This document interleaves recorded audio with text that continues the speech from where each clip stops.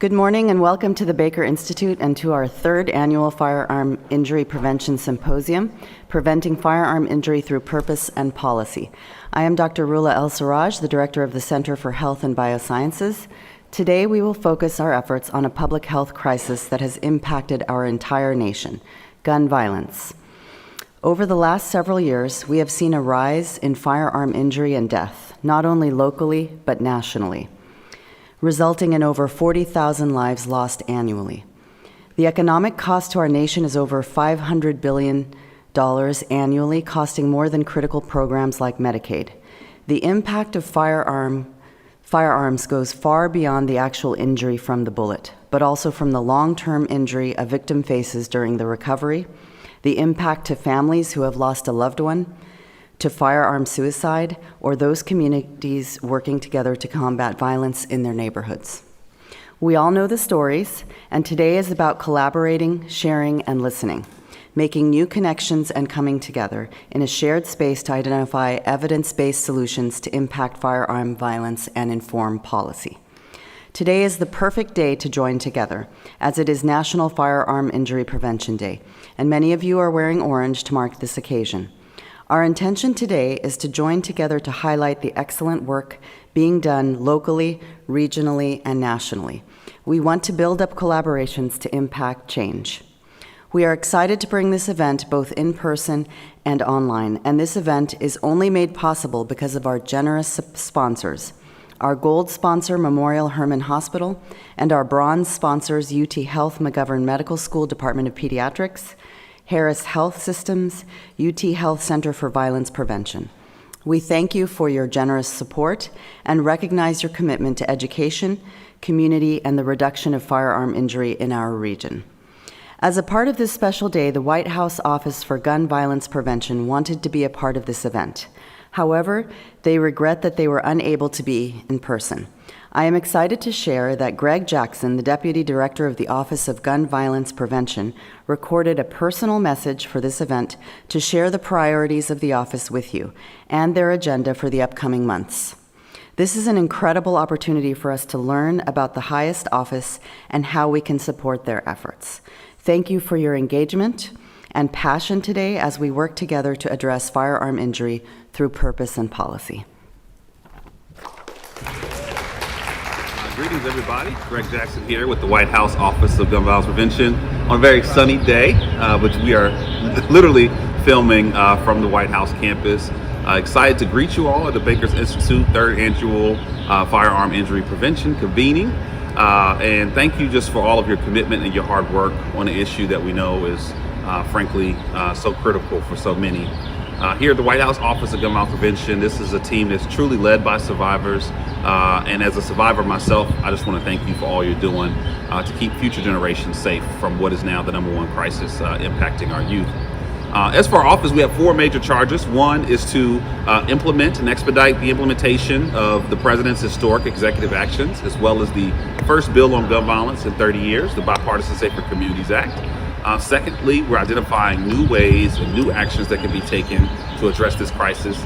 3, we're expanding partnerships at the state and local level to help them pass policy and achieve change. And then 4, we are building, actually we've already built it, but we're improving resources and services for communities that have been most impacted by violence, as well as those who suffer from mass shootings. And so what does that mean? Just a couple key accomplishments. We built the first ever gun violence emergency response system, which can now take a FEMA-style approach with over 100 employees and multiple emergency grants to support communities after a major tragedy. When it comes to our state engagement, we launched the Safer States Initiative, and I'm proud to share now over 30 states have passed different laws and legislation in response to our Safer States agenda. Just recently, the state of Maryland signed into law the creation of their first office of firearm prevention in direct response to our Safer States push. When we think about new actions, we've been focused on identifying ways to raise awareness and address some of the major challenges that we're seeing. And one major one has been access of guns to youth. And so we found that 76% of school shootings, the guns come from the home. 80% of youth suicide, the guns come from the home, and that's why we launched a 12-agency, interagency, all-of-government safe storage initiative that is now helping to educate parents, teachers, and government officials at all levels about the urgency of safe storage. And then lastly, with implementation, we have moved technically $30 billion in funds to community safety. A couple highlights of those dollars, it included the highest and largest investment in youth mental health in American history, creating the 988 Suicide Lifeline, and adding 14,000 school-based mental health professionals to our public school system. It also created the first investment in community violence intervention. And beyond that, we've been focused on dealing with illegal guns by expanding our background check system to include unlicensed private sellers, making gun trafficking a federal offense for the first time. We've actually prosecuted over 400 individuals for firearm trafficking, but also looking at how do we get upstream and make sure the industry is being held accountable. And that means cracking down on ghost guns, cracking down on all the loopholes that we watch the gun industry abuse and manipulate for profit. And so that's just a highlight of what we have going on. There's so much more to come, but just so thankful to have partners like you. I'm sorry we couldn't be there this time, but obviously we're still working hard, and I hope you have a great convening, and I look forward to meeting you all soon. Peace.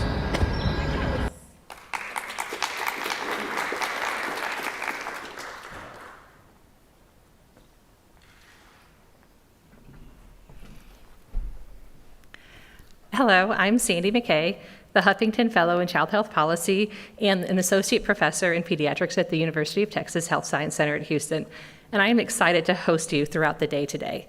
That was exciting, right? That was really important and transformative to hear those updates from Greg Jackson, and we're sad that he wasn't able to join us today, but we will get him out here. So I am excited that this event is happening today, and it is large efforts were taken from our conference planning committee that has worked very diligently in order to bring you this efforts. And as Dr. El-Siraj has iterated, we want to highlight the work that is being done not only locally, but also on a regional and national level. And we want to promote connection within this firearm injury prevention community. As a firearm injury prevention researcher, I can tell you one of my most favorite things about this community is this genuine sense of camaraderie. Everywhere I go, people who are engaged in this work are so willing to share, connect, and collaborate. This spirit comes from the passion we all share and a profound impact that our work has within the community. Collaborations are key to advancing change at any level. Our own hospital system and colleagues work to prioritize the development of a hospital-based violence intervention program, and many of those connections with our own program were made at this very conference, and it's a testament to how passion and connection can lead to transformative change in any system.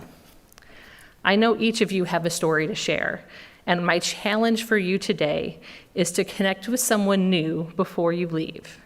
Continue to hold true this model that firearm injury prevention community prioritizes collaboration, trust, and support.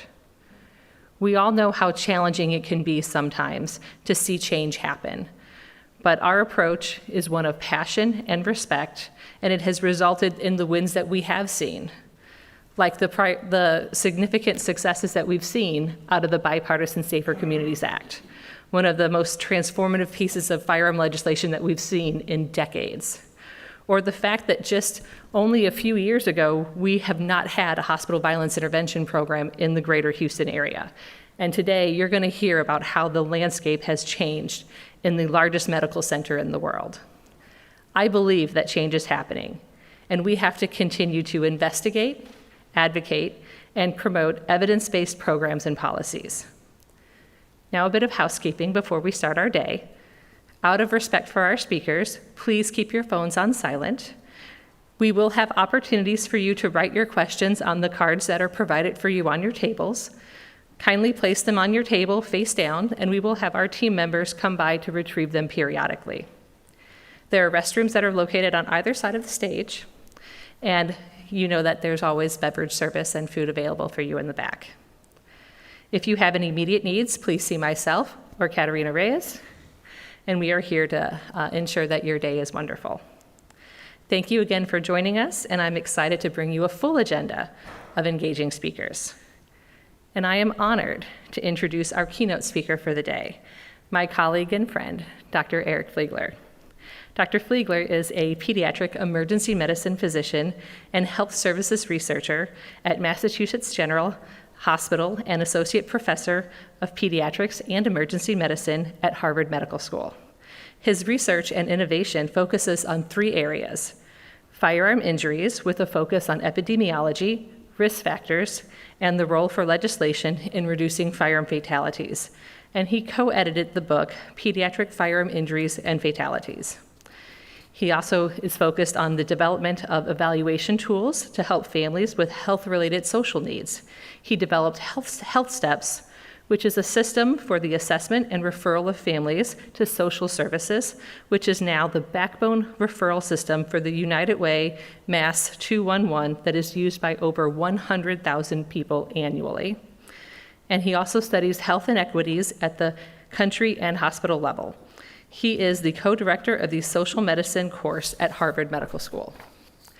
Dr. Fliegler's work related to firearm injury prevention has looked at in-depth role of firearm legislation at the state level and its role on the reduction of firearm fatalities.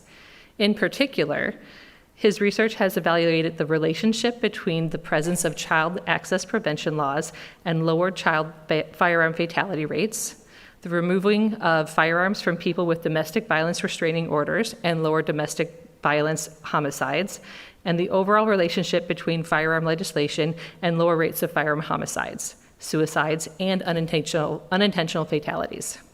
His research has been quoted by President Barack Obama and referenced by the Supreme Court. We are honored to have him at the Baker Institute. Please help me in welcoming Dr. Eric Fliegler.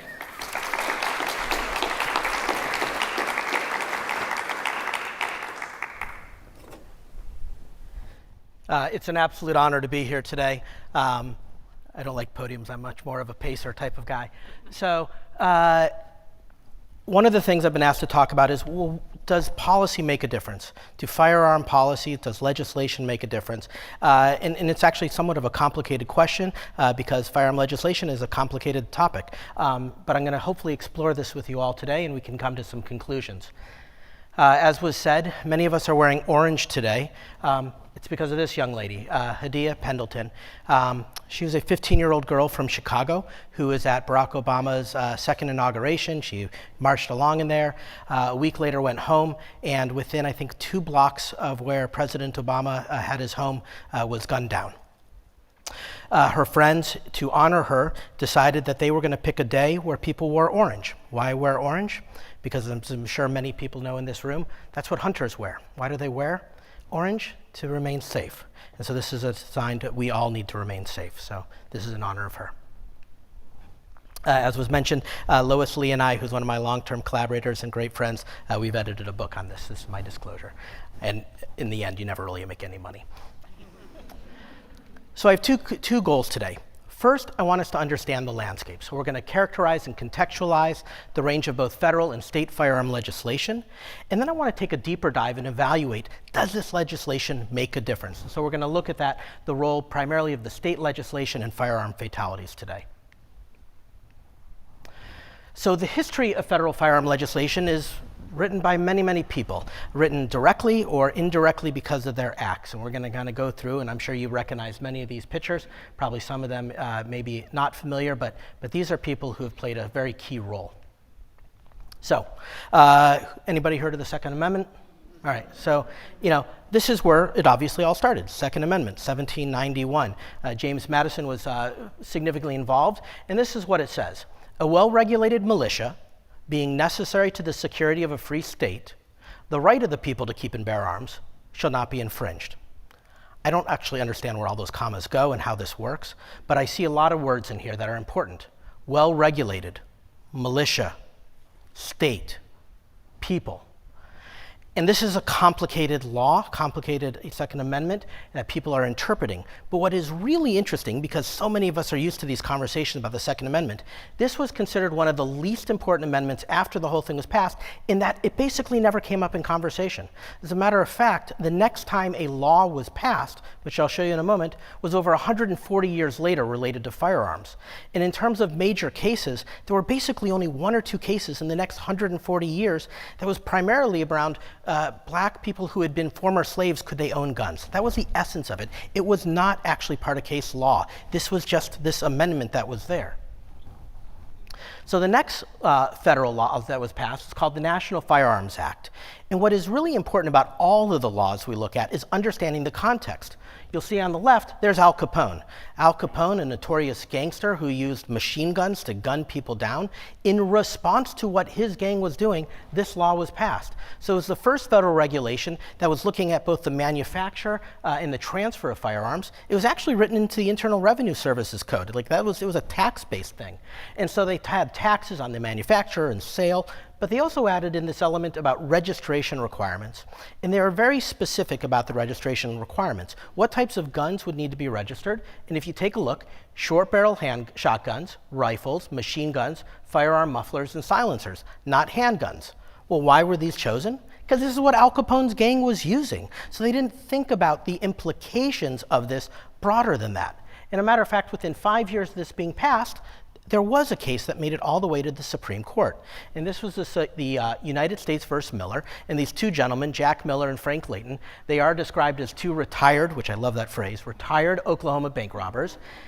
They were crossing state lines, and when they were crossing state lines, it turned out they had one of those sawed-off shotguns that was not registered, and they were arrested. And they argued that this was an infringement on their Second Amendment right to own a gun. Now take a look at this. This is how the Supreme Court ruled, 9-0. Anybody remember the last time we had a 9-0 Supreme Court case? I don't remember that. But the main finding was the purpose of the Second Amendment was to maintain effective state militias. So we're talking about, 90 years ago when the Supreme Court interpreted this, the Second Amendment was about the militias. We have had a huge swing. And again, it's all about the context matters. So, next law that came into being, 1968. Most of the people in this room recognize the people there. We have Malcolm X, Martin Luther King, John F. Kennedy, Robert Kennedy, and of course Lee Harvey Oswald. And so this was in the context of these gentlemen being assassinated. And they said, we need to have better laws about this. So they put in a prohibition on the importation of firearms with no sporting purpose. But they had no regulations on the manufacture or sale. Anybody have any insight as to why they would say the importation of firearms, i.e. it was manufactured outside of the United States, and no sporting purpose? Why do you think they said it like that? Anybody? What? It wasn't about the gun lobby. It was about the weapon used. Lee Harvey Oswald used an Italian-made gun that was designed in the late 1890s for the military. So they were very narrow in their focus. And again, this kind of speaks to some of the challenge that happens. So here they are saying, we're going to regulate guns, but all they actually regulated were guns developed outside the United States. Even in the 1960s, the firearms that were sold in the United States, 90% of them were manufactured here.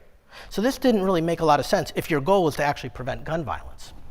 They did also minimum age for purchases. They had serial numbers required, licensing requirements, expanded prohibited purchasers. So there were very important elements that came out of this with regards to kind of gun regulation, if you believe gun regulation is important. But some of the stuff is a little bit narrow-minded. Just so we're all on the same page, prohibited purchases, and this is going to come up relevant to some of the Supreme Court cases that are going on right now that we're waiting on, were about felons and fugitives, drug addicts or unlawful drug users, and if anybody's following what's going on with Hunter Biden, this is exactly where this comes from. Committed to mental institution or quote-unquote mentally defective, the language of the 1960s. Dishonorable discharge from the armed forces, that was directly related to Lee Harvey Oswald. Restraining order for intimate partner or child of intimate partner, and convicted of a misdemeanor crime or of domestic violence. So they set out some good regulations, but they were specific to the time. Fast forward a little bit, 1986, we have Ronald Reagan. And so this is the first time we actually start to see these federal laws are actually kind of moving away from regulation and actually expanding the ability for people to buy guns. And so he liberalized restrictions on prohibited purchasers, so more people could purchase. Legalized dealers to sell at gun shows, which was a really, really important thing because in a few years we're going to have the Brady bill passed, and it turns out that there were loopholes even within there that now led to that firearms when they're purchased in the United States, even though we have this bill in a few years, 40% of them are sold through gun shows because of this, which means they're not very well regulated. Loosened the definition of who's a dealer, limited inspections, you couldn't have a central database. This was truly at the behest of the industry wanting to be able to sell more and easier. They repealed multiple ammunition regulations. It used to be you had to be a licensed dealer to sell an ammunition. Nowadays, anybody can manufacture their own ammunition and they're able to sell it. So that was what this is about. Now, they did include banning manufacture of machine guns for civilian use, and that is a law that still is in play today. And any of the machine guns that are owned by civilians, anybody have a guess how many machine guns are owned by civilians? Anybody got a number? 200,000, a million? Pretty good guesses. It's about 700,000 guns are owned, machine guns, like automatic machine guns are owned by civilians. All of them were manufactured before 1986 as part of the requirement. But what is very interesting is that everybody who owns a machine gun has to go through a rigorous process of how they are licensed to own them, and they have never been used in crimes. So it's kind of this process where you have a very deadly weapon, but highly, highly regulated, and it's kind of an interesting balance. So, of course, the irony of that Ronald Reagan passing that last law, which is called FOPA, was that he had an assassination attempt just 5 years prior to this, which most people will probably remember. And James Brady, of course, was his press secretary who was shot as part of this. And so under Bill Clinton, they passed this what was called the Brady Handgun Violence Prevention Act in 1993. So this was a 5-day waiting period for law enforcement background checks. There's two really important elements that come out of this. One was the 5-day period. That 5-day period is frequently referred to as a cool-off period, right? People who may be upset about something, or they may be very depressed and thinking about suicide. It's a 5-day period where the gun is actually held before you can bring it home. The second, of course, is that you're going to have background checks that are performed. Well, what's happened since then? We now have instant checks. So if somebody goes in to buy a gun, most of the people who purchase a gun, the check is performed in 0.03 seconds. I mean, this is fast. So most people walk out of there. You have exemptions. If you already have a federal firearm license or a state-issued permit to carry, you can be exempt from going through background checks. And the key thing about understanding these exemptions is you may have become somebody who would not be allowed to purchase, but you're exempt from them finding out. And this is really, really key. And then states with shall issue concealed carry weapons also can do this. It was later expanded to long arms, and of course this again speaks to the challenge of the context. When this assassination attempt occurred, it was with a handgun. So they passed this around, handguns. Again, you're kind of seeing this theme that people are always focused on what's going on in the day and maybe not thinking broader. Why did we go through all that? What does it matter? And this is a number that I come back to. 1,110,421. That is the number of people in the United States who died by guns between the years of 1990 and 2021. This is a paper we did.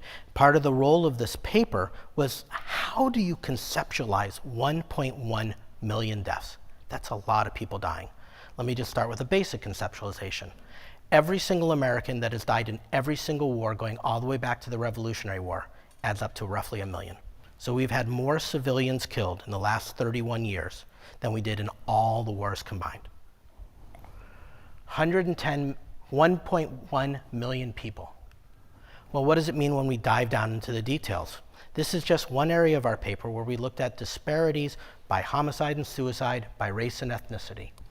What you'll see is that the male homicide rate for whites, and this is looking at both the average, is what the orange line on the bottom is, and the blue is just the peak, the highest number by age group, was happening over time. It doesn't take a lot of rocket science to understand a disparity like this. This is an incredible difference, and I will challenge anybody in medicine to find any disparity that remotely comes close to what we see among white and African American males in particular in our country when it comes to firearm violence.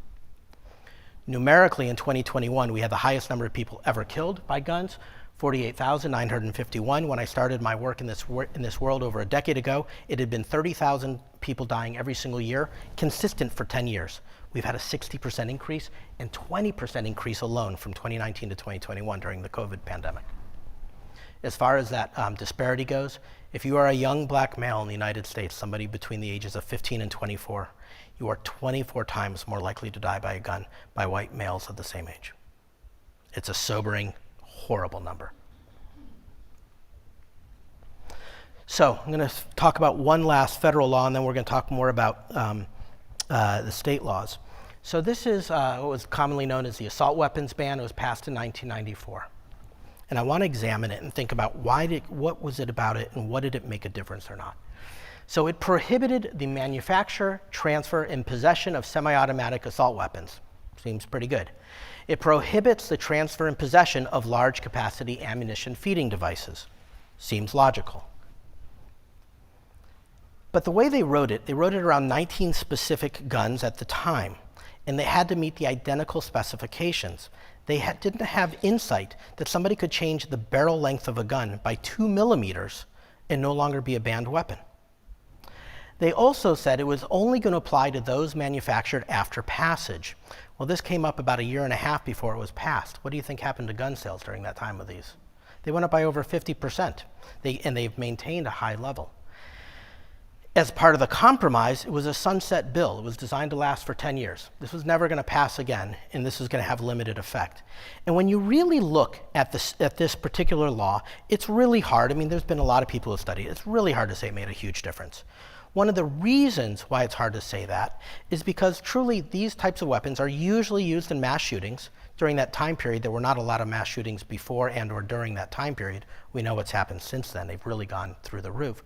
But truly, when you're talking about 48,000 people dying every single year, percentage-wise, about 1% of those people are killed by these weapons. So I have been asked for many years, would I say this is where we should put, our cards? Should we be banning assault weapons? And from an epidemiologic perspective, I would say no. That was my perspective, because this isn't what was going to make the biggest difference. But I'm going to make a slightly different perspective now, which is that this is not a zero-sum game where we can only have one law. We have to actually think broader than that. And if you are willing to accept the idea that we need to have legislation that's not going to be just one piece we're going to get, ban this type of firearm, but could have broader stuff, then maybe there's a reason to think about it. And so I'm going to show you a couple of videos. These 3 videos I'm going to show you are going to demonstrate bullets, or in this case a musket ball, going through what is called a ballistic gel.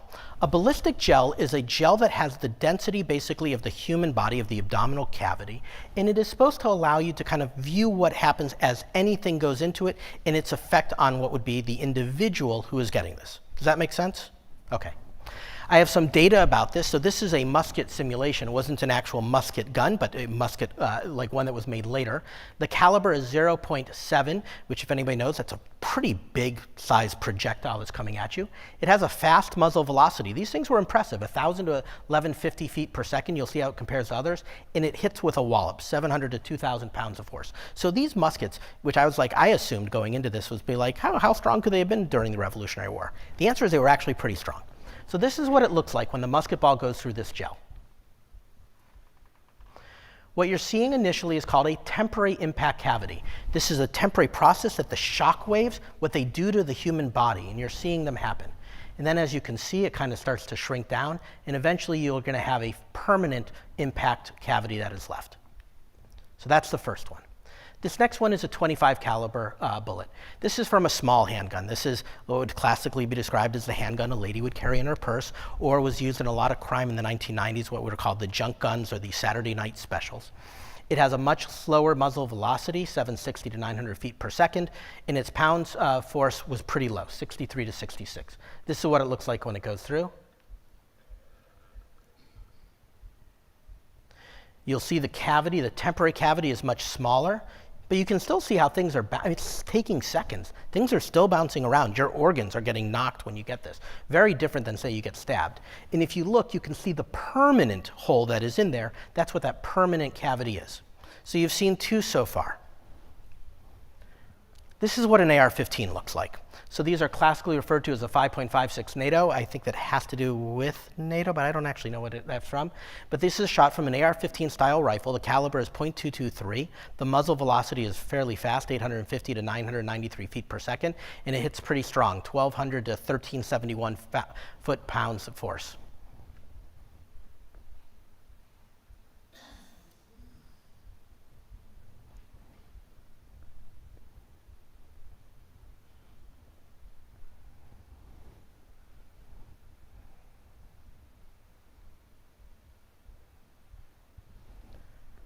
It is clear the difference about what happens when these semi-automatic weapons shoot.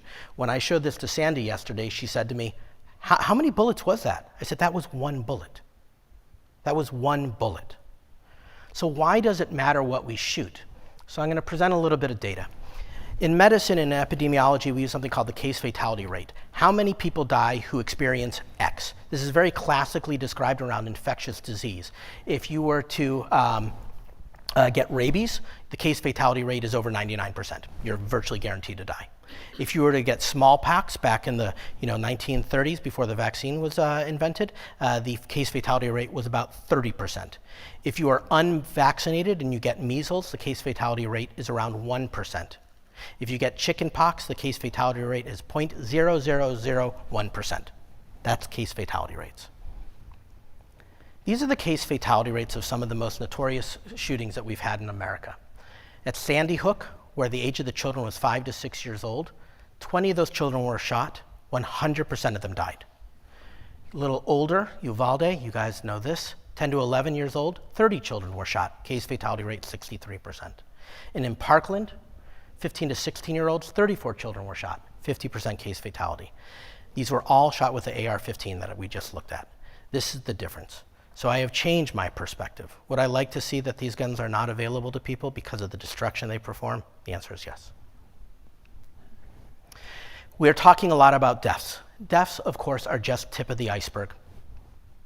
It looks more like this. You have the people who died, you have the people who are injured, you have the witnesses and the effect on them, you have the families who are destroyed, the communities, the collective trauma and fear. And if you want to put some numbers around this, this is what it looks like.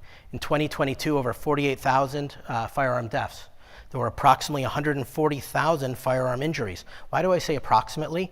It turns out you cannot get good data on this. We do not collect it. It is not available to us to understand even how many people are injured.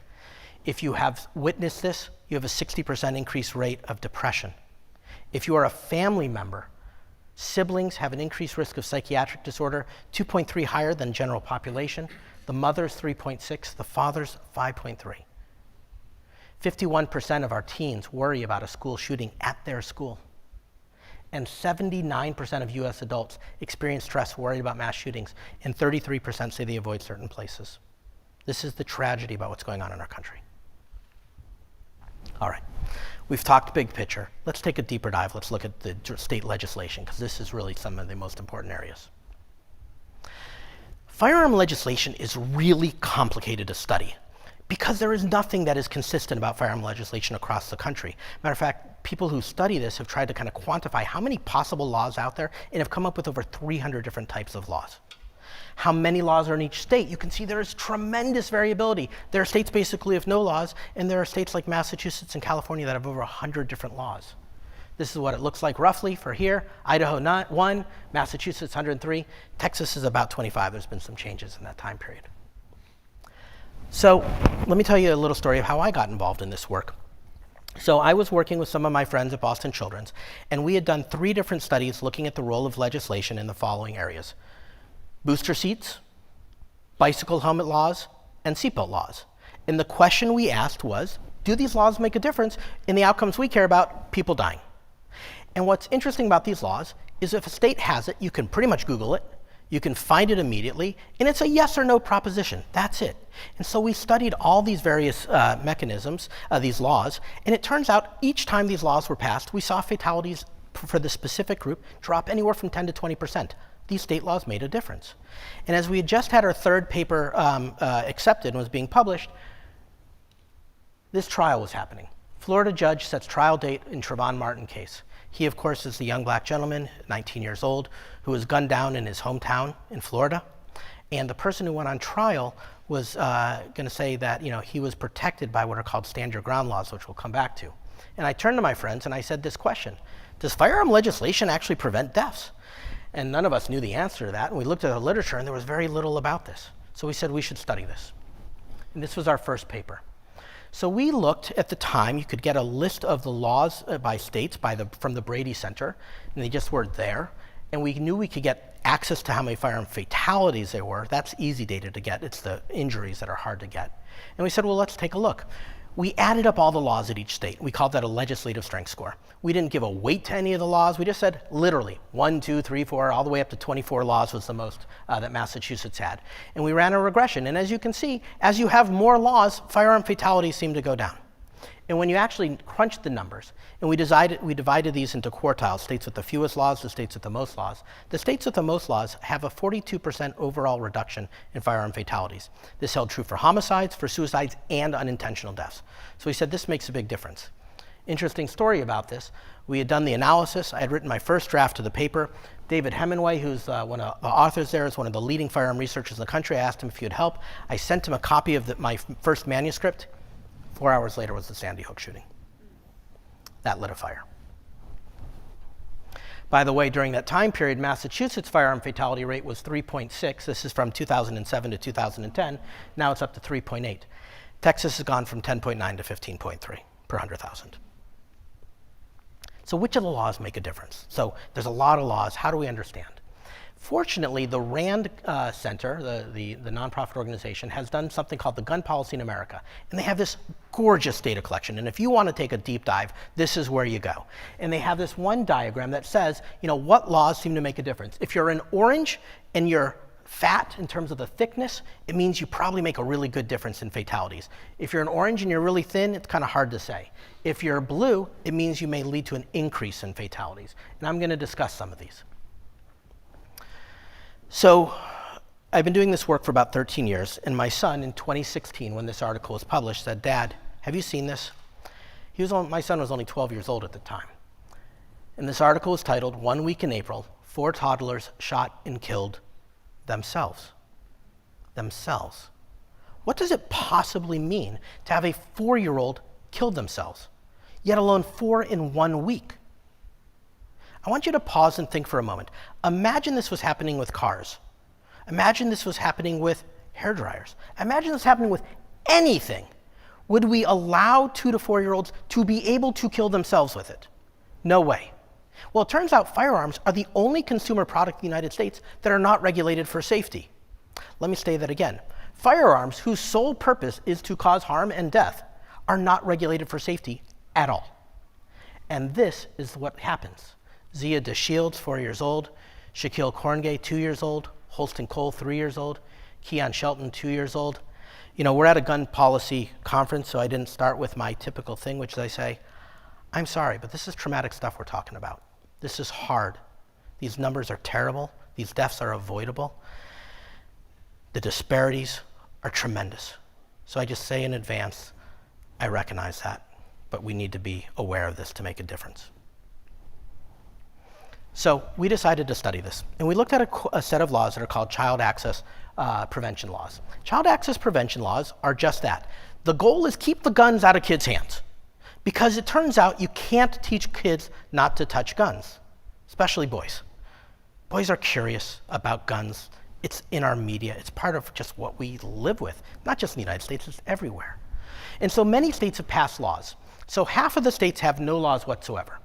9 states have what are called recklessness laws. A recklessness law says, if I give my loaded gun to a child, you're going to be my child, I've handed my child a gun, and then they shoot the individual, I am held responsible.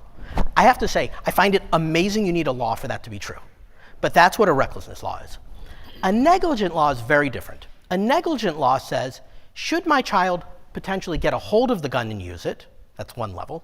Should my child get a hold of the gun and just bring it somewhere, i.e. the child who brings the gun to school, doesn't do anything with it, but does that? Or could even just access it, i.e. I keep it in the drawer next to my bed, I could be held liable by these 3 different levels. Does that make sense?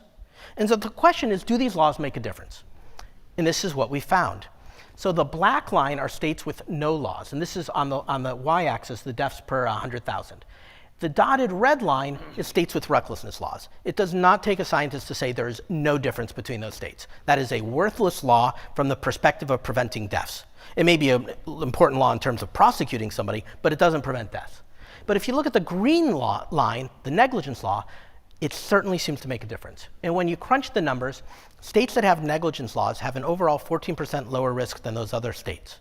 And if you look at the states with the most severe laws, it's a 52% decrease. This is an important type of law to pass. Texas, by the way, has kind of that second tier level of the negligence ones, that if a child just brings it somewhere, you can be held responsible. So that's an important law. And this is the type of law that was in Michigan, was what was used to prosecute the parents of the ones who gave the child a gun who they knew was having psychiatric problems, who brought to school and did the shooting. What about domestic violence? So it turns out that there is a federal law that prevents people who have domestic violence convictions from owning guns, but not people who just have like a restraining order against them. So states are responsible for those. And it turns out that when a state passes one of those laws, it makes a difference.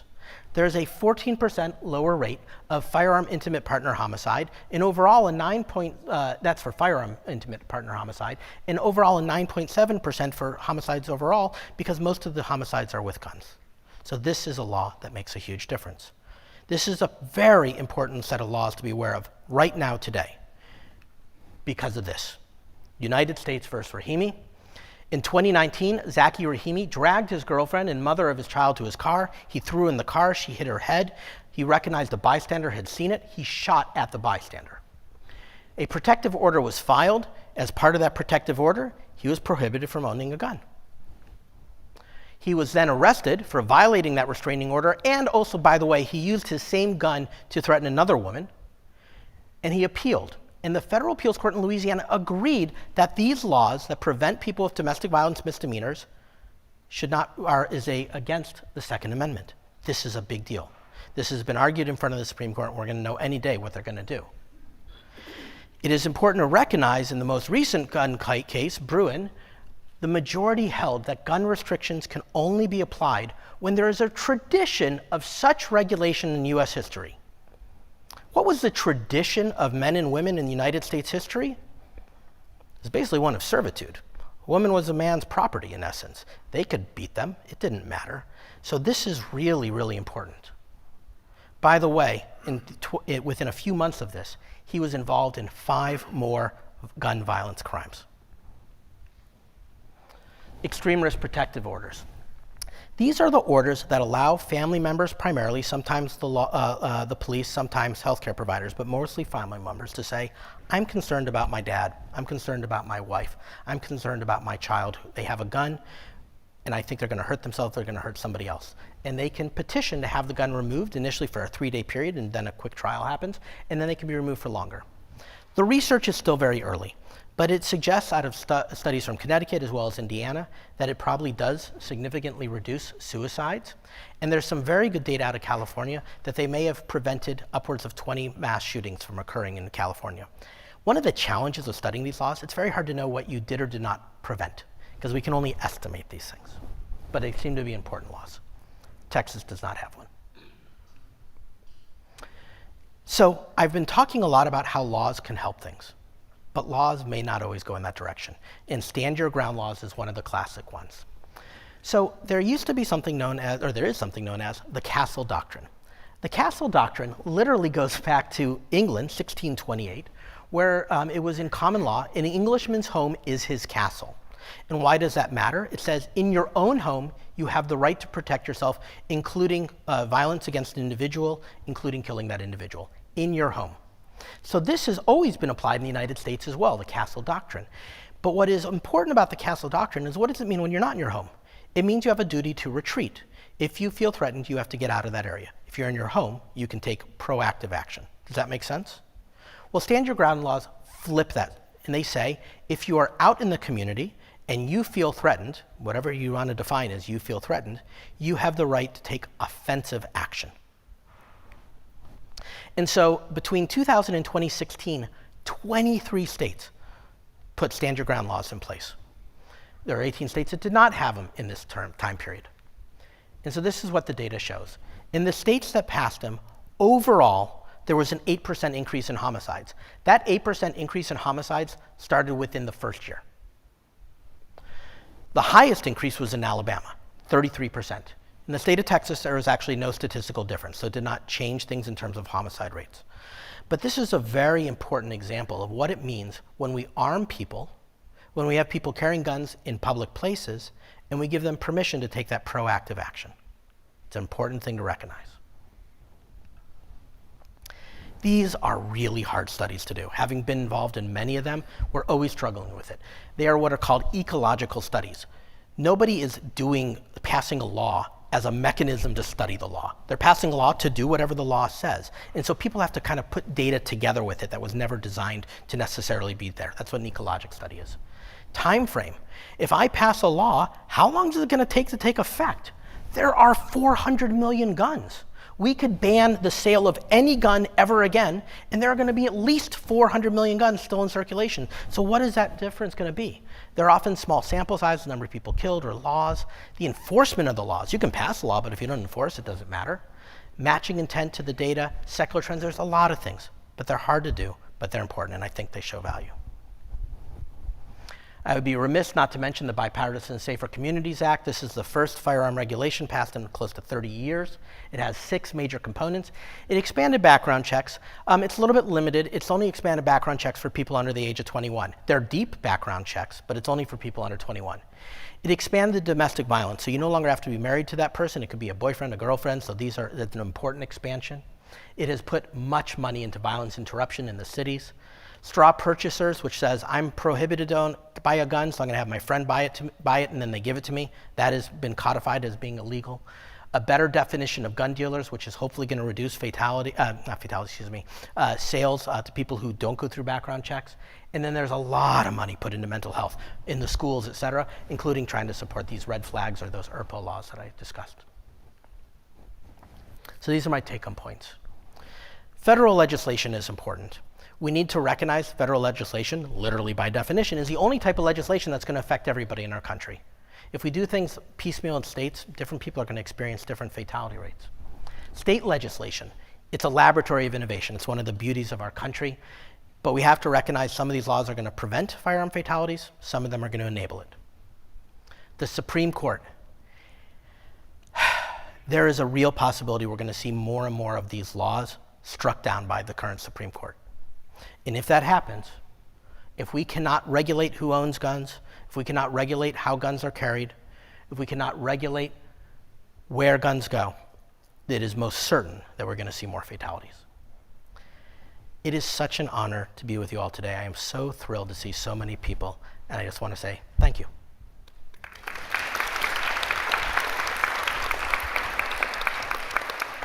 Sandy, how is our timing for questions? 3 minutes. Okay. How do you want to do the questions? Do you have them read them, or? She's the boss. I can't do anything about this.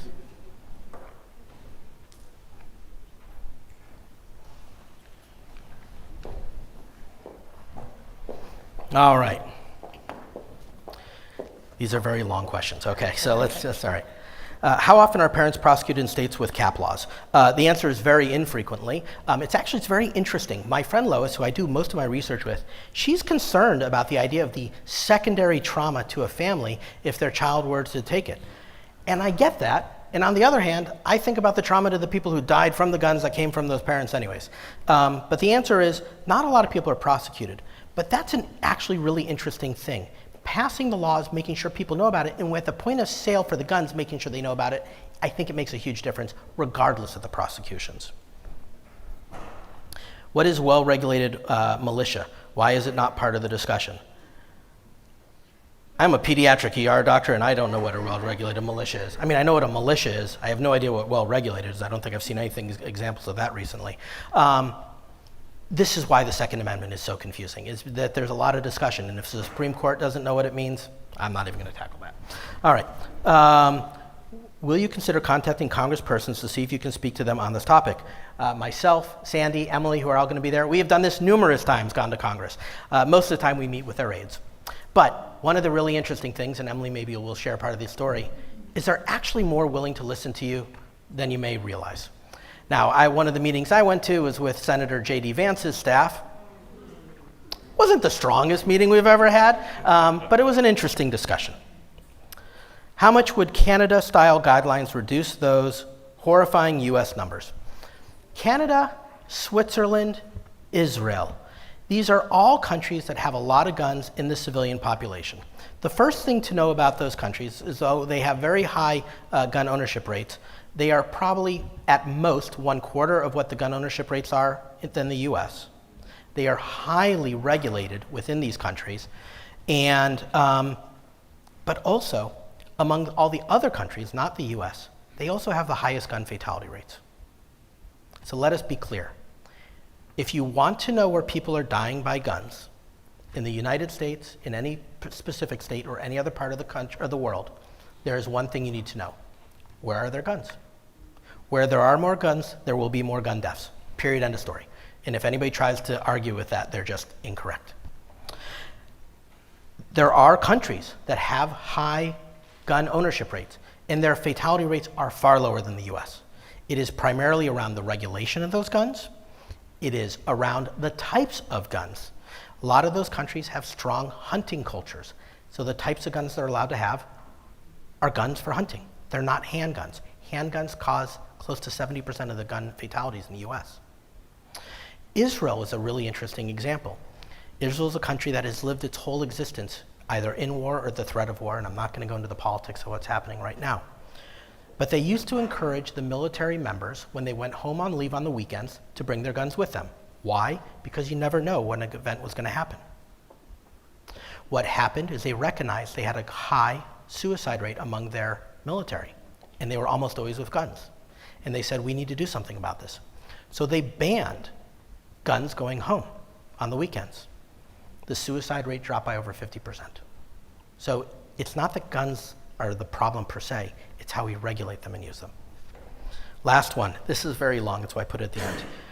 New York City's omnipresence, which also includes marked police cars all night, has encouraged the recommendation of ultra-bright white LED light in low-income neighborhoods designed to interfere with sleep.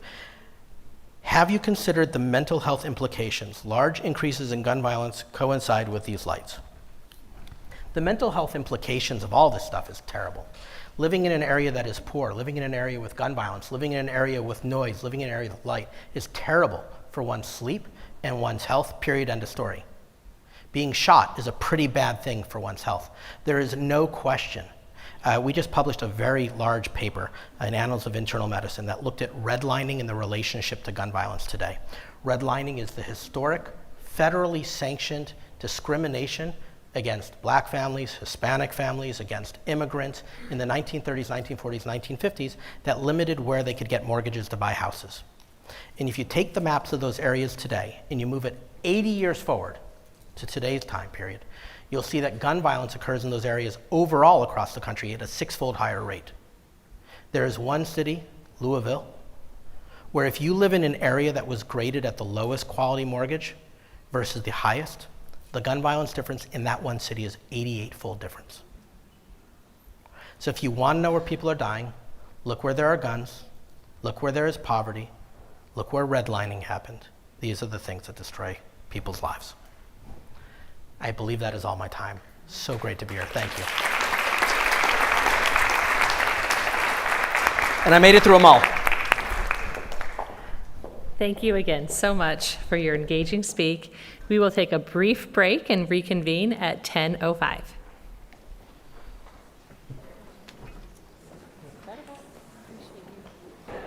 Okay, everyone, we'll go ahead and get started.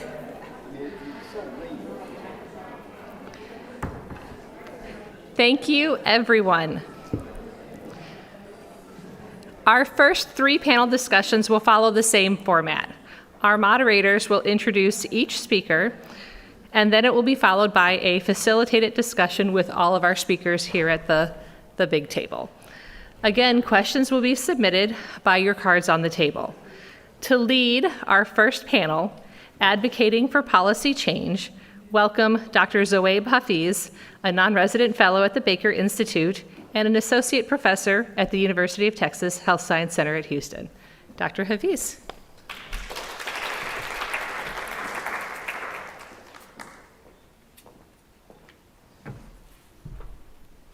Hey everybody, it's an honor to lead the first panel advocating for policy.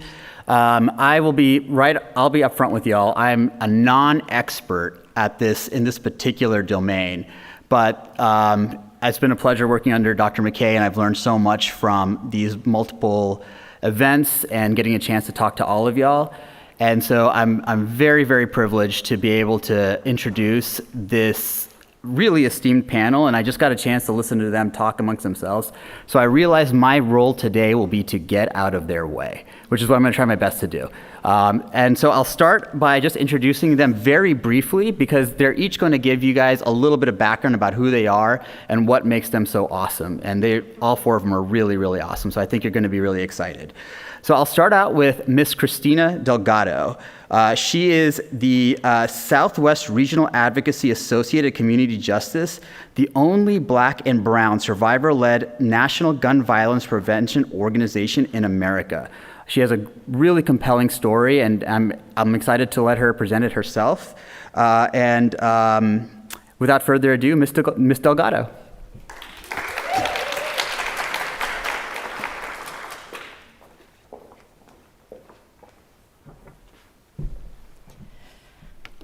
All right. Hello, everyone. Good morning. How's everybody doing? Just a little icebreaker. I want you guys to put your hands up, raise them really high, shake them. Now we've all shaken hands. So my name is Cristina Delgado, pronouns she, her, hers, and I, as was stated, serve as the Southwest Regional Advocacy Associate for Community Justice. And we are a national organization led for people of color, by people of color, and dedicated to elevating the voices of survivors and advocating for sustainable violence interruption programming in Black and brown communities. I'm born and raised in Houston, Texas. I have two amazing girls, a bonus son and a partner. We are a gun-owning family. And in multiple capacities, I've been affected by gun violence in my life. From in the 5th grade as a young student, I had a classmate who was shot in a drive-by shooting and survived. That drive-by shooting was intended for his brother. I've lost classmates in college to a shooting in the Clear Lake area. I have lost friends to domestic violence by a gun. But a pivotal change in my life was May 18th, 2018, when my community, my family, and my friends experienced the Santa Fe High School shooting, where a 17-year-old gunman had access to his father's firearms, took them to the high school, went to the art rooms, and killed 8 students, 2 teachers, and injured so many others, and changed my life forever. Through that experience, I watched as Texas leadership came, rendered aid immediately, addressed our community within 3 hours of first shots fired, and made expedited contracts to ensure that our schools had everything that they needed to begin the next school year that following August. Had sustained resources, which are still in place here 6 years later. And you know, something that was very pivotal was when I was sitting on the sofa with my kids watching ourselves on television, and for my daughters to tell me, "Mom, it could have been me." So that began my advocacy career. I was an advocate with Moms Demand Action. I was an Everytown Survivor Fellow in 2020. I also was a Giffords Ambassador for Texas, for Giffords Gun Owners for Safety.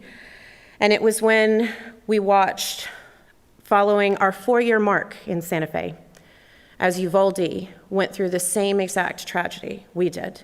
Those parents stood exactly where I stood outside of Robb Elementary. Those parents pleaded for answers, just as my friends did.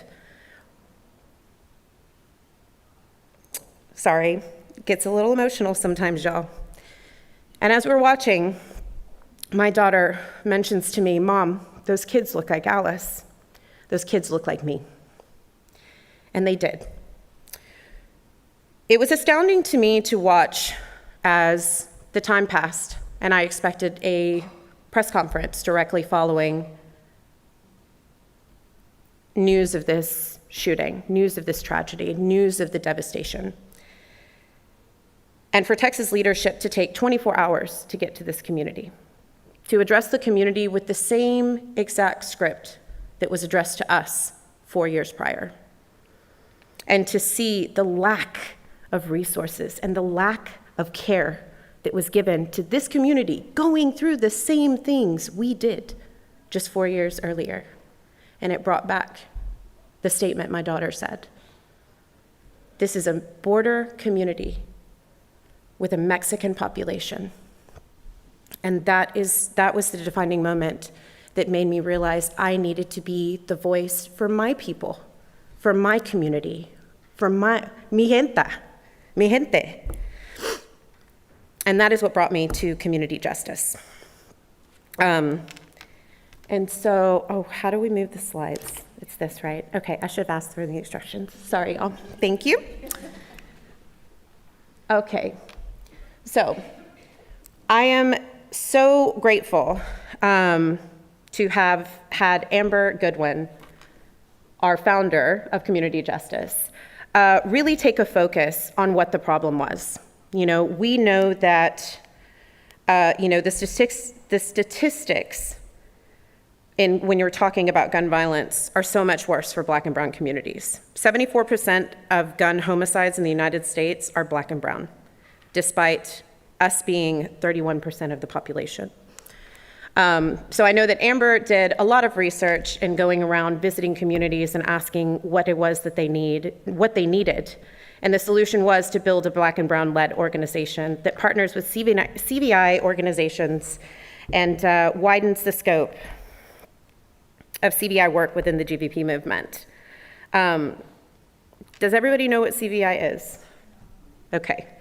Community violence intervention programming is a public health approach to gun violence, and this includes disrupting cycles of violence through street outreach, violence prevention, hospital-based violence intervention, life coaching, peace fellowships, violence-focused cognitive behavioral therapy, and violence interruption professionals. These are frontline workers who go into communities that are hardest hit by everyday acts of gun violence that don't make the news, that are happening every hour on the hour for some of these communities. A few of them in Houston are very close to where I grew up on the north side of town. Sunnyside is one of those communities that is hardest hit. There are parts of Austin, Texas that are hardest hit. Bexar County. These violence interrupters, what is so unique about them is they themselves are survivors as well. Survivors are the center of our work, because survivors know their community before the tragedy, they know the community in the midst of tragedy, and they can very quickly identify the needs following the tragedy. So for community justice, we are a C3 first, and our approach has 4 pillars. All very, very important, and I'll tell you guys a little bit about this. So bridging communities to policy resources.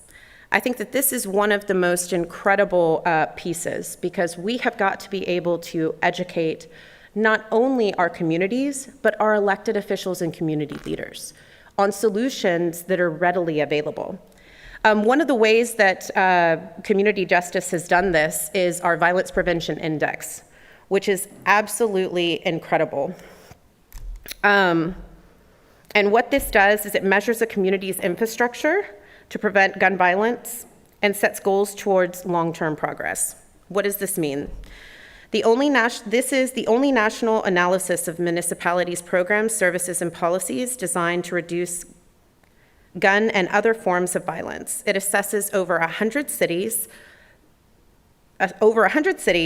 through 3 categories: intervention, risk factor reduction, and addressing the root causes of violence, and local offices of violence prevention. Telling our stories is extremely important. This is one of those areas that we center survivors. Another really important piece that I feel like I always knew, but we definitely learned, is that the media needs to paint a more realistic picture of the impact of gun violence on communities and the devastation it leaves behind. This is why we released our Media Accountability Project, and it examines the portrayal of gun violence incidents across different communities, revealing significant bias and stereotypes that contribute to a skewed public perception of gun violence and its victims. Building policy power. This is one of my favorites. I do know and believe that policy does have a strong role in how we have the ability to prevent gun violence and support those directly closest to the pain. So we have multiple different approaches when we're talking about organizing. We are a part of and have developed national, state, and local coalitions. We have been able to go out into communities to provide trainings through our Camp End Gun Violence trainings, and also organized policymakers who create policies that are promoting CVI, community violence intervention, and public health approaches to helping support those communities and those survivors that have been directly affected. And fighting for policy and resources. So these are advocacy campaigns. We have had the ability to draft policy, bill endorsements. Through this, we had the ability, and it was the honor to support not only my community and my friends who were survivors of a mass casualty event, but also those in Uvalde.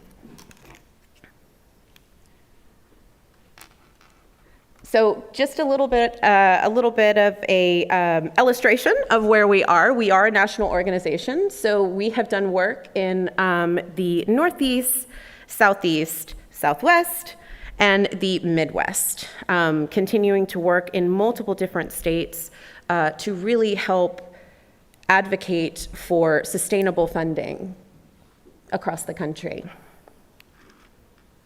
And that is a little bit about me. So you can, of course, follow us at CJ Action Fund. And if you guys have any questions or anything like that, feel free to contact me. Thank you.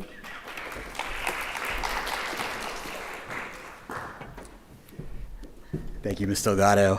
Next, we have Dr. Emily Lieberman. Dr. Lieberman is a pediatrician in the Chicagoland area and unfortunately attended the Highland Park July 4th parade that resulted in a mass shooting in her community. And after that, started to use her voice to be as a survivor and a physician to promote change. She created the medical division with the nonpartisan organization March 4th and founded On Call for Kids, a coalition of healthcare workers who provide lawmakers with the latest scientific evidence, research, and medical testimony. Please join me in welcoming Dr. Lieberman.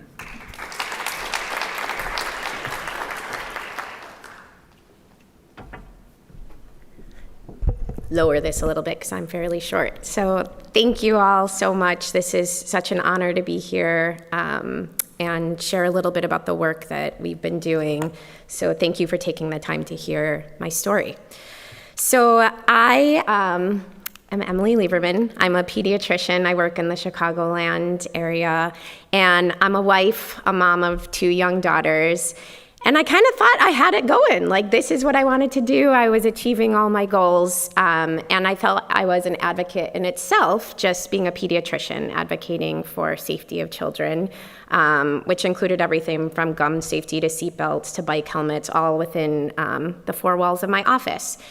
I'm a born and raised native Highland Parker. I've attended the Highland Park 4th of July parade literally every year, even when I was an adult and didn't have children. So I was super excited in 2022 to attend the July 4th parade in Highland Park, since they'd closed it down the past 2 years due to COVID. So that's a photo of where this all started, me with my 2 young daughters and husband decked out in our face paint on our arms for the 4th of July parade. And that changed my life forever. So about 10 minutes into that parade, when our whole community is out there, children are in the street, you heard just these popping sounds overhead, and I quickly looked up and saw smoke billowing and stampedes of humans running towards me, and it was very clear that my town was under attack. And I went to collect my children because we were separated. They'd been in the street. My husband grabbed one child, and as I grabbed my younger child, we got separated. And I got stuck in the crowd in the stampede of people, just seeing my husband run away with my older daughter and got stuck behind with my younger daughter. Ultimately, we ended up in a single occupancy bathroom with 17 people, with our adult bodies kind of hovering over our children's to try to protect them, not knowing where the gunman was. And in that bathroom that day, I realized I really didn't do anything to save anyone. There were heroic physicians and citizens who went back to the town square to save people, help people, and I'd done nothing. I protected my child, but I didn't feel that as a physician I'd done anything to promote change. And I swore that if I made it out of that bathroom alive, and if my family were unharmed too, that I would spend every day of the rest of my life working to promote change. And that's exactly what I've done. So less than a week later, after the shooting, I joined a group called March 4th. Was a brand new organization, popped up on July 5th. It was a nonpartisan group looking to ban assault weapons. I joined. I wore my orange shirt. I had never really been an advocate before, knew nothing about politics, and went to DC and was sitting in the White House within, a week of the event that I had just been in.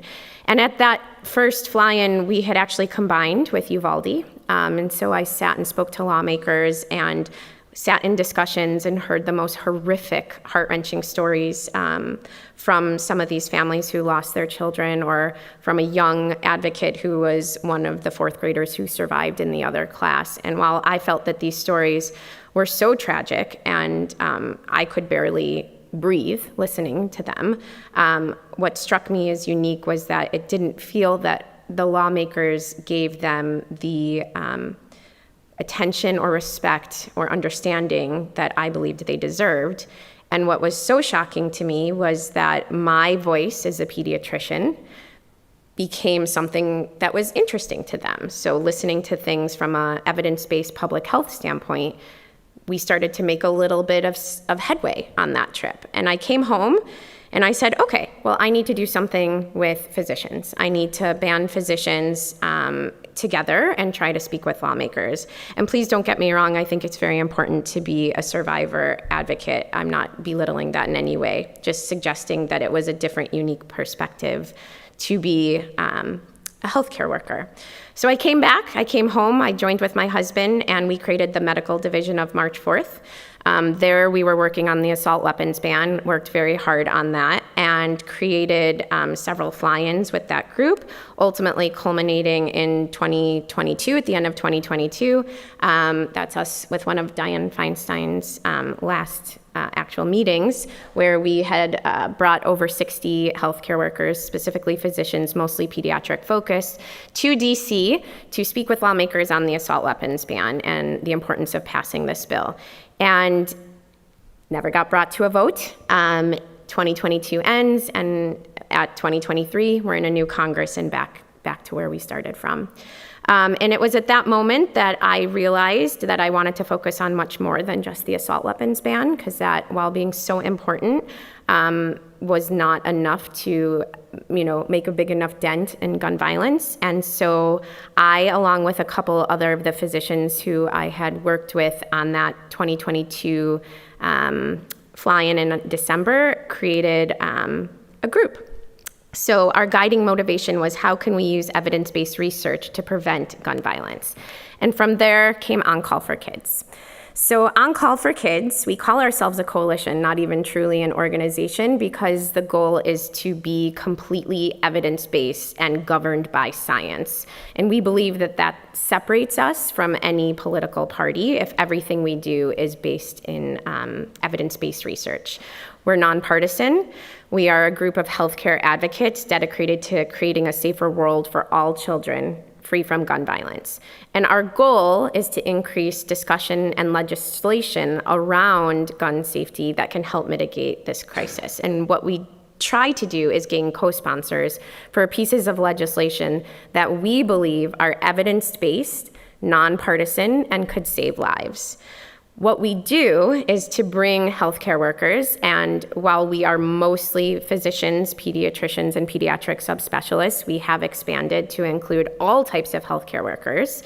And we go to DC to present our lawmakers' expert opinion and published research on 3 bills. We specifically discuss safe storage regulations, universal background checks, and the assault weapons ban, which includes not only Senator Feinstein's bill, but also Senator Heinrich's new Go Safe Act.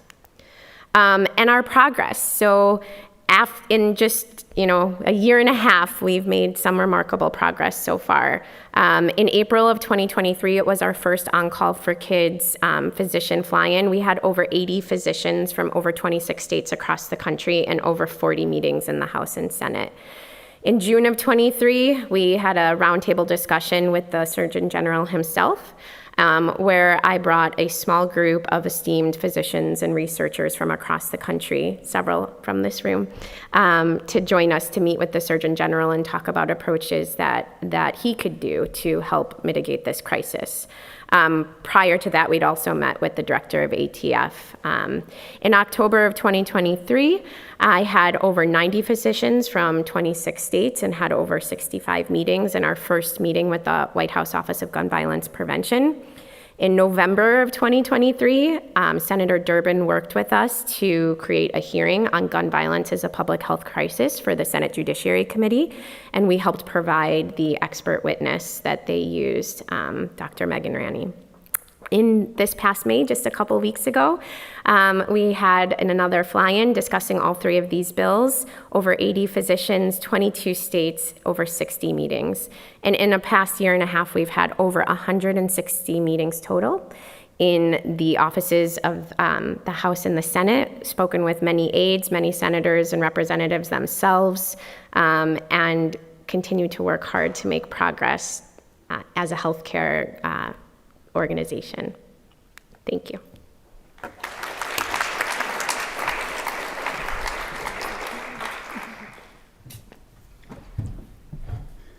Thank you, Dr. Lieberman. Next, we have Ms. Shannon Flores. Ms. Shannon Flores has been the lead gun owner organizer for Gifford's Gun Owners for Safety since 2020. She is a 9th-generation Texan who grew up in a family of hunters and still goes hunting every year along with one of her 12-year-old twins. So please join me in welcoming Ms. Flores.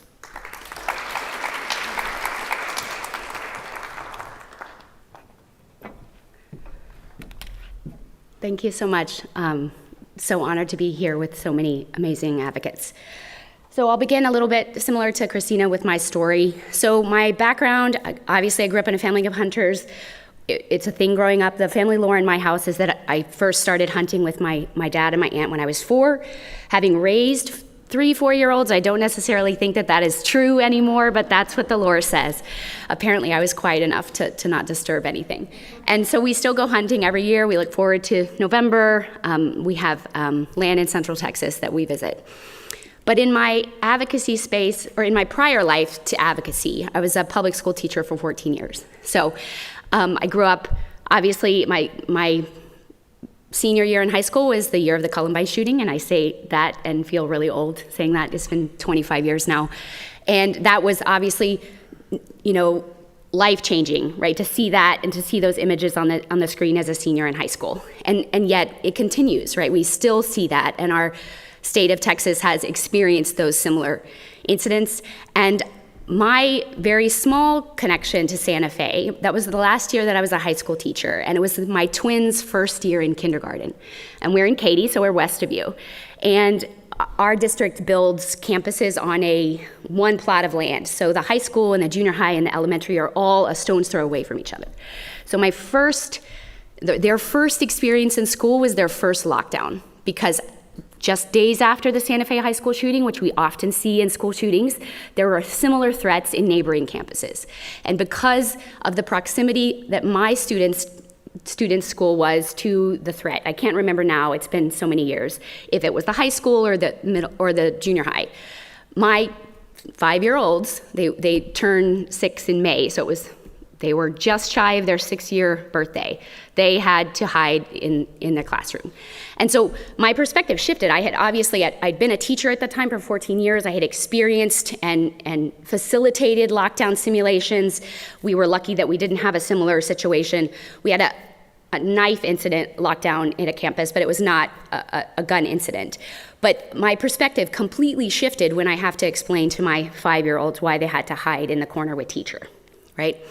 In addition to my background as a teacher, we are survivors. We lost my uncle to gun suicide. So storage and suicide prevention are like North Stars in the work that I do.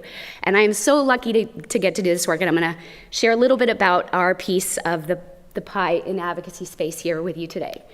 So we are led by the fierce, if you have ever been able to meet her. She is such an inspiration, the former Congresswoman Gabby Giffords. So she is a survivor and a gun owner, right? So at the inception, we've been in existence since the Santa Fe High School shooting. And at the inception of what is now known as Giffords is this kind of two perspectives, right? The former Congresswoman and now Senator Kelly perspectives as gun owners and of course as survivors. And so we take this dual focus and we use that in our advocacy space. So we have been organizing gun owners in this space for the last 5 years. So because of former Congresswoman Gabby Giffords' background, the objective is to organize gun owners to push for progress. And we are connected to the state of Texas. So obviously Senator Kelly was a NASA astronaut, so just south of us here. So they have lots of connections to the state of Texas. And of course, Gabby spent her entire recovery just across the street at the medical center. And Texas is a priority state for Giffords, so we are working with our partners, many of you in this room, to help lend our voice to push for progress here in our home state.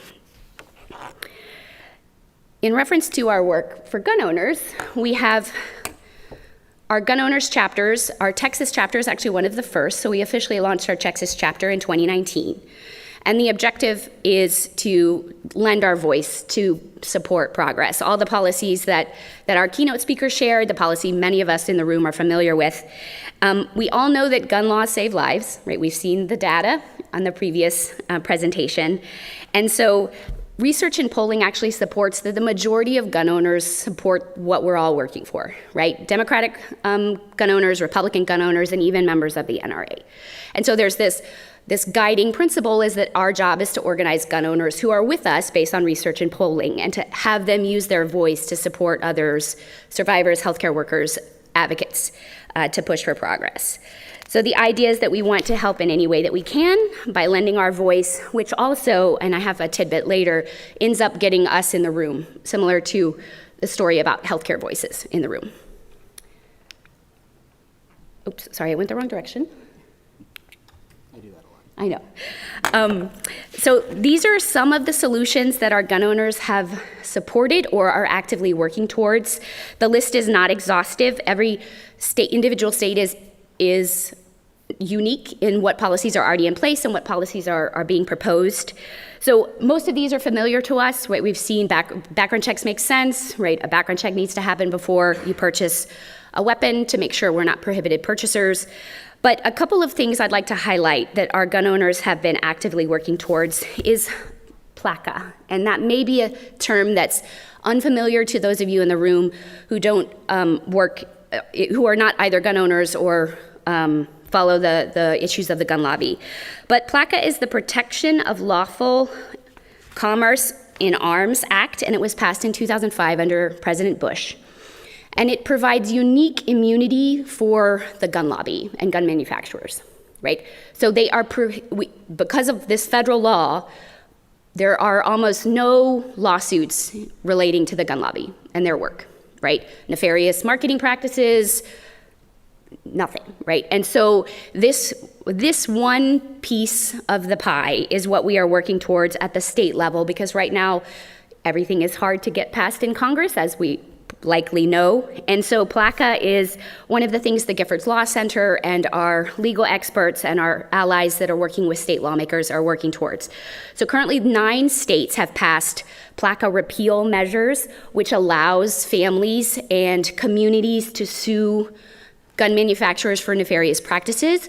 The most recent was last year in Colorado. So if you are familiar with the Aurora theater mass shooting, 2 leading survivor families, Sandy and Lonnie Phillips, who are actually members of Gun Owners for Safety and Gun Owners and Survivors too, worked with ally lawmakers to pass Jesse's Law, because that allows families and survivors within the state of Colorado to bring lawsuits to gun manufacturers and industry, gun dealers, and bringing them accountable for their actions.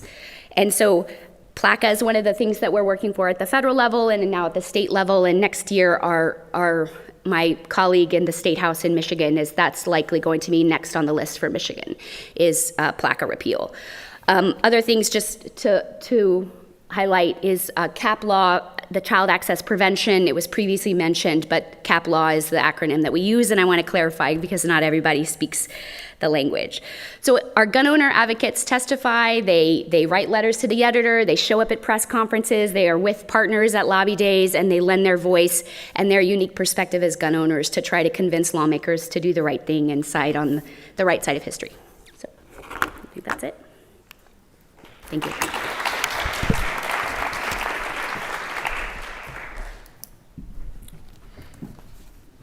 And finally, I'd like to introduce Ms. Nicole Golden. Ms. Golden has been the executive director of Texas Gun Sense for over 2 years and has 11 years experience advocating for gun violence prevention here in the state of Texas, and has led the organization through multiple crises, including the mass shootings in Uvalde and Allen, Texas. She has been very active in forging passage of important gun storage education policy through the state legislature, and has a lot of experience in a lot of different topics. So please join me in welcoming Ms. Nicole Golden.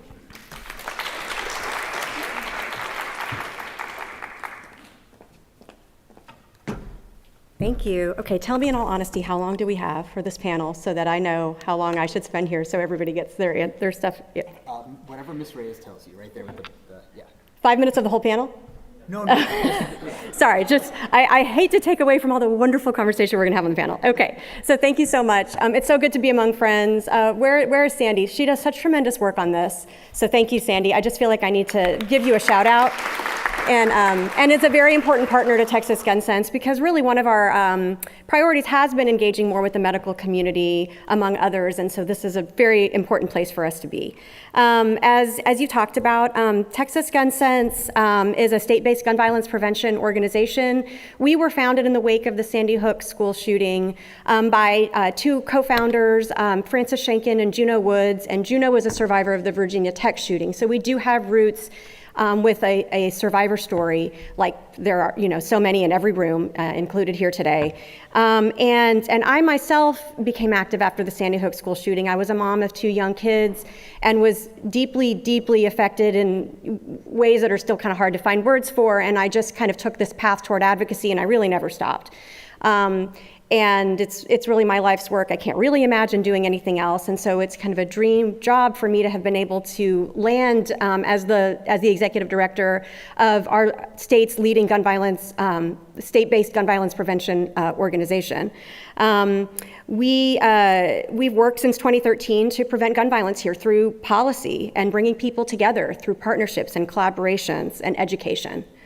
And so here we are a little over 11 years later, and I'll tell you a bit about what we've been doing. Am I going in the right direction here? No?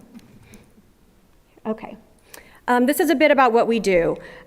We educate the public, lawmakers, and the media about solutions to prevent gun deaths and injuries. Education is key. There's never enough of it on this topic. We collaborate with partners to advance gun safety initiatives at the state, local, and community levels. We are a coalition leader. We act as the hub for a lot of the different organizations and advocates who are working on this issue, and frankly, there's more and more all the time, which is very, very encouraging. We advocate for common sense, evidence-based policies that reduce gun violence while respecting the rights of responsible gun owners, like Shannon talked about, and you heard Christina talk about it too. There are so many gun owners who support common sense gun safety policies. And we have gun owners on the board, and we work with gun owners and gun owner advocacy organizations, and we consider that voice extremely critical. We organize campaigns, webinars, and actions to advocate for and learn about gun violence prevention. We always have some kind of educational webinar that I would love for you to join. Let me actually take a step back, and these aren't on the slides, but let me give you just a little bit of a snapshot of what gun violence looks like in Texas right now.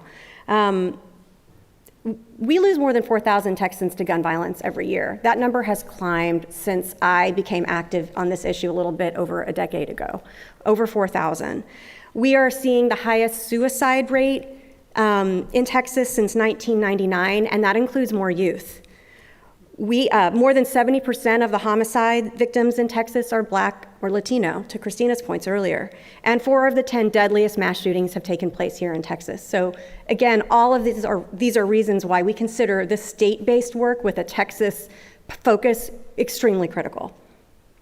These are our policy priorities. They're not going to look that different than what you see from a lot of other organizations, but in Texas, we have to really we have to approach them very incrementally. We kind of move small things when we can. Sometimes it's 2 steps, 1 step forward, 2 steps back, but we just keep going. Requiring secure storage of firearms. This is an area where we've seen success, and I'm going to talk about it more on the panel, but there's been a lot done on this. Requiring background checks, raising the legal purchasing age of semi-automatic rifles from 18 to 21. That was inspired by the survivors in Uvalde and our desire to support them. Investing in community violence intervention and crisis intervention, opposing the expansion of guns in school. We do a lot of defensive work here in Texas. It's just part of the game, trying to keep bad legislation from passing to continue to harm us. Providing a clear pathway for domestic abusers to relinquish firearms, and ultimately down the road we hope to adopt extreme risk protection orders, but we're pretty realistic that's going to take a while, as a lot of this is. We have made an impact despite the uphill climb. Last year, with our coalition partners, like some of the ladies you see up here and some others who aren't, we brought 600 advocates and 30 partner organizations together for the Texas Majority to End Gun Violence Advocacy Day at the Capitol, and everybody met with their lawmakers after a big rally outside. We lead the Texas Coalition to Prevent Gun Violence, which includes all kinds of advocates. It's growing all the time. Medical professionals are part of that, family violence advocates, youth. We're leading on safe gun storage education and passed important legislation last session to get secure storage information distributed to all school children's families. And we supported the Uvalde families in pushing for that Raise the Age bill I spoke about earlier, with a successful bipartisan committee vote, 2 Republicans voting for that legislation in that committee, along with all the Democrats, which is a really unprecedented move here in Texas. And that's a bit about Texas gun sense. Thank you. I can't wait to be on the panel. Here I go.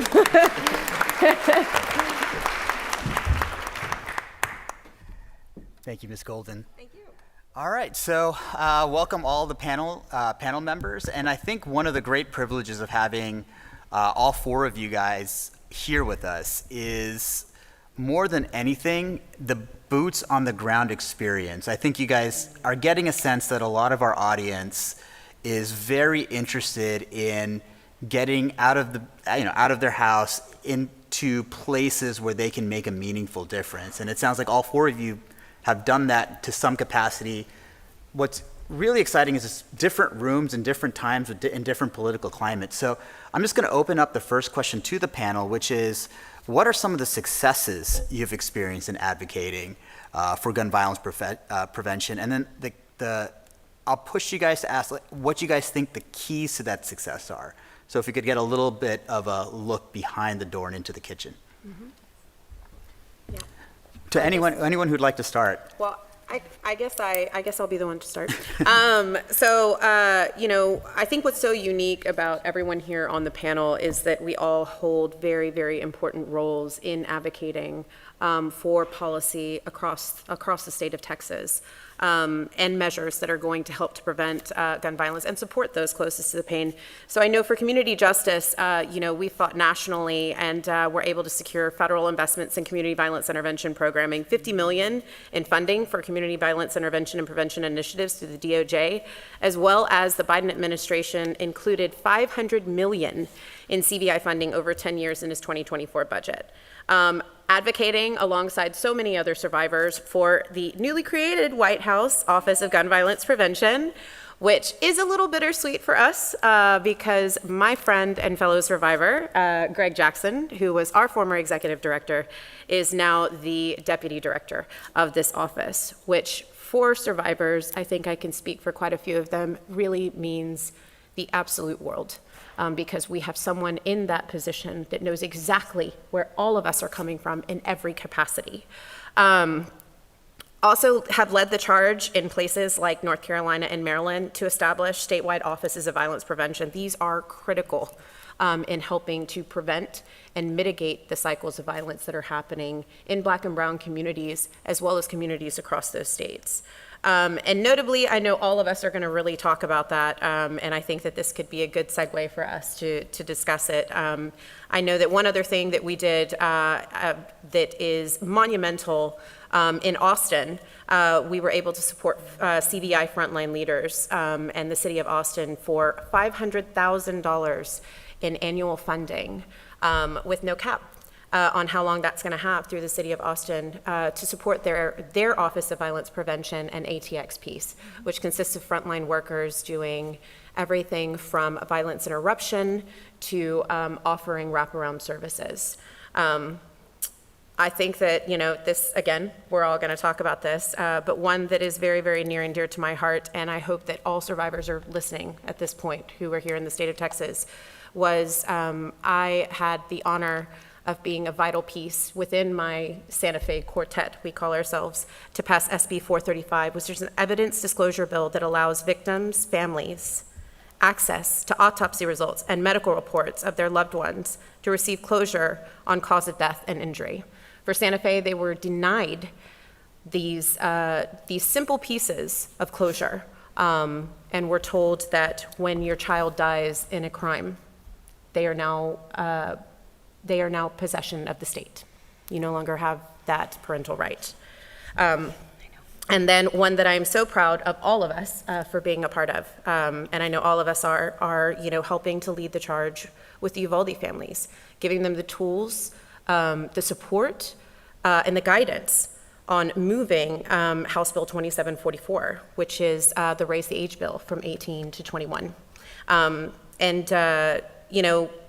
Again, and I think all of us up here on the panel, but really centering those voices of survivors has been, the pivotal movement, and how we have been able to push the needle forward.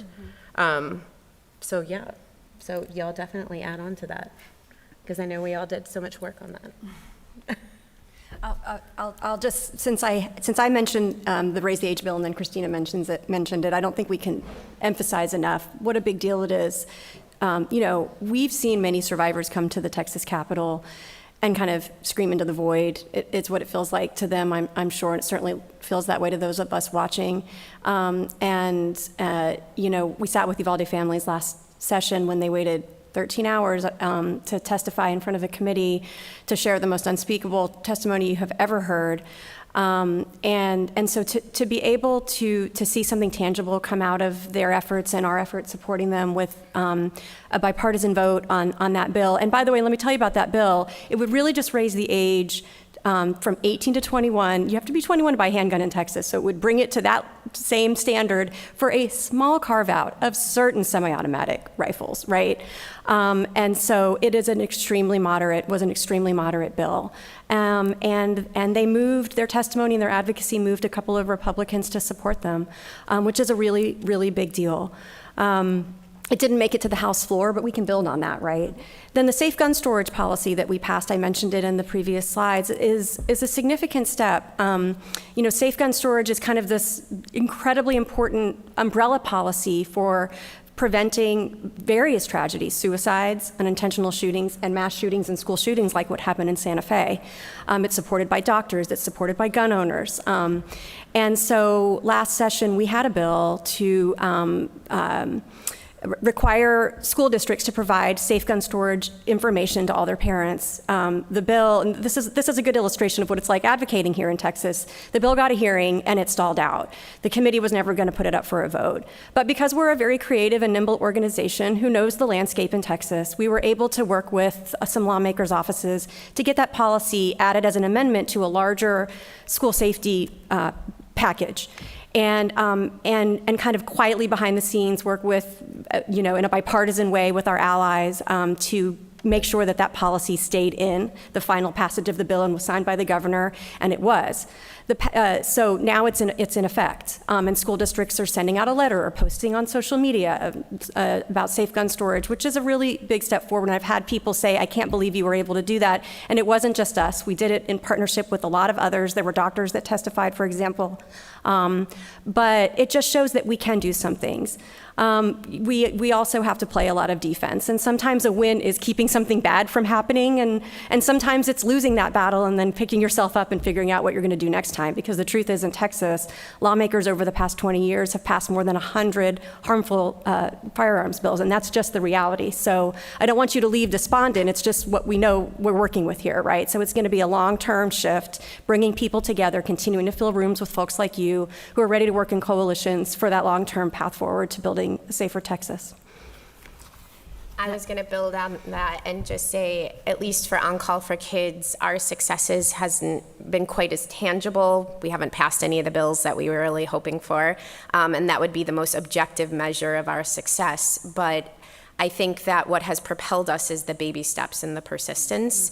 And I think that that is what hopefully everyone could leave today understanding is it's not necessarily those big tangible objectives that are your long-term goals, but the persistence and the baby steps to keep going. And while I'll always hope that we pass these bills, I know that On Call for Kids is one of many organizations that has had senators and representatives gain co-sponsors for some of the bills that we are trying to achieve. One senator in particular who still hasn't signed on to S25, Senator Feinstein's assault weapons ban, and during our first meeting with that particular senator said would never sign on to that bill. After reading our medical brief and meeting with us a couple times, has since become one of the original co-sponsors of the Go Safe Act. And while that isn't passing a bill, it's an example of a baby step and a small success.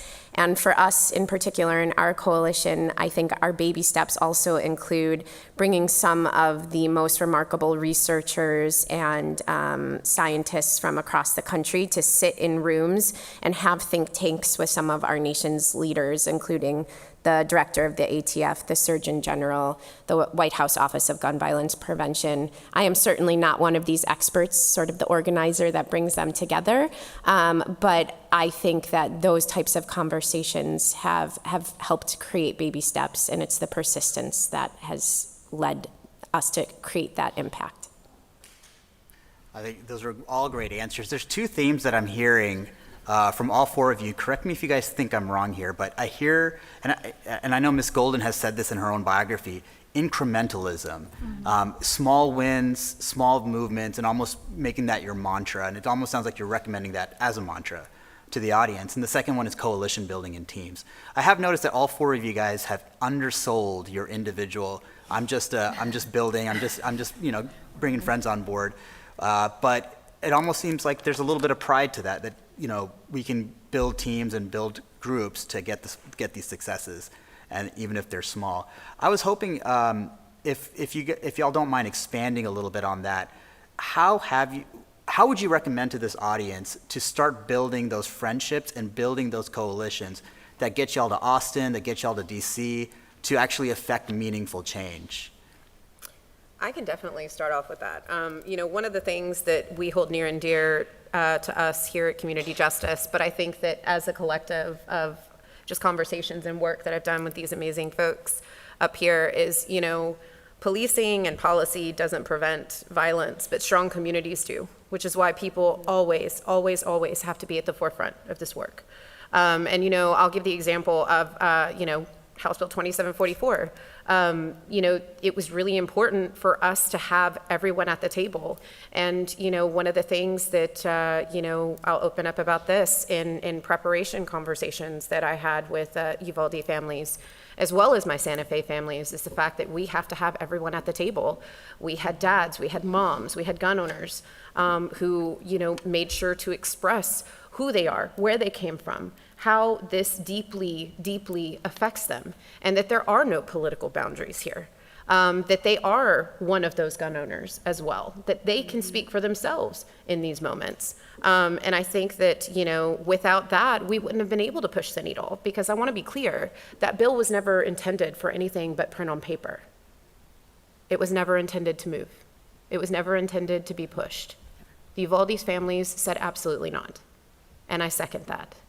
And so we did everything that we could in strategizing, bringing folks in, bringing in advocacy, bringing in experts in the gun owner field to be able to figure out how to create the strategy and the messaging to get this moving. And we did. And, you know, it is an incremental step, right? We didn't get it to calendars, but we made it so far past the barrier that it was already established to have. That was never supposed to be able to get that far. And to be able to get 2 NRA-backed Republicans to vote for this bill and still to this day defend their vote is absolutely incredible. Mm-hmm. But it took each and every one of our organizations, each and every one of us, to be able to make that change happen. I'll just piggyback on that, is that one of the things I think our Gun Owners Coalition is really helpful here is that I've spoken in the last 4 years doing this work, I've spoken to gun owners across the political spectrum, people who self-identify as conservative, people who self-identify as moderate, right? We have the breadth of our political landscape within our gun owner coalition, and I think it really takes the right messenger. And so I think that's the beauty of building a coalition, is that maybe this messenger, this constituent can get a meeting with an actual lawmaker, not to minimize aides and their work in the space, but to speak to somebody who actually holds the power to pass policy is, I think, fruitful. And, you know, maybe it's going to be a medical professional or a researcher, maybe it's going to be a gun owner, right? I think one of the wins that our coalition has been able to small portion contribute is right after the tragedies in Buffalo and Uvalde, right, we began to see and hear movement in Capitol Hill. And if you know anything about Capitol Hill, it is not easy to move legislation in the Senate, right? You require a 60 vote threshold. Right, so our gun owner coalition were able to speak to senators, key senators, to help explain our story, explain their perspective as gun owners, their idea that, look, this is necessary, this does not impede the rights of law-abiding gun owners, which you're going to hear from Senator Cornyn regularly, law-abiding gun owners, right? Christina was one of those gun owners. We met with Senator Cornyn, who ended up siding with 15 Republicans to pass that bill. The Bipartisan Safer Community Act cannot be stressed enough how powerful that is. That got money to community justice intervention workers. That got money to mental health. That got money to a broad spectrum of policies that will save lives. And I think, right, we need to understand that it's this nuance. And I want to just share some data. Our keynote talked about the enhanced background check component that is under the BSEA, and that relates directly to mass shooters under the age of 21. And so this BCA component, right, an enhanced background check, a super check, for lack of a better term, for any individual buyer who's under the age of 21, requires additional steps versus an NICS, a NICS background check. And since October of 22, more than 600 purchases have been prohibited under the BSEA. So there was some flag in that purchaser's history that prohibits them to purchase a weapon legally through a gun dealer. And without the Bipartisan Safer Community Act and this small piece of a very, very vast problem, those 600 individuals could have left a gun store within minutes, likely, right? It really does take 5 minutes, really, most times, with it, if there's no waiting period statute in the state. Within minutes, they could have walked out of a gun store with a gun. But because of that BSCA, because of that coalition and survivors from across the country that met in Capitol Hill in June of 2022 to help pass that piece, who knows what those 600 purchasers could have ended up doing. And so I think this idea that it takes a broad spectrum of messengers to have that right conversation, to speak to that one person who has the power to vote in the right way. I was just going to say for each audience member to figure out where their expertise and where their passions lie, because we all bring something unique to this movement. And I think that then that helps determine where you fit in as the messenger. And my particular piece was in public health and in, my expertise in medicine, but everybody here has an expertise in something. Maybe you're a parent, maybe you're a teacher, and you find other people who are experts in your field and are as passionate as you are, and that's where it builds. And so I think you have to figure out where your individual voice and expertise lies and take that and run with it and find other passionate individuals to join you and use your group as that expert messenger. Yeah, I mean, I think your original point was you heard two big themes, right? Incrementalism and coalitions. And yes, with the incrementalism, I mean, I think I've talked about that a little bit already today. I think I believe in it, but I also think it's necessary in the environment we're working in. And so you really can't hang your hat on one thing and then pack it up and go home when you don't get that one thing. And I know that's very frustrating, and I've seen advocates come and go, and I understand you need to draw those boundaries and take care of yourselves. But for me, I kind of break it up into small pieces and say, what can we do right now? What can we do next session? What small piece of something can we move forward? Sometimes those small pieces are really a lot bigger than you think, like the safe gun storage policy, for example, that I've been talking about today. But that's how I approach it, and I believe in that system. I want big things too. I hope someday when the environment is a little less harsh, we'll be able to pass those big things.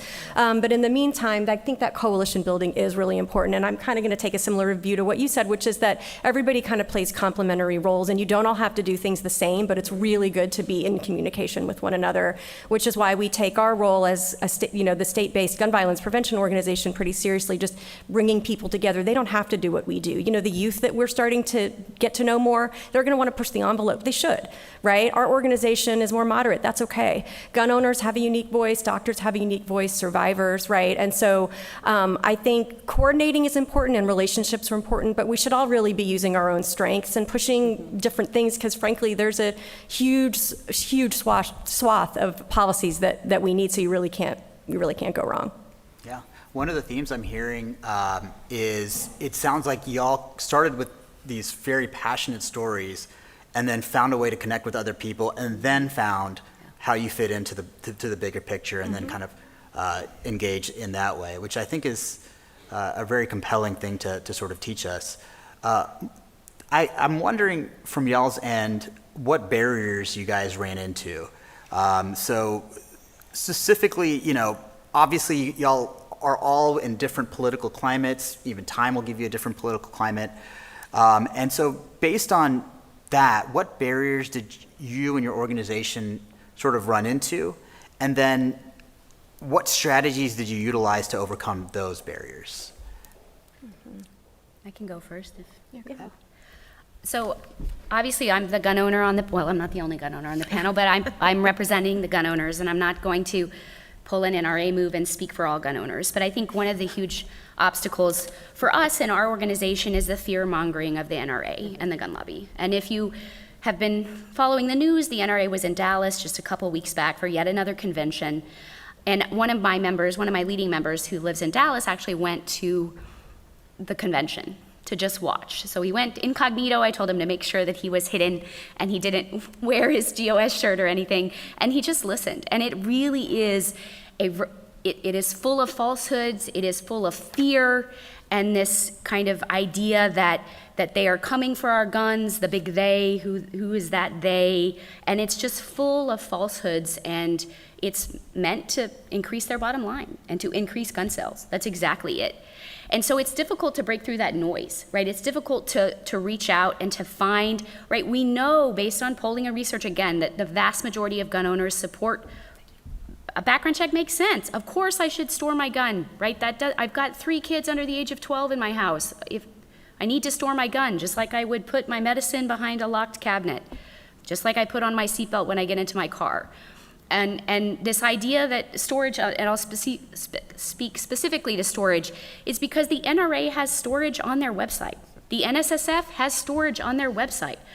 Lots of my gun owner members are really into guns, and so they get lots of emails from marketing manufacturers and guns. And there is language all the time about the necessity to store your gun to protect the minors in your life, the kids in your life, in your family.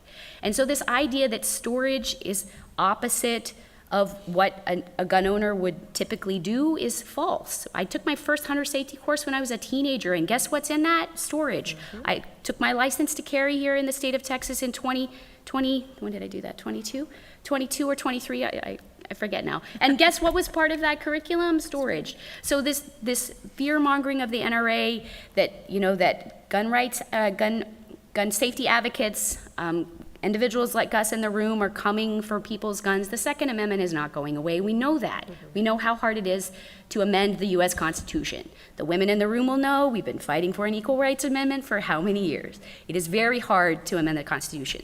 So our piece, right, we've got to try to find those gun owners, and it's likely many of you in the room, if not are gun owners, you know gun owners. And so it takes that word of mouth, it takes that, hey, did you know that gun owners are advocating for gun safety? Join us, spread the word.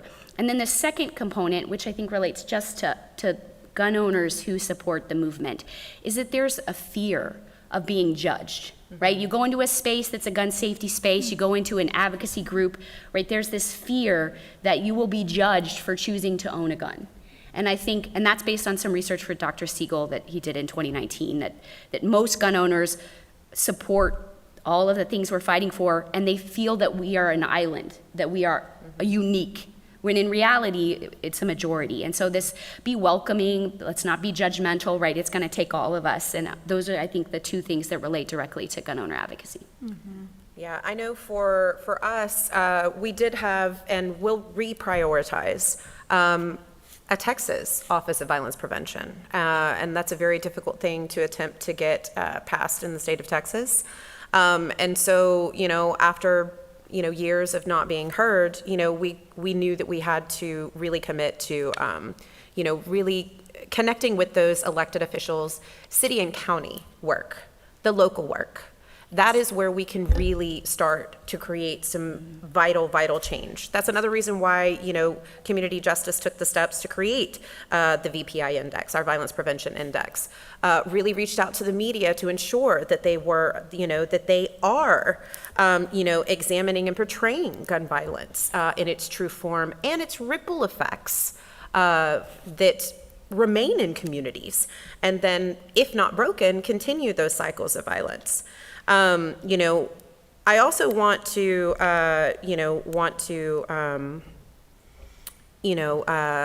touch base on this. We going to those local levels, creating those trauma centers, building out victim and survivor services, to the point of, talking about safe storage and creating these school-based violence prevention programs. Ensure that local offices of violence prevention can evaluate, these strategic plans, and to make sure that we are doing that outreach to those that are most in crisis. That work for us, and I think for all of us, is another way, especially during the interim, that we can really start to make those incremental that are massive strides in this very harsh political climate that we have here in Texas, and really begin to save lives.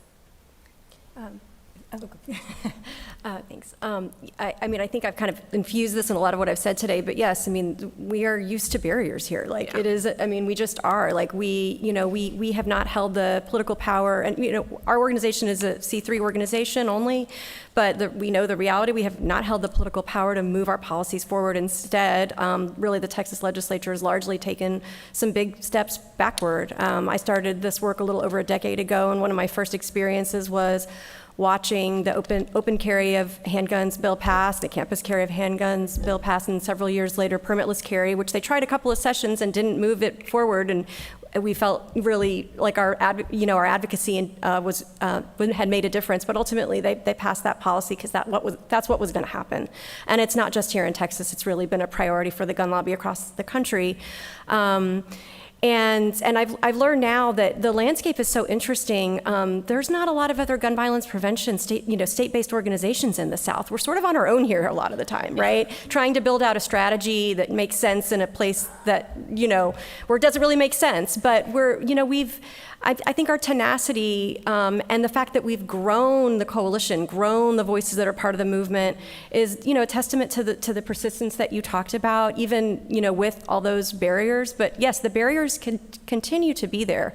We have to look with eagle eyes through all the bills filed. Last session, I think there were like 300 firearms-related bills filed in the state, and look at what are they trying to do here? What else are they chipping away, right? Like what else? And that's just part of the work here. And then the other thing is that you can't really even process one mass shooting before the next one. And so that adds to that burden that you're facing, plus with the day-to-day shootings that don't hit national headlines. So it's hard to work through that on an emotional level. That's also a barrier. But I have no doubt that over the long term, we will persist in passing these policies, and things will make a shift. Mm-hmm. Thank you. I think I was going to say, I think we all agree the barriers are endless. And for us particularly doing legislative advocacy, my biggest barrier is that this is something that shouldn't be political. Mm-hmm. What we are working on is common sense. It is actually public health. We have evidence and research and data to support that there are ways to save lives by implementing these bills. And so our barrier is, how do we shift something that has gone into the wrong compartment? It's become politicized when in fact it needs to go back to public health. And that is what we as a coalition have been trying to do, and why we bring healthcare workers is to try to come back to the public health arena. And we do that by bringing not just constituents that are healthcare workers, but also bringing experts. So experts like Sandy to come speak to some of these very conservative lawmakers and talking about being a physician gun owner, but still recognizing that this is not political, this is public health, this is saving lives. And that's how we are trying to overcome these barriers, because the truth is all three of the bills that we try to fight for, the majority of Americans are in support of. Mm-hmm. And so this should not be political. That was one of the best segues, because we have about 5 minutes left and we have a few audience questions. And I'll leave this open to everyone, but just to start off with, just piggybacking off what Dr. Lieberman said. Every single person I've ever said this sentence to from Chicagoland has rolled their eyes at me, so I apologize.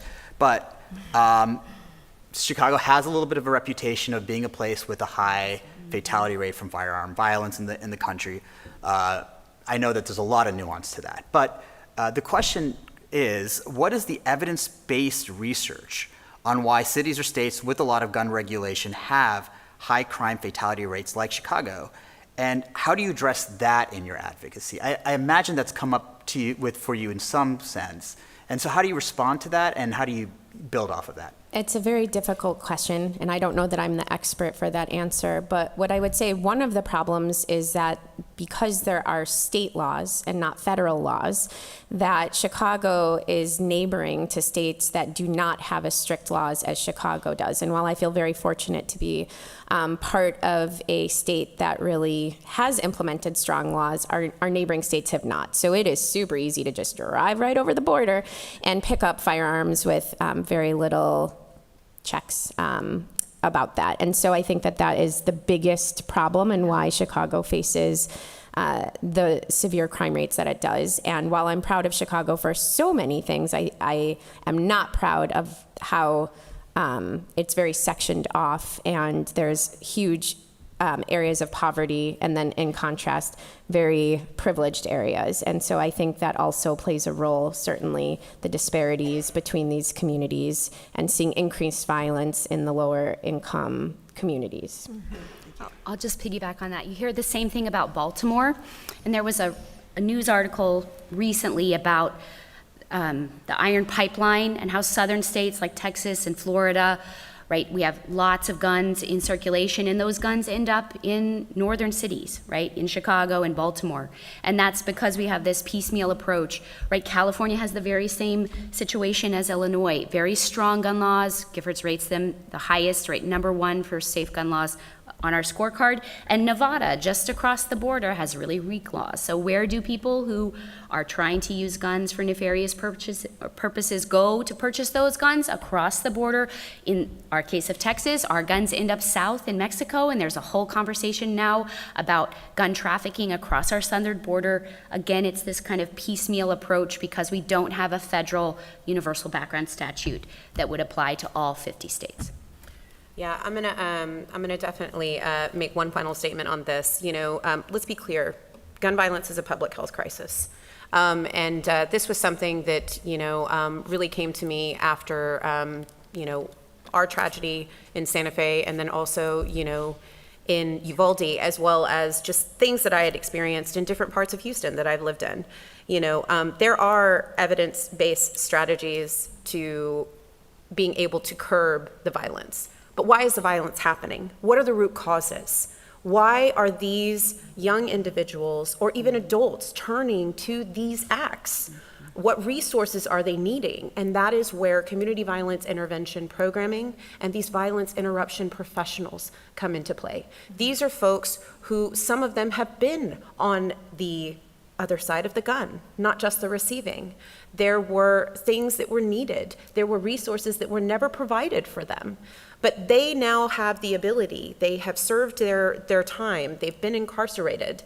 They have learned how to better mitigate emotions, better mitigate, conflict with people that are in their community, and now can go back and know exactly what that community needs and exactly how to reach those individuals that still remain in that community who are in crisis and at risk. So this brings us back to our violence prevention index, and I encourage all of you to look into what your cities are doing, and even more so, especially there in Chicago. But this is one of the missing pieces to really being able to curb gun violence and even end it across our country, but even more so in the state of Texas. So we only have time, about a minute or two left. And I wish I could ask this question to everybody, and maybe y'all ask it at our break, which is just about to start. But Ms. Golden, with your work with Texas Gun Sense, and I wonder how can communities, and I'm a physician, and health care organizations collaborate with you and the work you guys are doing to affect change at a state level or even just at a local level? That's a great question, and I'm always glad when things end on kind of an action point, because I think that sometimes people walk out of things and go, but what am I supposed to do now? So we lead a coalition. I've mentioned the Texas Coalition to Prevent Gun Violence. These folks join us, or people and their staff. More and more people are joining all the time, and then we're also looking at maybe forming some more specialized coalitions with the voices that we want to bring into the room, and medical is one of them. And I keep having new people come to me all the time and say, I want to do something. I'm organizing a group of medical students, for example. How can I get involved? So you can reach out to me, Nicole at txgunsense.org, if you want to figure out like what coalition or what part you play.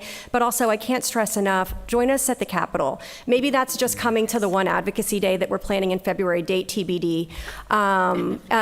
If come on a bus or come with some friends, join us at the Capitol, meet with your lawmaker. We can help you do that. You can be quieter and let the other people in the group do the lead, but just be there. But if you have a story to tell, like I'm a gun owner, I'm a doctor, I'm a nurse, I'm a survivor, they should really hear that. Join us in a hearing room, maybe listen first if you feel nervous, and then speak up next time. There's gonna be a lot of opportunities to join us in Austin in person, but also some virtual opportunities too. So if you keep following our website at txgunsense.org, you're gonna see more about the coalition and the Advocacy Day. Was there something else? Join the coalition. Yeah, join the coalition. I could have said that in one sentence. All right, thank you. Please, thank you. Please join me in thanking our esteemed panelists. That was a great discussion. Thank you. So we're going to start a 10-minute break, so get coffee, meet your neighbors, and talk to someone you haven't spoken to yet. Thank you, everyone. We're going to go ahead and get our next panel started. We have had an amazing morning so far.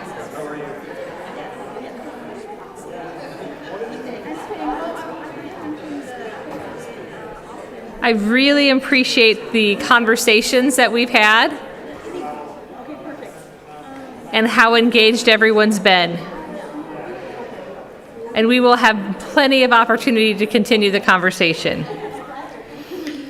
Before we continue, I wanted to draw your attention to the flyers that have been on the table featuring our Executive Policy Research Program here at the Baker Institute, which is a 12-week certificate program to learn more about policy analysis and how researchers can bridge that divide between research and policy.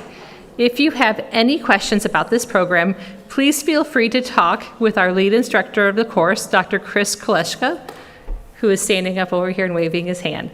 And so definitely reach out to him. He's happy to take any, raise your hand again one more time so people can turn and look. There he is. If you have any questions about that program, talk to him. He's amazing. And now, leading our second panel discussions, addressing community violence, is Dr. Mary Aiken, who is the professor and chair of the Department of Pediatrics at the University of Texas Health Science Center at Houston. Dr. Aiken?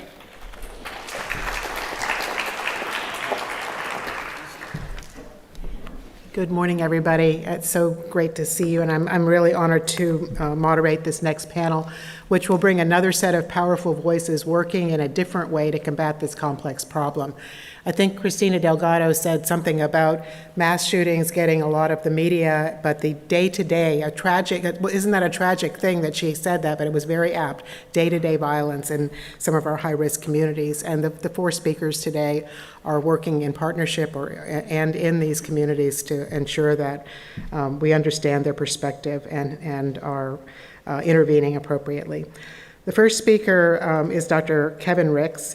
He is an assistant professor at UT Health Houston and he's in the Department of Health Promotion and Behavioral Science at the School of Public Health, and I'm pleased that he's also in the Department of Pediatrics at McGovern Medical School.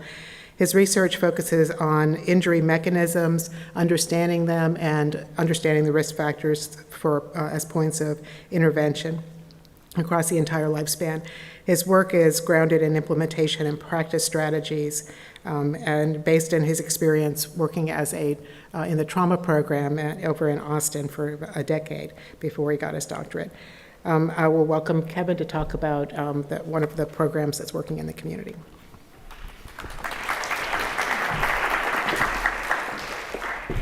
Cool. Thank you, Dr. Aiken. Hi.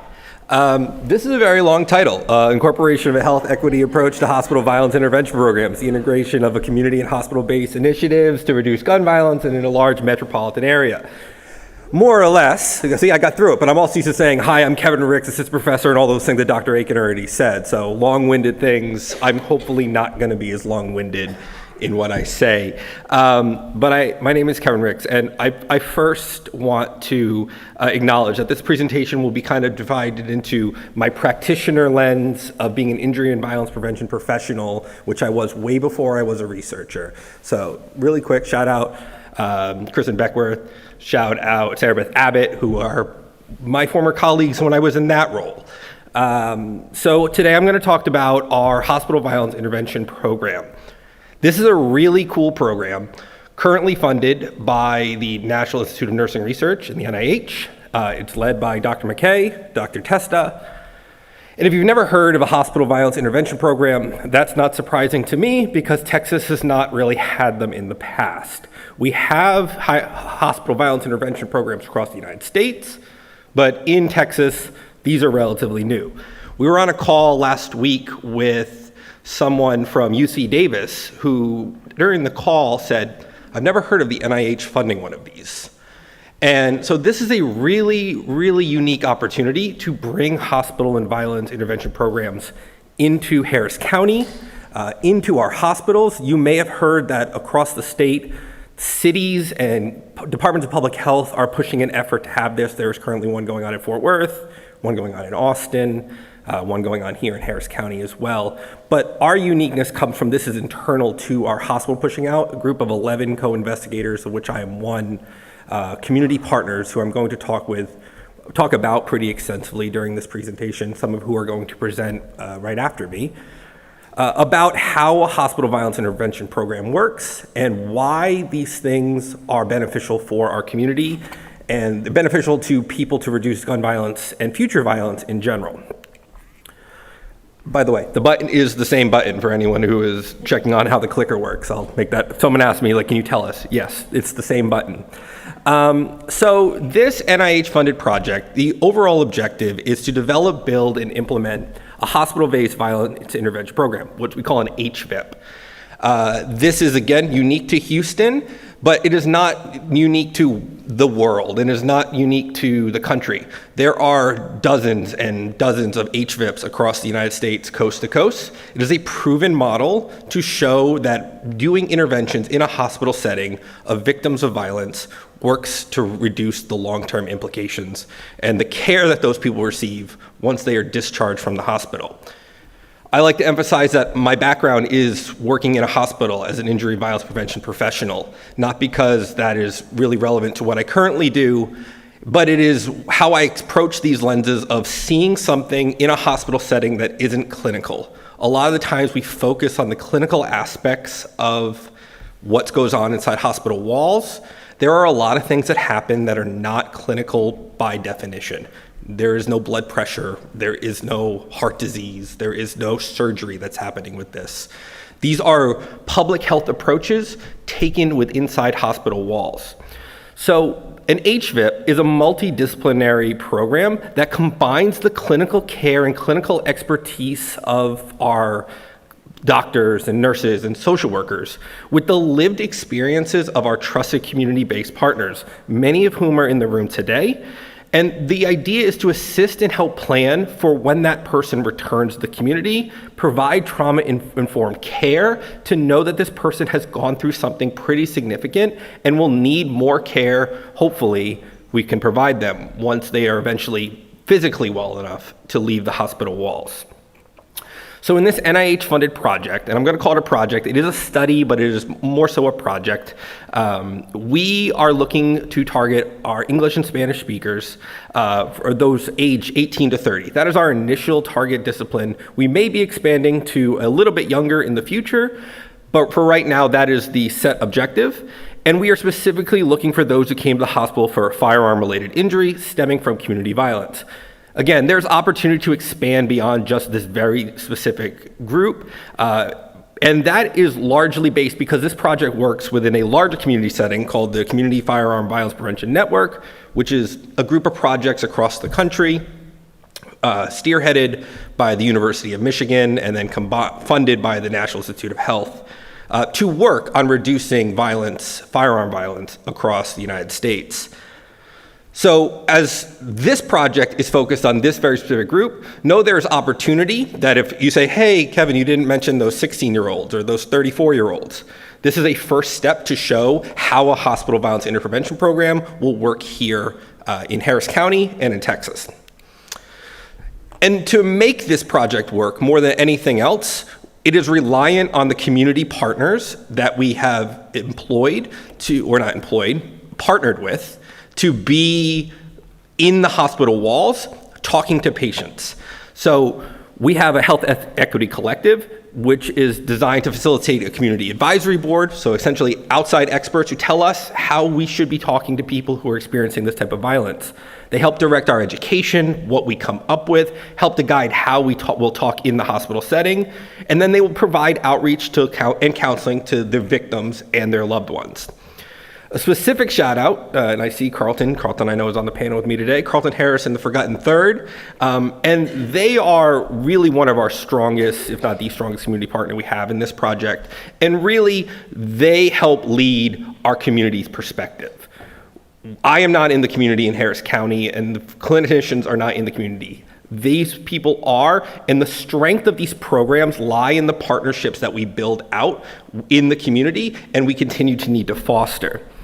So the Forgotten Third, Carlton and his group, they help facilitate our community advisory board. They are credible messengers to the victims. They understand this better than I or anyone else really ever could, and can be the experts we need to talk from a person perspective. It also allows us to tailor the intervention to the individual and the hospital. So the person who comes in will be able to have tailored care that's needed for them. This provides advanced training in the hospital setting before that person ever gets reached out back to the community and potentially has some other issue occur. And to do this, we've decided to employ something super methodological. So really quickly, I'll put on my researcher hat again. And this is one of the more sophisticated looks of what an HVIP can look like in a hospital setting. Three-pronged approach where we take usual care, which is what you get on a standard day, then combining that with a second arm of enhanced case management, so employing social workers and case managers who can work at a higher level than what is just currently done. And then finally, the Forgotten Third Violence Interruption Program, which is the strongest level in our community action that the HVIP can assess. So what we can do is we can take these groups and talk and examine how different levels of care impact somebody as they leave the hospital, because we are looking to assess whether someone is victimized after leaving the hospital, whether they perpetrate violence again, whether they're suffering from PTSD, how their general health is, and how aggressive they may be. These are assessed on validated scales, and these scales in the long run, we'll be able to assess measurement of how successful this HVIP can be. HVIPs are successful across the country. We know that. We want to examine how impactful in our group this community can be. And we expect that with our community partners and the really high methodological points that we're taking with this, we expect really positive outcomes with this, not only to have a successful HVIP, but one of the more successful HVIPs because we are so strategic in how we've methodologically designed what we're going to do with this project. This project will launch pilotly in January of 2025 for full launch in the summer of 2025. So we anticipate that by next summer, this will be completely full and operational as we pilot in the winter for full launch come summer. Thank you very much.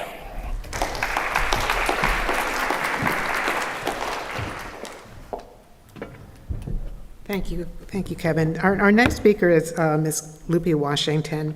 Lupe has served as the Director of Community Health and Violence Prevention Services Division for Harris County Public Health Department since December of 2021.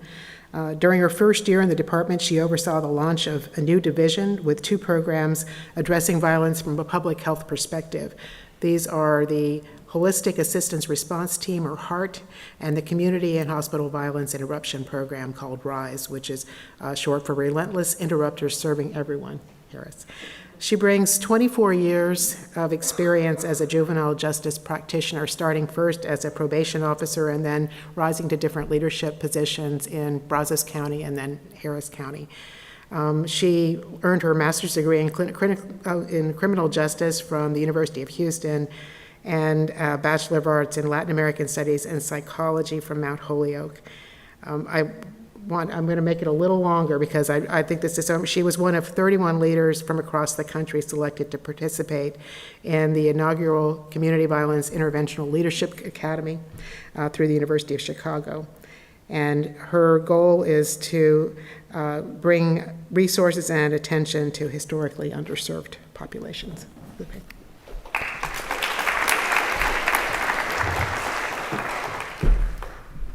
I'm a little short too, just a tad. Hello, it's so good to be here, and it's actually great to actually meet some people in person this morning that I've only met with virtually for I feel like over a year now. So it's my pleasure this morning to talk about our HVIP program. Our division was approved for creation by Harris County Commissioners Court in August of 2021. I came on board in December to launch the division and was told that I had 3 months to launch the programs. We got it done, hired some fantastic people. And as was mentioned, we do have a couple of other programs in our division, the Community Violence Interruption Program, as well as our Alternative 911 Response Program in a couple of districts of the Harris County Sheriff's Office. But we're really, really excited about our HVIP program. We were able to launch this program. The first one launched at HCA Northwest. We were actually in the process of working our HVIP with Ben Taub Hospital, and we received a phone call and some outreach from Dr. Cherie Berry at HCA Northwest. She's right over there. And they just wanted to partner with us.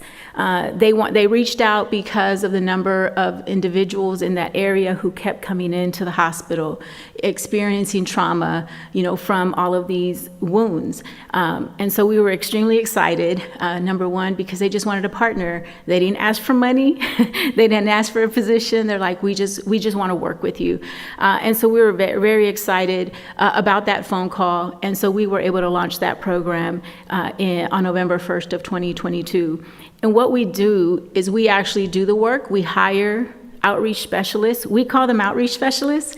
They are kind of a combination of credible messengers and caseworkers. So our staff actually go out to the hospitals. So when they come into the hospitals, the hospital obtains consent, and then our team is dispatched, and they have up to 90 minutes to go to the bedside of these patients, at the hospital. We actually serve individuals. We don't necessarily have an age restriction. We don't like saying no, and we don't turn anybody away. So we've seen them as young as 14, 16, all the way up to the age of 60. And we meet them at bedside, and we don't just talk to them, we also meet with their families. So anybody who's needing assistance is who we're serving. As was previously stated by other speakers, our outreach specialists have the similar lived experience as a lot of the patients that we're working with. So whether they're gunshot victims, victims of stabbings, or aggravated assaults, we're coming in and we're serving them, and we're there to advocate for them. And so because we can relate, our credible messengers are credible, suitable, and they're relatable. And so they really know how to engage with the populations that we're serving. Just this week, I was told about a mediation that occurred at the hospital, which is what we're also trying to do, is prevent retaliations and mediations from happening. We know that emotions run high after certain shooting incidences or, stabbings. And so our team is there to try and prevent any further retaliations from happening. And we have had to do that on numerous occasions, talk uncles down from going out and retaliating against whom he thought, had shot and killed his nephew. And so our team has been there to do crowd control with the sheriff's office, to try and calm family members down. And so we're trying, this week we were told about a patient who was there, and the mom and the girlfriend were arguing over who he was gonna go home with to recover. And things got heated, and there were some threats made, and so my team had to come in and talk the families down from actually getting into physical altercation in that situation. What we are trying to do is really keep these victims from going back to the hospital and being re-injured later. And we do that by offering them their coordinated care. So if they need long-term coordinated care, we actually have another program in Harris County Public Health called Accessing Coordinated Care and Empowering Self-Sufficiency. So if it's going to be a long-term recovery, we send them to Access. But again, my team, we don't have a lot of patience, and we don't like waiting to hear who's going to help. So I have a very resourceful team, and they get things done. You'd be amazed at some of the things that our victims need. IDs, driver's license, birth certificates, things that they need to apply for services and resources that they don't have. So our staff actually sit there and help them complete these applications. They help them complete the applications for victims assistance. Many of them don't know how to navigate the internet. You may have some issues with literacy that are going on. And so we want to make sure that we are providing them that entire, what is called wraparound services, or a continuum of care. So we remain engaged with them, and again, their families as well. Since we launched, we've had 195 patients referred from HCA Northwest, and we've had 82 patients from Ben Taub referred to us. And again, we go and meet them at bedside, and we're going to provide them with all the care that they need, and not just for them, but their families as well. A lot of them need clothes upon discharge. So we're trying to find them clothes so that they can have that, when they get out. A lot of them need food. We help them with, rental assistance. So whatever their needs are, we're going to try and connect them with what they need so that they feel that they have an advocate with them and working for them. These are just some of our posters. If you want to look up more information on us at Harris County Public Health, we are the Community Health and Violence Prevention Services Division. We are in 4 target zip codes for our violence intervention program: 77033, 77021, 051, and 090. For our hospital program, while we did start by targeting those initial zip codes, we have since expanded, and we try and serve everyone who comes in that will agree to consent to our services. And we're excited about our 3rd annual Violence Prevention Conference happening next week, June 11th and 12th at NRG. Please join us if you can. There is a virtual option as well, and it is free. So thank you so much.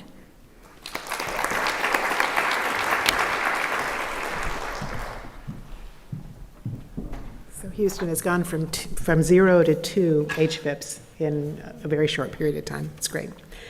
Our 3rd speaker is Carlton Harris. I am so pleased to have gotten to know him as part of our work recently. Carlton is a community leader and speaker with over 20 years of expertise in designing and implementing supports for underserved youth, young emerging adults, and communities. He's the executive director of the Forgotten Third Incorporated, which he created with a strategic vision to address the root causes of youth violent behavior.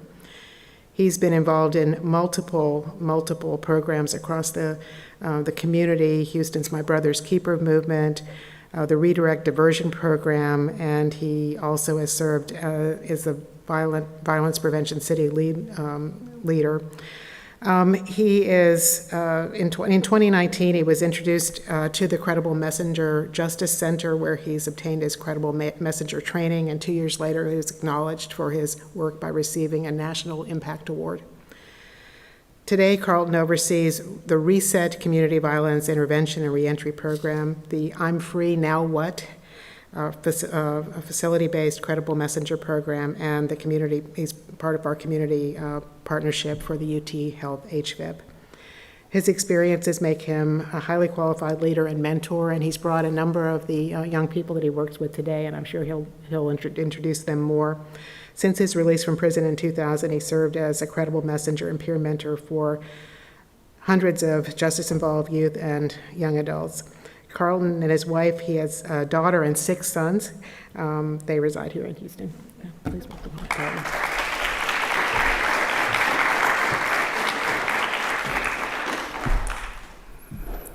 Good morning. Come on, y'all can do better than that. Good morning. Good morning. Come on, repeat after me. Say information plus application equals transformation. So let me show you how this formula works really quick as an icebreaker. Think of a number. Don't tell your neighbor what it is. You may need to pull out your phone if you want to use your calculator. I want you to multiply by 2. Dr. Testa, tell me something you want them to add. Give me a number, an even number. 4. Add 4. Think of a number, multiply by 2, add 4. Now divide it by 2 or cut it in half. Last step, I want you to subtract the number that you originally thought of from what you have right now. Everyone in this room has 2. Right? If you don't have 2, you're free to leave. All right. Good morning. My name is Carlton Harris. I am the founder and executive director of the Forgotten Third, where our mission is to prevent youth violence and to provide a second chance for young adults that are involved in the justice system, as well as those that are involved in the school to prison pipeline. We believe in dismantling the school to prison pipeline. We believe in looking at the indicators that allow for these young adults to get into the justice system from the onset. I want to acknowledge a lot of the young men that are here with me on today. They can be anywhere, but I asked them to come so people can see what our program look like. And I'm gonna call them all out by name because I know every last one of them. So when I call your name, I'm gonna ask you to stand up just to acknowledge you. Tyjon. Jaden, Davi, CJ, Warren, Jalen, Mitchell, Jaden again, Gio, Michael. Where my buddy Dylan at? Come on, Dylan, stand up. Dylan. And last but most definitely not least, Asa. It's good to put a face to violence prevention because we know that gun violence affects these young men, the brown and black young men. And I don't believe that this is hard work, but it's hard work. You have to have a vested interest in them. You don't have to do it for money. You have to do it to see change lives. And I'm just committed to the work because at a young age, I was involved in gang violence and gun violence. I've been involved in drive-by shootings. I've almost died twice. I had 3 of my best friends standing close to me in this close proximity that all died. And God spared my life. And so since God spared my life, I felt as though he gave me a calling and a mission to help save some of these other young men's lives. So some of our work, as you previously heard, we have a facility-based credible messenger mentoring program. We do that work out at Harris County Youth Village. We go out there, we speak with the young adults while they're there. We help change the criminogenic mindset. I believe in mind transformation over behavior modification, because if I can help transform your mind and transform your thinking, then I can ultimately change your behavior, because our thoughts come from what we see and what we hear. So if I can put something different before their eyes and their ears, it'll change their thinking and it'll manifest in their behavior, because our actions are only manifestations of our thoughts. So we begin in the facility, help reaching them. I just met with a young lady on last week, actually this week on Monday, and she told me she has 7 guns at home. And I was telling her, you know, how you need to get rid of your guns, how you need to change your lifestyle. She's 15. 7 guns at home. One of them is an AR-15. So as I'm meeting with them and sharing my story with them and building a relationship, because a relationship is the foundation to this work. You can't help change lives if you don't build a relationship with these young adults. And from talking to her, she was just like, Mr. Carlton, it's going to be hard for me to get rid of this one gun. I'm like, why? She said, oh, I got it blinged out. You got to see the handle on it. It's got rhinestones. So she go all through the whole ordeal. Right? So these are the young adults that I'm called to help serve. And I tell them that I work for them. I'm here to be a servant first, but also to use my life as an example to say you can change. But I also tell them, don't count the days, make the days count. While you're in this facility, make every day count to help transform your thinking. Next, we have our community-based reentry and violence interruption program, RESET. RESET stands for relationships, education, skills building, employment/entrepreneurship, and training. All the young men that you saw stand up are in our RESET program. Some of them are off probation and they still come to the program, which is a testament to the work that we're doing from our heart. And next, you heard that we have partnered with UT Health Memorial Hermann. I thank Dr. Testa and Dr. Sandy for giving us an opportunity and open up the door for our young adults to even have a seat at the table, right? Because the community does not need a seat at the table. We have to realize that they are the table. We're also partners with the Common Justice Practitioners Lab, where we work on restorative justice. We just got back from New York. I took Asa with me. I talked about Asa. I met Asa in 2016 with the My Brother's Keeper program, and I've been mentoring him for 8 years now. He's actually now my 7th son. And I believe that mentorship has no expiration date. And last, we're partners with the NIJ Credible Messenger Project with Urban Institute out of DC. Let me go to the next slide. And as you guys know that I'm a speaker, so I'm going to rush through this real quick. We take a public health approach. We like to define the problem, identify those risk and protective factors, assure widespread adoption, and then, of course, we're going to test those strategies. Currently, we're serving 4 zip codes, 77433, 77095, 77449, 77084. This is in Northwest Harris County, West Harris County, Bear Creek, Copperfield, Katy area. So last but not least, last year we had 40 young adults, YI stand for Young Adult Intern, enrolled. 25 of them are still active. 17, we helped them get their IDs. 15 obtained jobs, work-based learning. Last but not least, because I need to run through this, we have a 7.5% recidivism rate. Out of 40 young men that came through our program, only 3 violated their probation or had new offenses. And of those 3, they were re-referred to our program and now active in our program once again. So this is just a picture of some of the work that we did. Our graduation, we created a basketball team for them. We put them in boxing, and also they create shirts for one of our partners that I see here a lot, which is Moms Demand Action. We love working with Moms Demand Action in every town against gun violence. Thank you for having us here.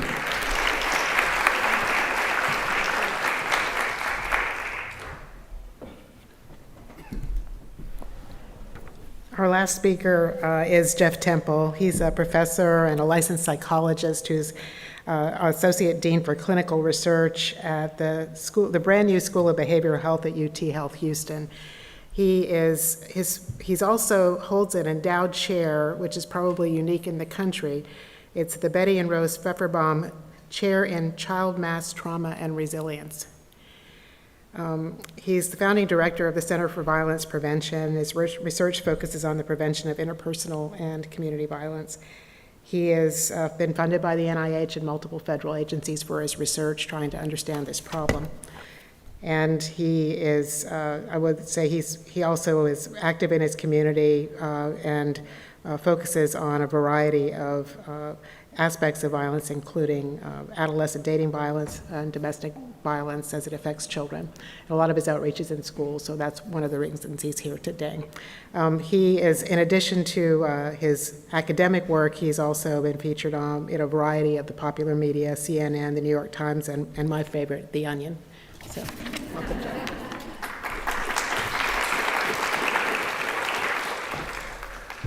So I have to go after Carlton and before lunch. This is fantastic. Thank you for this scheduling. I also meant to wear orange. Well, I don't have an orange suit, but I meant to wear an orange tie, and I forgot. And so while I was sitting there, I was hoping that blue represented something, and it does, Men's Health, and you're supposed to wear it the Friday before Father's Day, so I'm a week early. But anyway, that's why I'm wearing blue. All right, so thank you all for being here, and really thank you for the people that are on doing the real work out in the community.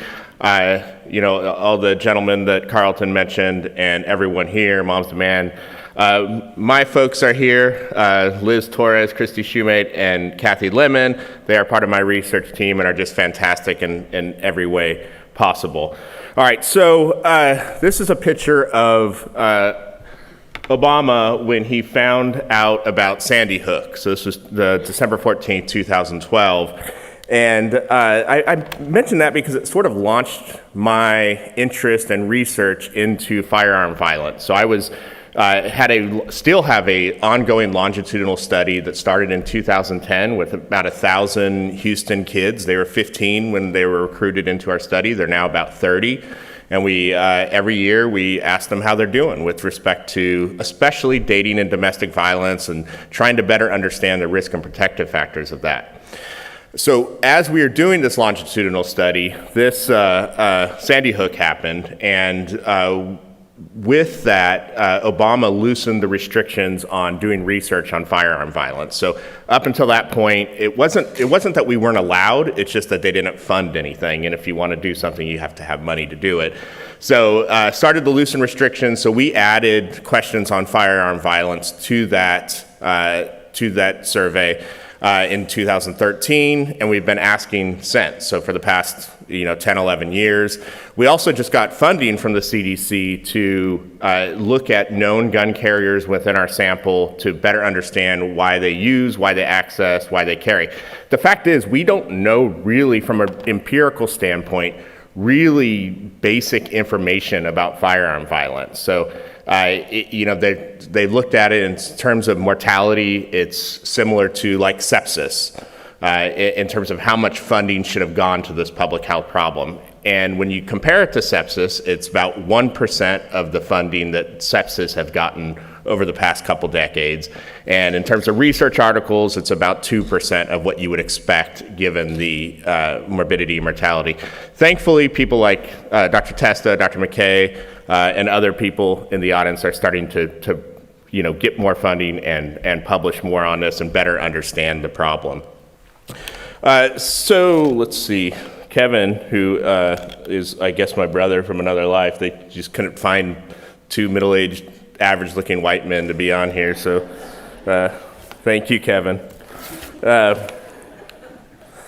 All right, so part of the Center for Violence Prevention, we have a policy arm. In fact, our Director of Health Policy Research is in DC right now, and as part of our grant, we are meeting with policymakers regarding firearm violence, so very much similar to the panel before us, and she has 8 meetings set up over the next couple weeks to talk about firearm violence and from a nonpartisan standpoint.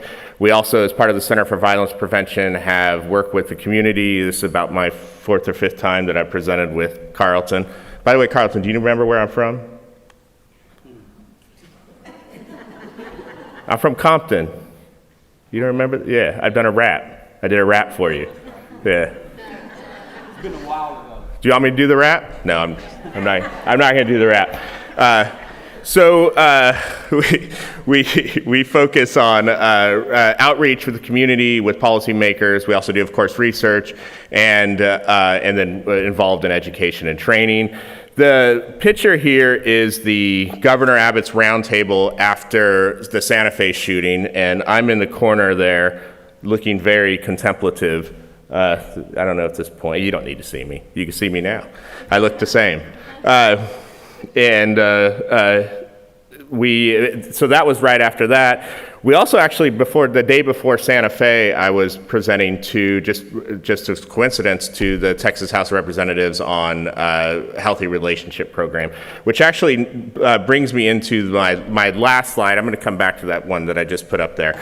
But we have another program called 4th R, and it stands for reading, writing, arithmetic, and the last R means relationship. I see Carlton nodding because we did a project together with the city of Houston several years ago with the 4th R. Just a real quick question by a show of hands. How many of you were taught how to be in a relationship? Right? No one, right?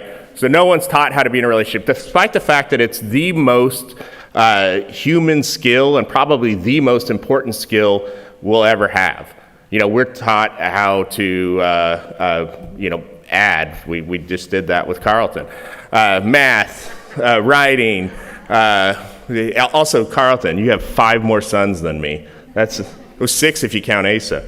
So we're taught everything, right? Reading, writing, arithmetic. We're taught sports, music, art, all that stuff. But we're not taught how to be in a relationship. And how do we learn? We learn from the media, which sucks. We learn from our friends, which are equally terrible. We learn from our parents, which might be good, but even well-intentioned parents, they might get in an argument in front of their kids and then make up elsewhere. Or we learn by trial and error. And the fact that most of us do okay is kind of surprising given the fact that we are not taught, right?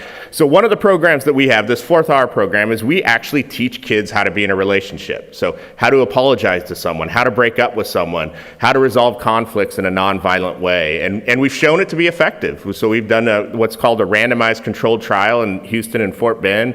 12 schools got our program, 12 schools didn't. They got health class as usual, which is actually pretty cool because back when we were doing it, the health book was like from 2005, which meant they had the food pyramid still, which meant that you could eat 12 servings of bread per day, which they should bring back. All right, so the last point I want to make is, and I don't know how to go back on this, so what I always try to make and try to really hammer down, because it's a pet peeve of mine, is that mental illness is not equal to gun violence. I think it's the politically expedient thing to say, these people are mentally ill, and I'm a psychologist, give us all the money, please. We need it. We have a mental health problem, absolutely. But it's not going to solve the gun violence problem, whether it's everyday gun violence or gang violence or mass shootings. Mental illness is not the culprit. In fact, people that are mentally ill are way more likely to be a victim of violence, including gun violence, than someone who is not. Thank you.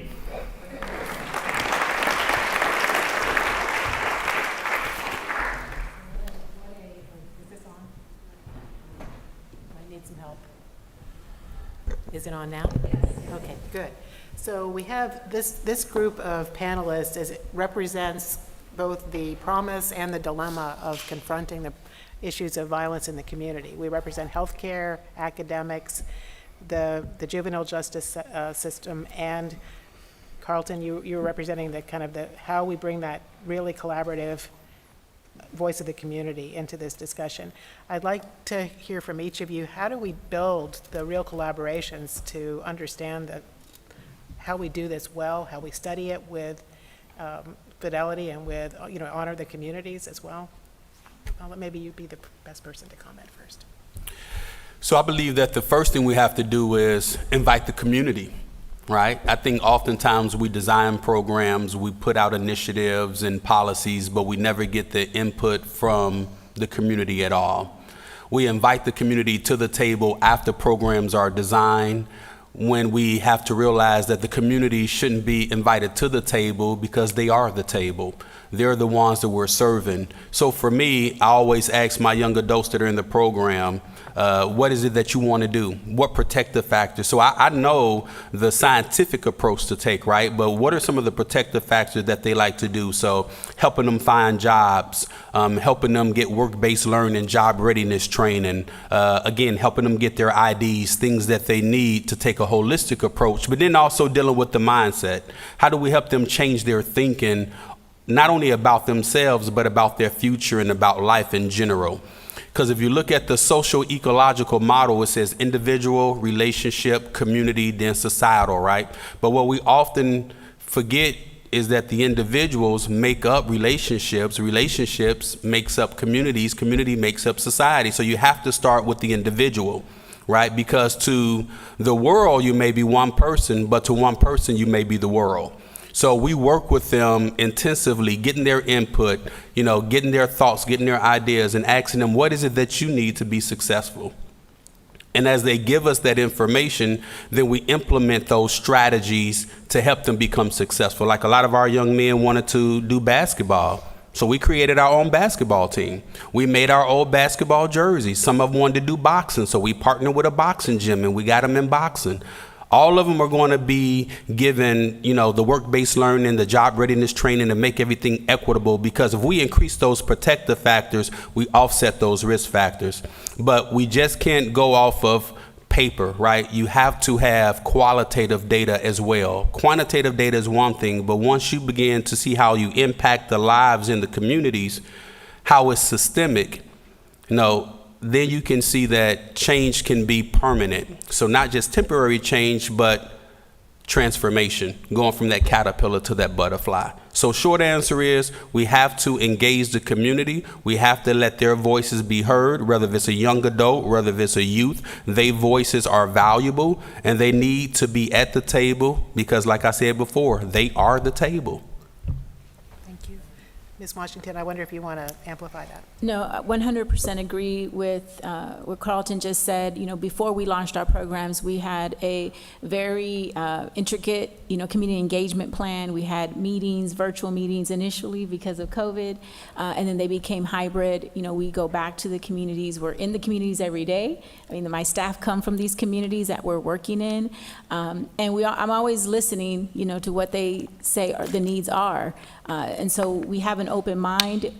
While we've done great programming and we get all kinds of kudos from people from everywhere, I always tell people in any kind of session or meeting that we're in, we're never feeling like we've arrived. We're continuously learning from other groups. And we have to be mindful that all the groups, even the ones up here, we only have a certain amount of capacity, based on staff and funding. We're in different target areas. And I always like to make the most of resources. So we stay in constant communication with the city of Houston to make sure that we're not, going to be in the same area so that we can maximize resources.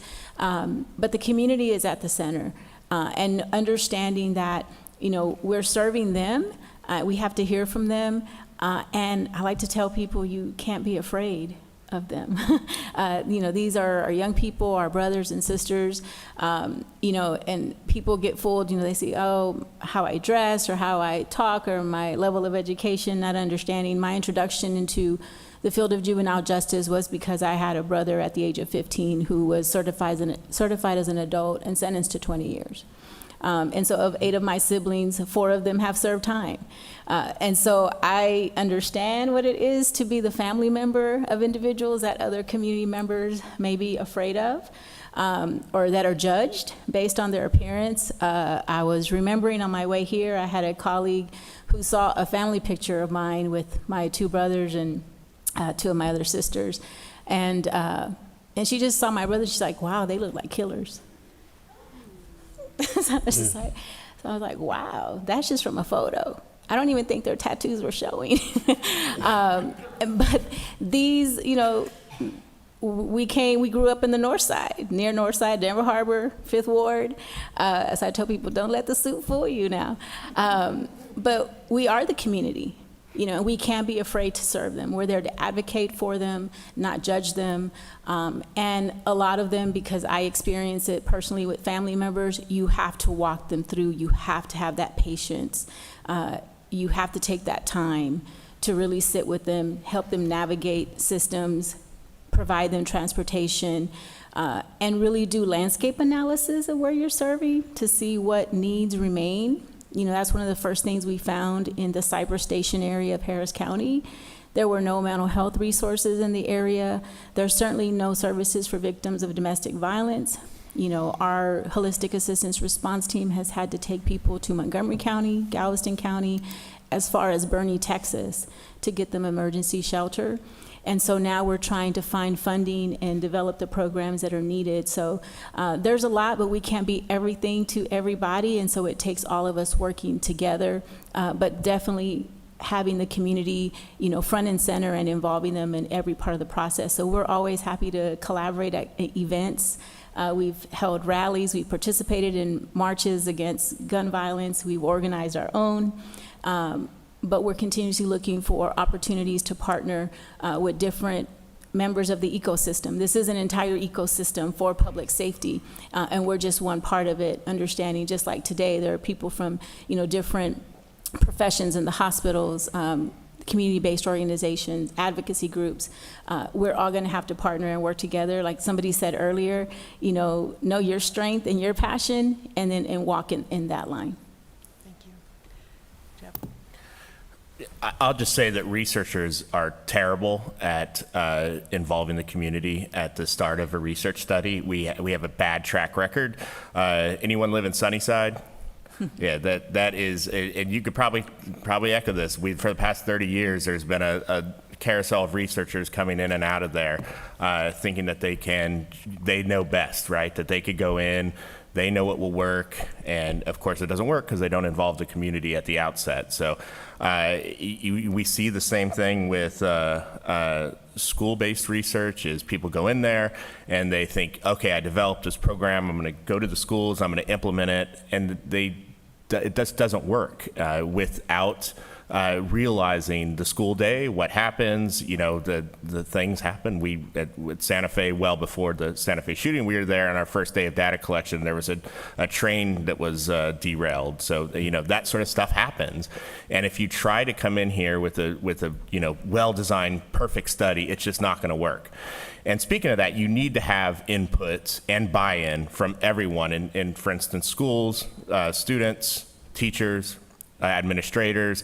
You have to have that or it will not work. And you have to have it from the beginning and their input. It's if a principal likes a program but the teachers feel like they're being pressured to do it, it doesn't matter how good the program is, it's not going to be done right.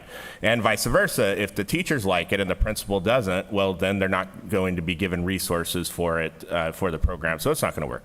And the students, if you try to serve them what we call broccoli ice cream, where it looks like it's fun, but it actually is just broccoli, they're gonna pick that up right away, and they're not going to benefit from it. So through all aspects, we have to do a better job as researchers getting everyone involved in it, and that means there's a thing that we called community-based participatory research, where they are part of it from the outset, to the dissemination of the results, presenting at conferences, paid the same as you would pay an expert consultant. So, from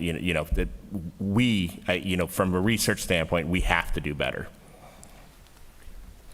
And then, just to build off what everyone has said at this point, I think from a hospital perspective, historically, there's a lot of barriers that get put in place that a lot of times just get used as an excuse to say, oh, that's the reason we can't do it. For example, I hear the word HIPAA thrown aloud a lot of times in a hospital setting. But those restrictions were put in place, and there are ways to work through them and work with them, but they take a lot of grind to do that. And it takes somebody with the privilege of being on the inside to be able to work through those in order to have equity, in order to have more people who are unlike you involved in the conversation. There is oftentimes I can't do this because this is my restriction, and you know what, it's not worth my time and effort because I have a lot of something else to focus on. Where what we need to be doing is taking the time to work through how do we build inequity. That was set up by somebody at some point in that system that we can work through. Just because it was that way forever, there may be a way to work through it.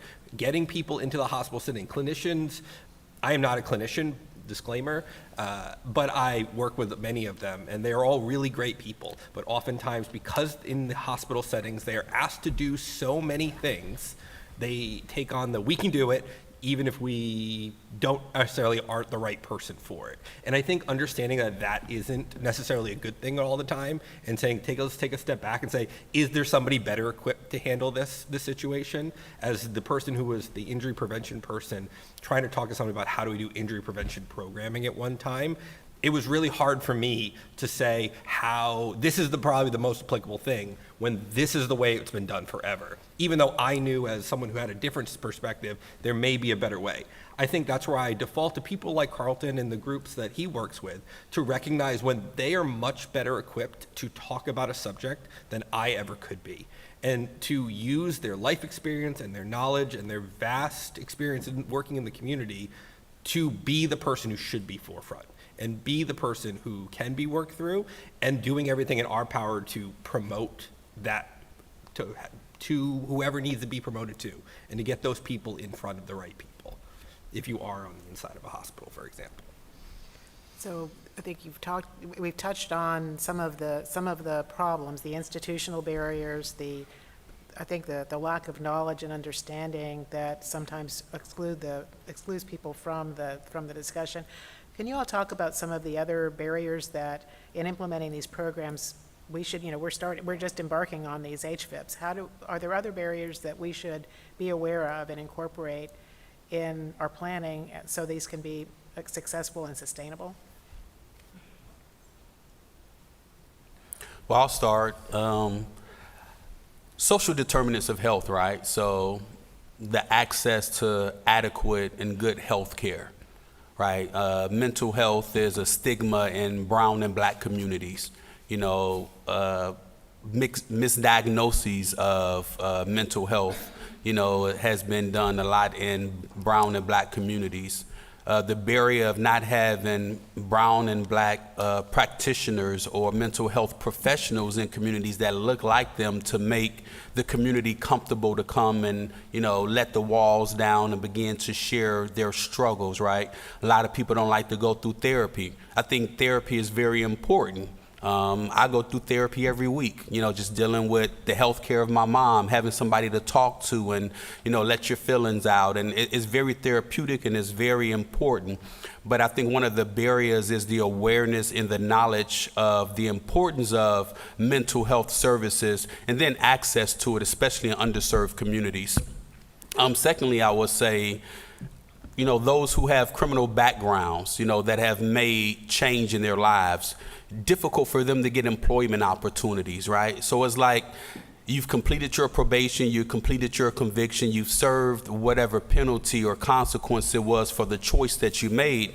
However, it's like a lifetime or a life sentence that you have received based off of a choice that you've made. And I think that we need to get rid of that, like banning the box needs to be done in a lot of instances where a lot of the young adults and adults can get, equal opportunities.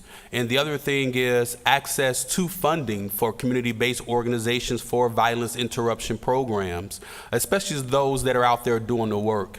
I can't tell you how many grants I sit up and write. I don't care if it's 10,000, 15,000, 25,000, small grants to try to find funding for the young adults, right? How can I help give them an incentive for their time, value their time? One of the reasons why I wanted them to come out today so that they can see what change looks like, right? They know my story, but also to be given a platform to share my story so that they can dream again. I see one young man that I forgot to mention, Mr. Pablo, earlier. I don't know if he was in here or not, but I just see his face sticking out to me. And I'll talk about Pablo for a moment. Pablo just successfully completed his probation. He's about to turn 18, and he's looking at post-secondary education opportunities. What post-secondary education opportunities can he go into? So I talked to him about some apprenticeships that he can go into where he can make $25 an hour, right? How do we open up opportunities for not only victims, but also those who were perpetrators of gun violence? I mean, I've been a victim and I've also been a perpetrator. So I've not been perfect in my life, but I also made that change, right? To say that, look, this is why I was a perpetrator of gun violence, because that's all I saw in my community. I had a young man once tell me, Carlton, you don't understand. I see death every day.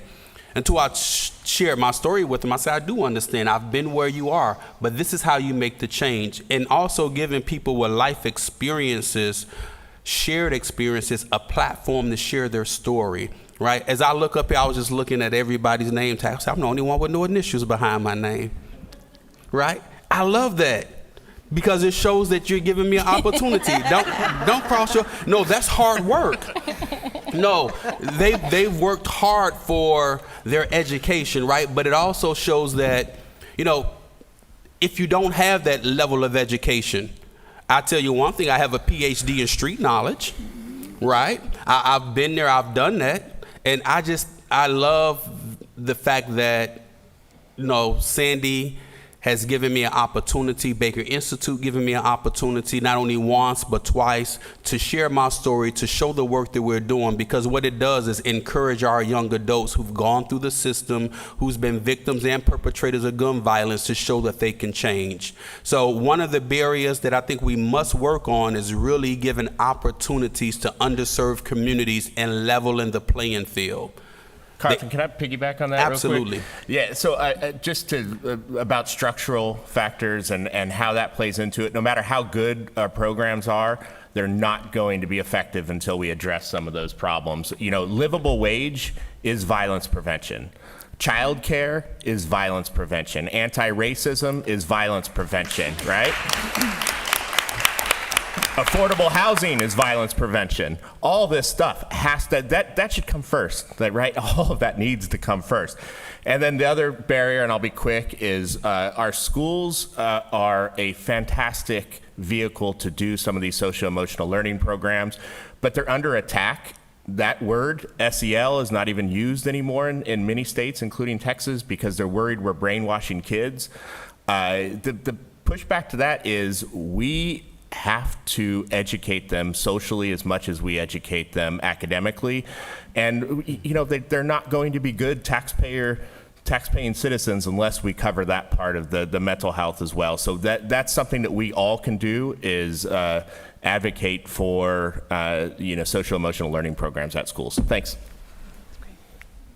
Yeah, and to piggyback off of something, Carlton was saying, with the grants and the funding opportunities, I know specifically for our HFIT program, I know the staff sometimes get a little frustrated because just getting their basic needs, knowing that they're not going to have food when they go home or have a change of clothes to leave the hospital, and we want to fix everything, and I know my staff, they probably don't tell me, but they probably come out of pocket for a lot of these things and help people get IDs or get clothes or socks or shoes.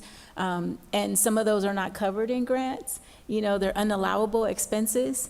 We're currently trying to open satellite locations in the areas that we're covering and have peace buses, and they'll be called something else. We're going to have the community help us name them. But a lot of the things that we were trying to get in applying for these grants, we were told, oh, that's unallowable.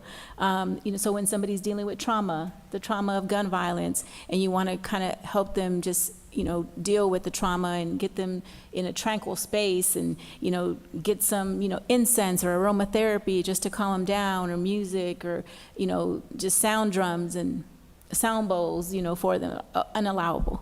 We're like, okay, so where are we going to get the funding, to get those things done? And they're happening in other parts of the country, but they're happening because private donors are the ones who are supplying that. So that's one of the barriers that, I know my team comes frustrated and sometimes just disheartened because man, they didn't have any shoes to leave, but we need to get them this. And I know they work together and they work with other community-based organizations, but a lot of them are urgent needs.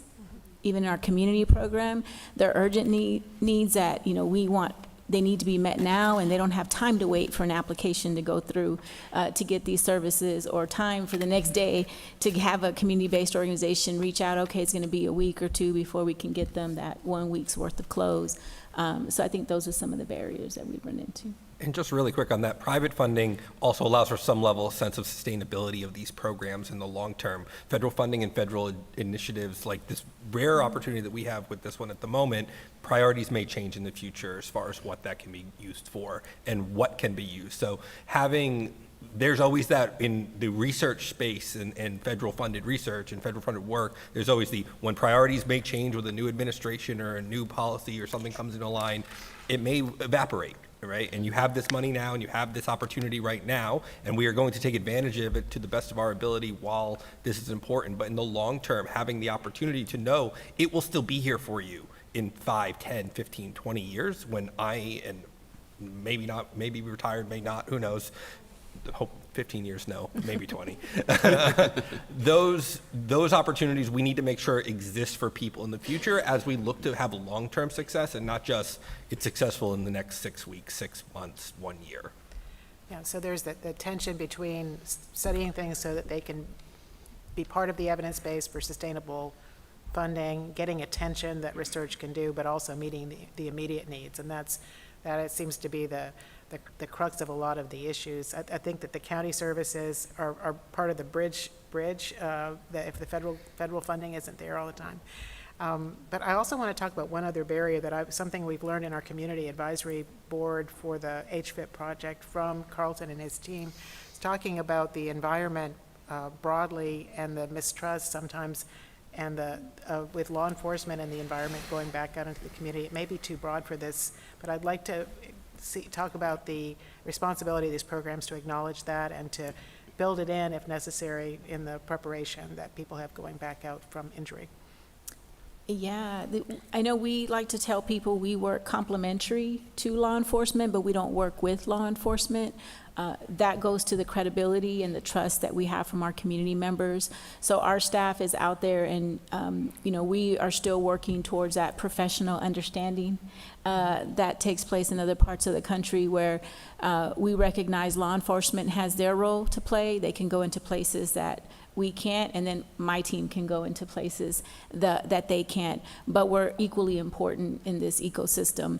And we are working towards developing interagency meetings or public safety roundtables so that we can have all voices at the table, but understanding that everybody has their own unique role in public safety, and having everybody understand the role that everybody plays. At the table, we have to have the data on crime stats. We have to have where the shootings are happening. That's where we're going to target our outreach for that day or the next day or the next week. And law enforcement provides that data. And so we want to respect that. And then, having everybody understand the role of violence interrupters or credible messengers, and the way that they can communicate with the public that other people outside of their community cannot do. So law enforcement plays a critical role in what we're doing, and we're proud to partner with them with our HEART program. We can't do it without them, and certainly when My team has been out there, law enforcement has used them in certain instances, direct traffic or calm people down, and vice versa. My team knows when to take a step back and not have a role, and because it is a matter of safety. There is an element of danger to the work that my team is doing, and we have to make sure that the community knows that they are not there to turn people in, or that they're not working with the police to turn them in or giving information, and we don't ask for it. We're like, we don't want to know. We don't want to, be in a position where we could ever be called up to testify, so we don't put ourselves in that situation. So they're very unique roles. I also think there needs to be continual implicit bias training for law enforcement. I know at our last CAB meeting I shared that it had been, I got out of prison February 14th of 2000. The last time I had been in handcuffs was February the 5th when I went back to court to be resentenced. About 3 or 4 weeks ago, I was walking through my community. I walked to Walmart. I stay in the Alder Trails community in Cypress, so it's a pretty nice neighborhood. Walking through, next thing I know, a sheriff's car turned the corner. Immediately, he drew his gun on me. And said, get down on the ground right now. And I'm like, dude, what did I do? He said, were you just running? I was like, no, you matched the description of someone. He put me in handcuffs. It's the first time I've been in handcuffs in over 24 years. He put me in handcuffs, he detained me, and I asked him, why are you detaining me? Or I match a description. He gets on his walkie-talkie, and the young lady began to describe the clothing. So I had on some maroon jogging pants and a black shirt. And so she said, well, he had on brown pants and a black shirt. He go ahead and give my description and tell her over the phone that I have on brown pants. I said, sir, are you colorblind? Look, these are clearly maroon. Long story short, she gives a full description. Something had happened at a Burger King. I guess it was a robbery right off of Barker, Cypress. After being detained for about 10 minutes and realizing that I was not the perpetrator of this crime, he let me go. But I felt so violated. I'm like, I'm out here doing the work in the community. I mean, why? Because I'm an African-American male? Why? Because I'm in a community that you maybe think that I shouldn't live in? So you automatically stereotype me? You automatically had an implicit bias? You didn't ask me any questions. The first thing you did was drew your weapon on me. He jumped out of his vehicle and drew his weapon. And I asked him, I said, holster your weapon. I can't remember the last time I had a gun pulled on me is when I was gang banging in the streets. I'm like, I literally was like, I can't believe this happening to me. So I believe there needs to be continual implicit bias training for law enforcement. I love working with law enforcement. I love partnering with the sheriff's department. I love partnering with our local constables. But they need proper training. There needs to be focus on reducing the social distance between law enforcement and underserved communities, or not even just underserved communities, because my community is not underserved that I live in, right? But I look like I don't belong there, or because I match the description. When she gave the description, say it was a younger African-American male with an afro. I'm like, I don't think I look that young. I got gray. I don't have an afro. And he apologized. But it's after the fact. You should have never drew your weapon. You should have, if you're going to stop, you could ask me questions. That would have been proper. That would have been fine. But drawing your weapon on me and then placing me in handcuffs, and you think your apology solves that? No. And my 30-year-old son is a police officer. So it made me feel a certain type of way now. It's like, I can see what people feel now. Until you experience it, you can't empathize with it, right? But when I went through that experience, I said, now I see why y'all, looked at, like the way that y'all looked at by underserved community members. Carlton, have you tried not being black? Can I borrow your skin? So you're telling that story. as we think about program development, we have to understand that we have to be trauma informed in the healthcare we provide, but also in these interventions to recognize that is going to be, that is the experience of the patients that we're going to be working with. And try to, and I don't know how we incorporate that in, but I think we learned that from that CAB meeting. I don't know if others want to comment on that. So, I mean, that's a backdrop against which all these programs succeed or fail if we're not aware of it. And I don't have that lived experience. So. And it just emphasizes why we do need the people with lived experience there, right? Without the lived experience in the room, then nobody's going to know. I'm from New England. I'm not even Texan. I can't talk about Texas things. I'm not going to weigh in on anything other than the Dallas Cowboys are the greatest football team on the planet.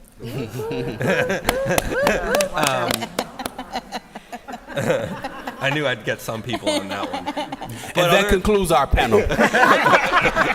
But other than that, I don't have that experience, and having people with the right experience in the room to have that conversation and amplify their voices and say, that is the right voice to listen to right now, not me. These fancy letters mean zero in these situations, okay? Having the right people, right? Carlton is the most person to talk right now, so we should listen to Carlton and listen to what he has to say, and then use his advice and his promotion as we carry through some of these programs. And everyone he's brought with the room with him today. And thank you all for being here, because I know you probably have other things you could be doing. You're welcome.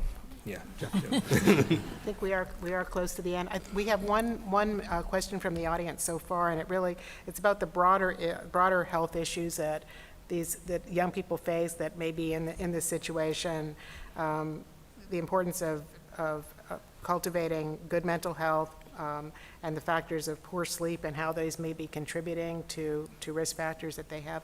I know maybe Jeff, you are the best person to talk about kind of that broader mental health context with your psychology background. Thank you for the question. I always say if someone gave me unlimited money that we can solve a lot of problems in this world, and it's about bolstering our mental health and mental well-being.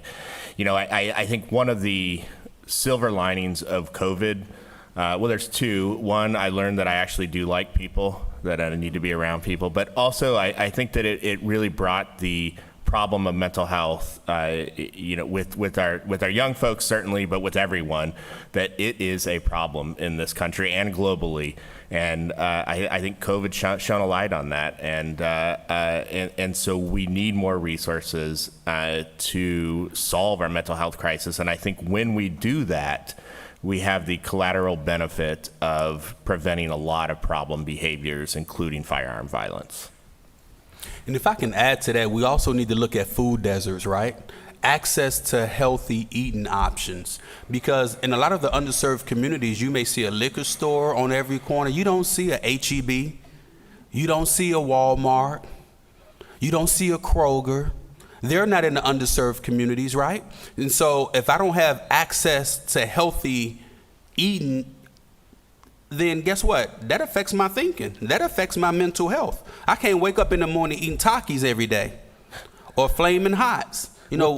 Where's the education for healthy eating at? Because when we're talking about health, our physical health is very important too. What we put in our bodies fuel us, right? And so how do we change our thinking by how do we address the inequities in underserved communities where there are food deserts at and there are no healthy eating options even available, no grocery stores there that's providing that. It's even worse than that, right? Because even with access, KFC and Taco Bell is a hell of a lot cheaper than Kel, right? So it goes back to that livable wages argument and what Carlton mentioned earlier about structural violence. Okay, there are lots of questions coming in, and I've got the 1 minute warning here. Pick the best one.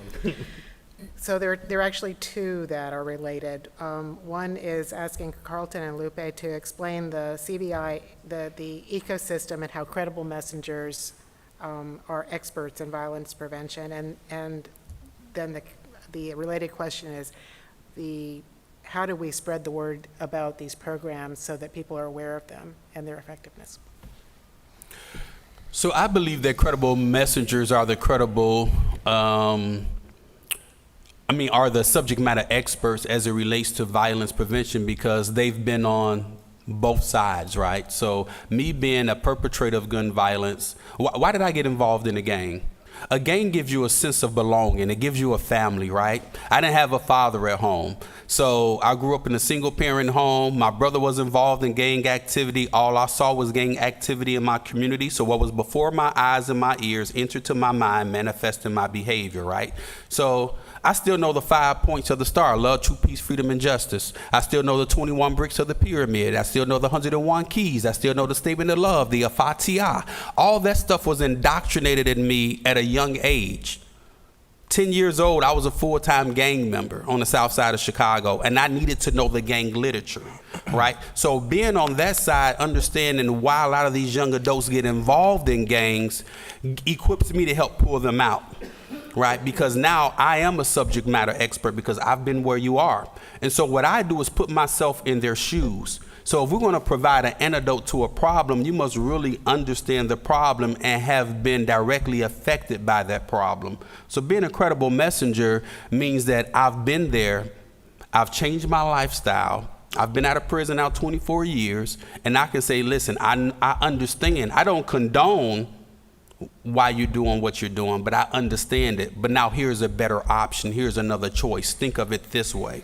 A coin has a heads and a tails. Let's flip this thing over and let me show you a better way.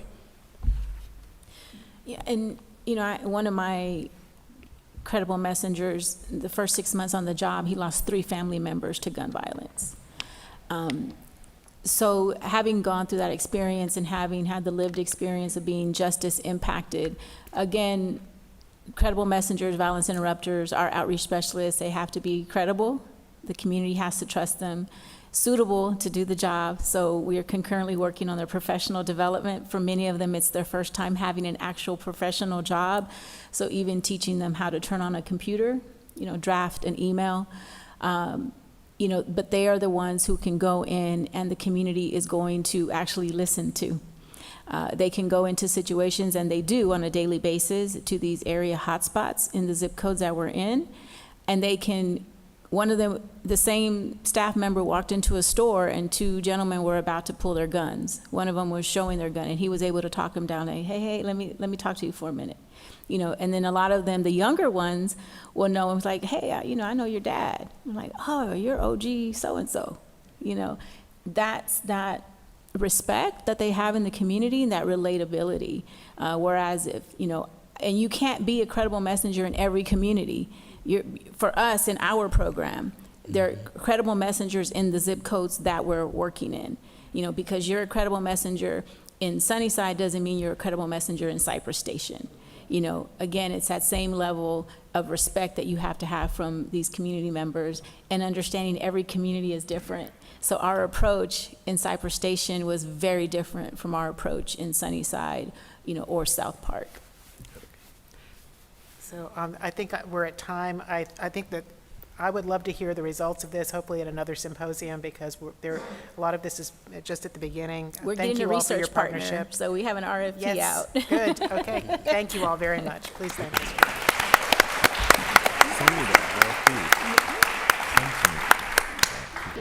Thank you, everyone. I know that some of us are still enjoying your lunches.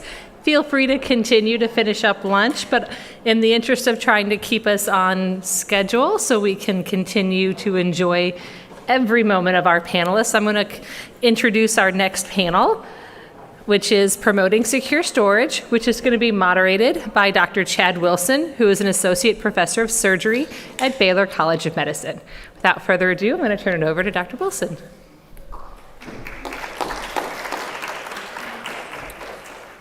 Good afternoon, everybody. It's great to be back here at this symposium. And this is a very interesting session, I think. So obviously what we're going to be doing is looking at injury prevention through the lens of safe gun storage. And we have 5, I think, really interesting perspectives and people. Everybody's going to come up and give a brief presentation, and then of course we'll have time for questions, which has been, I think, the format we've been doing through the day. So our first panelist is going to be Alex Testa, who is an assistant professor at the University of Texas Houston School of Public Health. His research examines patterns of firearm violence and firearm theft. He currently serves as the PI on an NIH-funded study establishing a hospital-based violence intervention program at Memorial Hermann Hospital, and is on a study sponsored by the Office of the Texas Governor studying firearm thefts from automobiles. So with no further ado, Alex Testa. Thank you. Okay, thank you everybody. This has been a great day so far, and looking forward to kicking off the next panel. So I'm going to be talking today about the issue of firearm thefts in Texas, and specifically firearm thefts from automobiles, a very specific issue, but to kind of highlight the importance of this maybe seemingly random issue, I'm going to read off some statistics from a recent report that came from Everytown for Gun Safety. Guns stolen from automobiles are the #1 source of stolen guns in the United States. According to statistics, there's 1 gun stolen from a car every 9 minutes. And the rate of gun theft from automobiles has tripled in the past decade. In fact, it has increased every single year since 2012. And cities with the least strong gun laws, especially large metropolitan southern cities, have the most gun thefts, whereas cities with the strongest gun laws, particularly cities in the Northeast, have the fewest gun thefts. And this is very much the case in Houston, Texas. I pulled just 3 news headlines from the last year or so. But if you go on Google and you type in gun thefts, automobiles, Houston, you'll find dozens and dozens of news articles raising attention to this issue. Houston, as you will see, as of last year was on pace for a record number of gun thefts from cars, and I can give an update and say that they hit that record number. And you will also see that they lead all of Texas in the raw numbers of guns stolen from automobiles. And unfortunately, when these guns are stolen from automobiles, they usually end up in bad places. They end up in black markets where they are used for illicit gun sales. Many of these ultimately end up used in crimes or trafficked to other states. And in fact, in San Antonio, Texas, where I'll be talking about some of the work that I've been doing on this issue, about 4 months ago, a gun stolen from the automobile of a United States Marine Corps veteran was used to, fortunately, non-fatally shoot a San Antonio police officer. Right. And so this is a significant issue. Houston and most metropolitan cities in Texas experienced last year about 3,000 gun thefts from automobiles. It means that there's tens of thousands of firearms every year stolen in just Texas alone from automobiles. And I want to talk a little bit about some work that I am doing in San Antonio, which is funded by the Texas Governor's Office to look at this issue of firearm thefts from cars. I have some statistics here. These are year-to-date statistics that were given to me by the San Antonio Police Department and the Bureau of Alcohol, Tobacco, and Firearms. And they just kind of show a couple of patterns. Where these cars are parked when guns are stolen is this bar chart on the right-hand side showing places like hotels, restaurants, retails, outside of residences, large entertainment centers, so think movie theaters or the San Antonio Spurs or bars, but also a heat map showing hotspots for automobile thefts. And while several people might not be familiar with the geography of San Antonio, that kind of big top side there over on kind of my left-hand corner, right? That is outside of a major outdoor shopping center called The Rim. And so again, this is a major retail center. Again, people are gun owners, often drive their car, they're going shopping. They don't want to carry their gun in public. Maybe they don't have an open carry permit, so they leave their gun in their car, maybe in their glove box, thinking that it's safe. They come back, find out their car's been broken into, their window's been broken, and their gun is gone. Some of these other heat maps down in the middle of there, that is by North Star Mall, which is the largest indoor shopping mall. So again, this retail space being a serious problem. The bottom one is downtown San Antonio, where you get a lot of hotels, bars, and restaurants. And this directly north and west one are two very nice gated community suburban areas. And so this has also been a major source where people feel safe. I grew up in a suburb like this, and I never locked my car at night because I never thought there was a problem, right? And that's what a lot of people in this community do. They put their gun in their car, they don't lock their car, and it becomes easy pickings. And I learned my lesson about locking my car when I moved to a major city, and I didn't lock my car, and my car was stolen the next day. So learn quickly. I'll just kind of conclude about the work that I am doing. Again, the nice thing about the Project Safe Neighborhoods program is it requires a partnership between a federal partner, a local partner, and an academic partner. And this has brought together the United States Attorney's Office, the Bureau of Alcohol, Tobacco, and Firearms, the San Antonio Police Department, and UT Health to work together on this issue. What we quickly realized is that there is a lot of messaging and attempts to get people to not leave their guns in cars. But in our initial meetings, and this goes back to what we were talked about before, nobody had engaged the community. Nobody could answer the question, why do people leave their guns in their cars? Why don't people have a gun safe in their car? Nobody knew.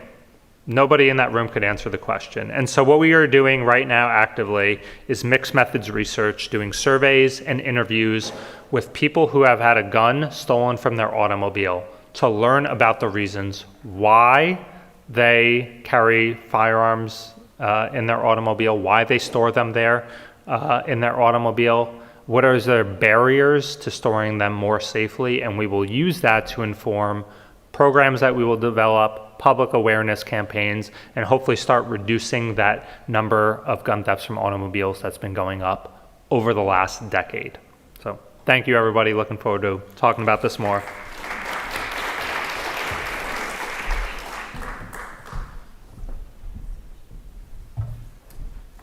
All right. Thanks, Alex. That's actually fascinating data, and I can't wait to, already had a bunch of questions pop into my head. So our next speaker is going to be Dr. Daniel Guzman. Dr. Guzman is a pediatric emergency medicine physician at Cook Children's Medical Center, where he's been on staff for over 20 years. And in 2017, he started AIM for Safety, which is a firearm awareness program that's focused on educating both children and parents.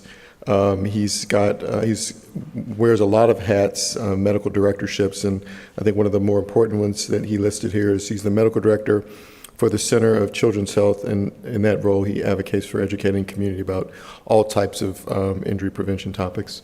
So with no further ado, Dr. Guzman, please come on up.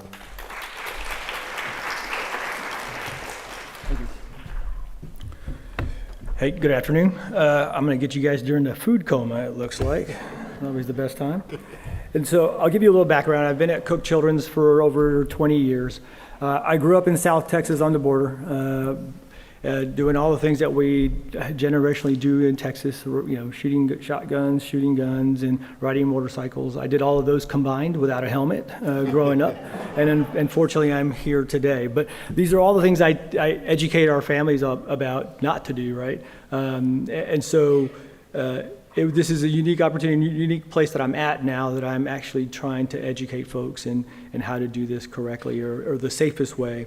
And in 2017, my life was changed forever. I'd been obviously doing pediatric emergency medicine for a long time, but in 2017, I took care of a 4-year-old child who was shot by a 6-year-old brother.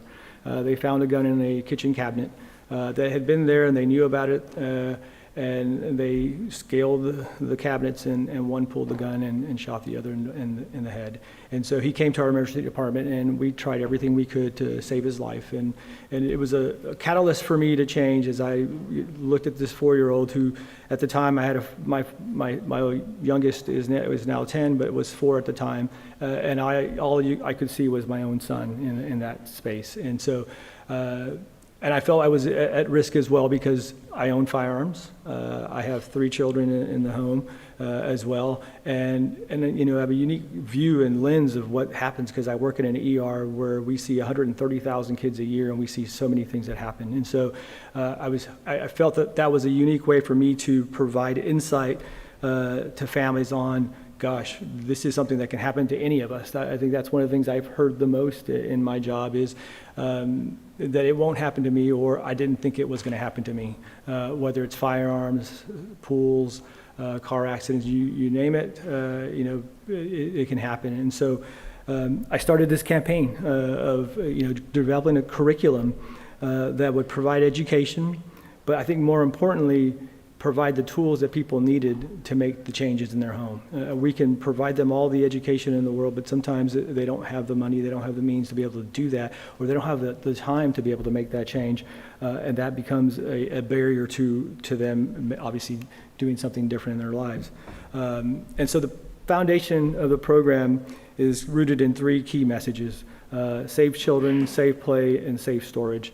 Obviously, we want our families to have these key discussions with their kids and with their neighbors and with their friends and even family members who may own firearms about kids and the things that they'll do, right? I mean, they're not doing anything bad. They're just doing things that they're programmed from a cognitive developmental standpoint to do. But we have to, as parents, understand that that's the risk for all of them. We want them to make, mistakes, but we don't want them to make costly, tragic mistakes. And that was my focus. We need to be able to help families understand what those mistakes can be. So, we encourage families to have those conversations when they're dropping off their kids. Text message somebody and say, "Hey, my kids are coming over. Do you have any firearms?" And I encourage firearm owners to do the same, is to be just be ahead of the game and say, hey, we have firearms in the home, but they're all stored properly. I think that can be a game changer in having these discussions so that they're not so uncomfortable.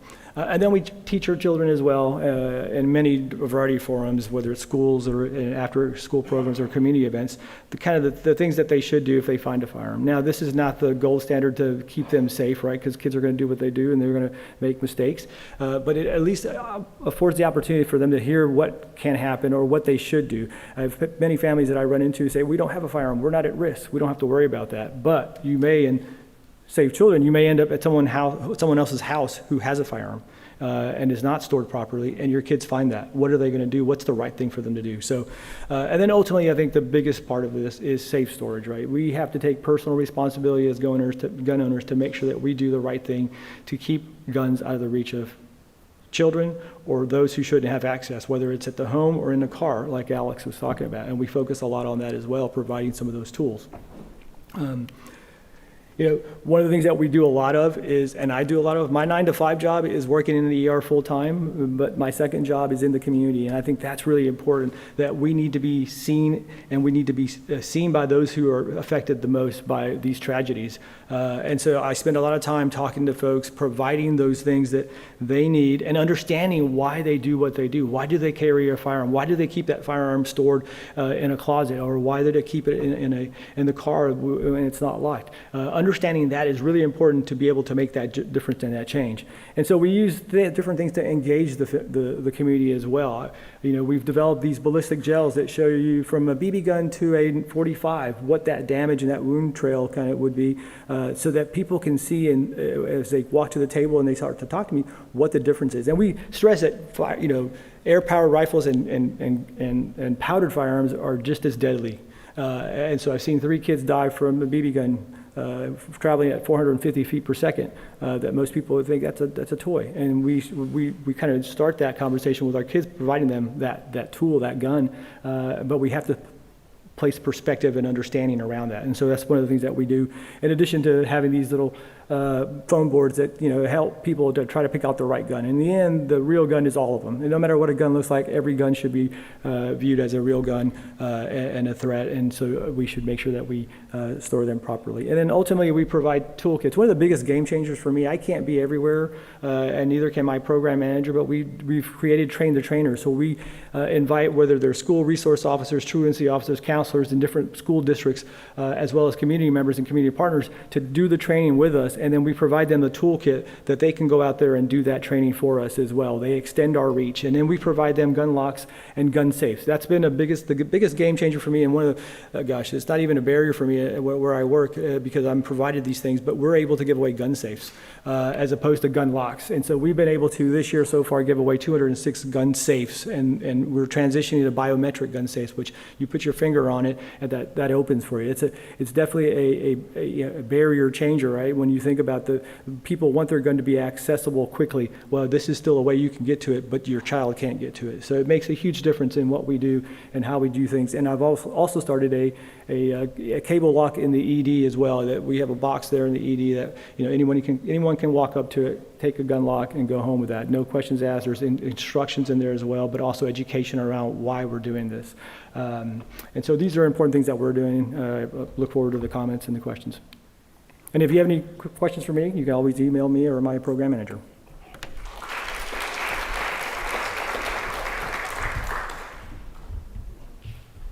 All right, thank you, Dr. Guzman. That was great. All right, our next speaker for this session is Lisa Beckman.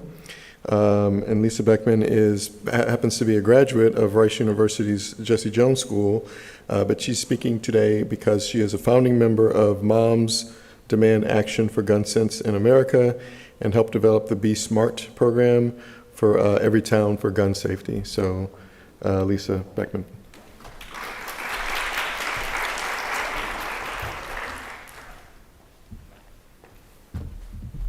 Thank you. Oh, absolutely. Thanks. So as we know, firearms are the leading cause of death for children, right? Under age 18. And the largest group that is affected by firearm tragedies is high schoolers between the age of 14 and 17. But does anybody know the second group of kids that's most affected?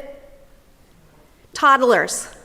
4-year-olds to 5-year-olds are the second most affected. And most of the time it's because they find guns in their home or the homes of their friends, and they end up shooting themselves or other people. So we're talking about 4-year-olds with guns. It's just a crazy world that we live in. So Moms Demand Action in Every Town for Gun Safety decided that we need to have a message to promote secure storage as well, and to educate people and kind of change the conversation about how we talk about kids and guns. So we created this Be Smart program, and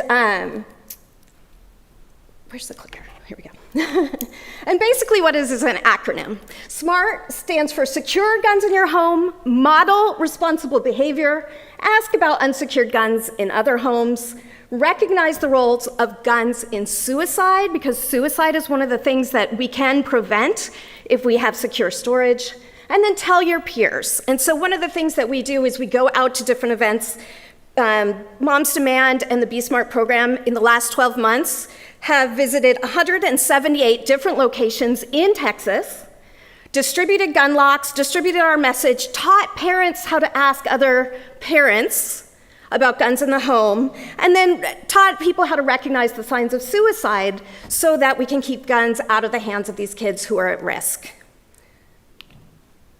And how do we do this? We do a lot of partnerships. We go to a lot, we're happy to partner with physicians' offices.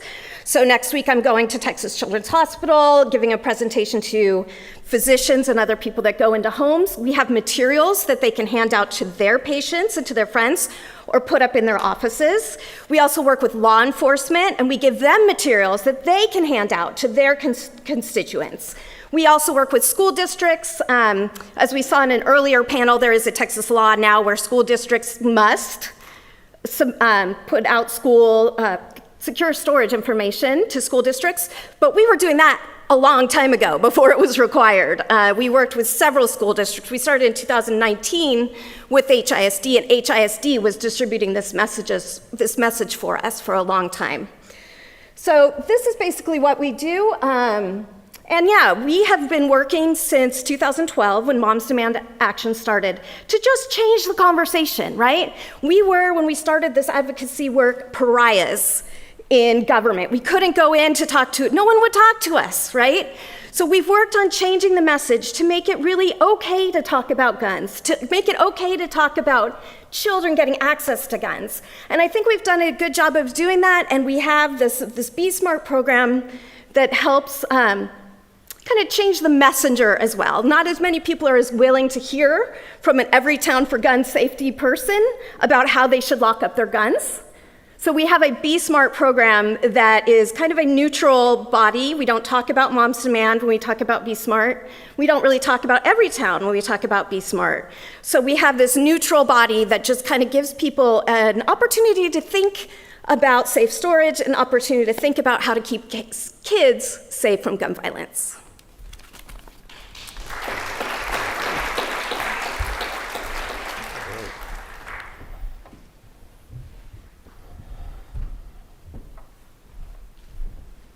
Okay, our next speaker is Glenda Beasley. Glenda Beasley has been the Safe Gun Storage Coordinator on behalf of the Texas Department of Public Safety for the past 4 years since the program was launched in 2020. She works through ad agency Steele Advertising, who creates and delivers creative partnership collateral, social media posts, videos, presentations, billboards, and other materials that are requested to empower communication partnerships through the state of Texas regarding this topic. And then her partnership and outreach efforts have resulted in more than 90 entities spread the word in the state of Texas that spread the word about safe gun storage. So we look forward to hearing your presentation. Glenda Beasley, please.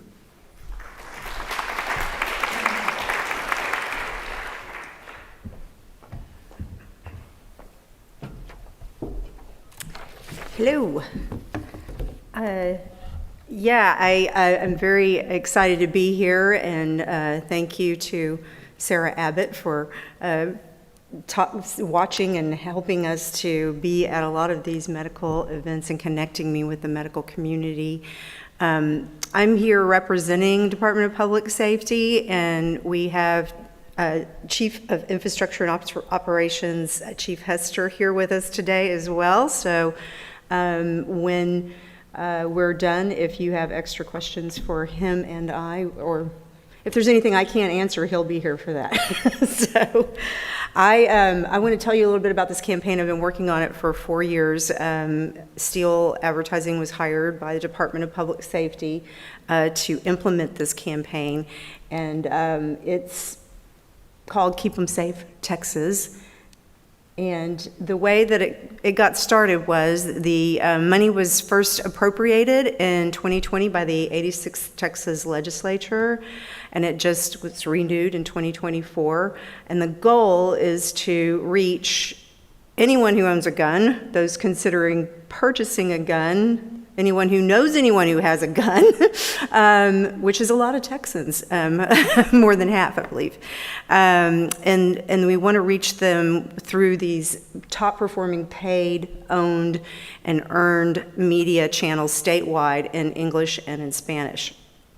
And the way that we have set the campaign up is to create a partner toolkit and a website that anyone in this room or anyone in the state can open and download, and I'll show you what some of that collateral looks like. We do the paid because, you know, what they call earned media relations and shared partnership development is a wonderful thing, but if you don't pay for it, you don't know for sure that it's going to run. So when we do paid, we heavily rely on partner outreach and public relations as well. But a lot of our paid tactics include mobile ads, radio, some social media that's not free, and then our display ads. So that's kind of how the rough of the campaign looks. This is what the partner toolkit looks like, and we have flyers, we have posters, presentations, social media posts and all kinds of, it depends on who we're partnering with. Like when we partnered with Texas School Safety Center to help get the word out to all the schools in Texas, they asked us to come up with marquee language. So, whomever we're working with, when we're working with some of the hospitals, they wanted different sizes of things, that works better for their format or how their communications channels. We try to, support that. And what has happened is that we are continuing to expand these relationships. In fact, it's great to hear your information about the automotive industry. That is my next target, is because of the vehicle situation and talking to the Texas Association Dealers, Texas, whatever TADA stands for, talking with them and some of the other bigger automotive dealers throughout Texas chains, because we need to get the word to folks when they're buying their car, and hopefully we can get them to sell safes there, or help solve that problem as well, because it's a big one. But our current partners include the Outdoor Association, Advertising Association of Texas. They just donated more than 70 digital billboards to us throughout the state of Texas with our Childproof Your Home creative, and they're doing that throughout the entire year. And so far, it just started, we've already delivered 70 million impressions. And if you don't know what an impression is, what that is basically how many people you're reaching times the number of times that you're reaching them. So it's reach times frequency, which is a good formula for success. And we also have, we're inside of all of the academies in Texas, Cabela's and Bass Pro, where they sell guns at the point of purchase. We work with law enforcement agencies, Texas Parks and Wildlife Department. We're going to be in their outdoor annual, which is the hunting guide coming up, as well as they put us in a lot of their newsletters and collateral.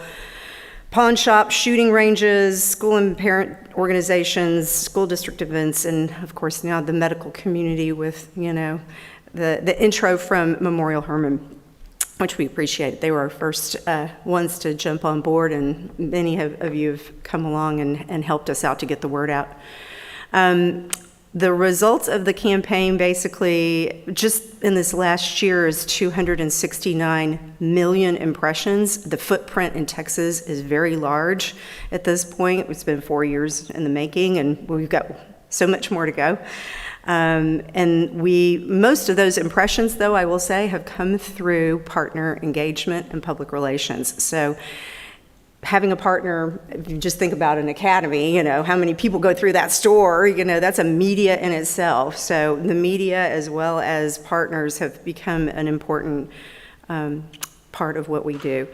The website has almost 78,000 sessions where people are using or downloading our information, and you're welcome to do the same. And social media has 4,688 engagement events and 147,000 plus video views. So that's pretty much what the campaign is about, and I look forward to talking more about it with you. Thank you.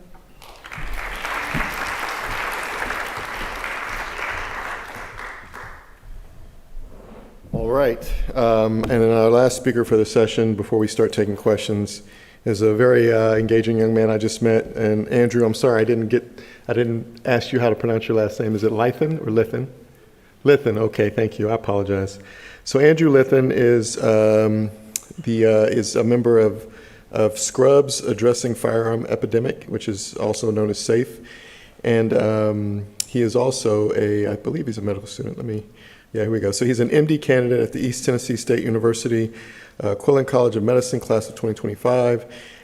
He is very interested in community health and preventative medicine, and obviously he joins us as a representative of SAFE, which he joined in 2021 to assist in curriculum development and chapter engagement. And he's also a member of the United States Navy. So, Andrew.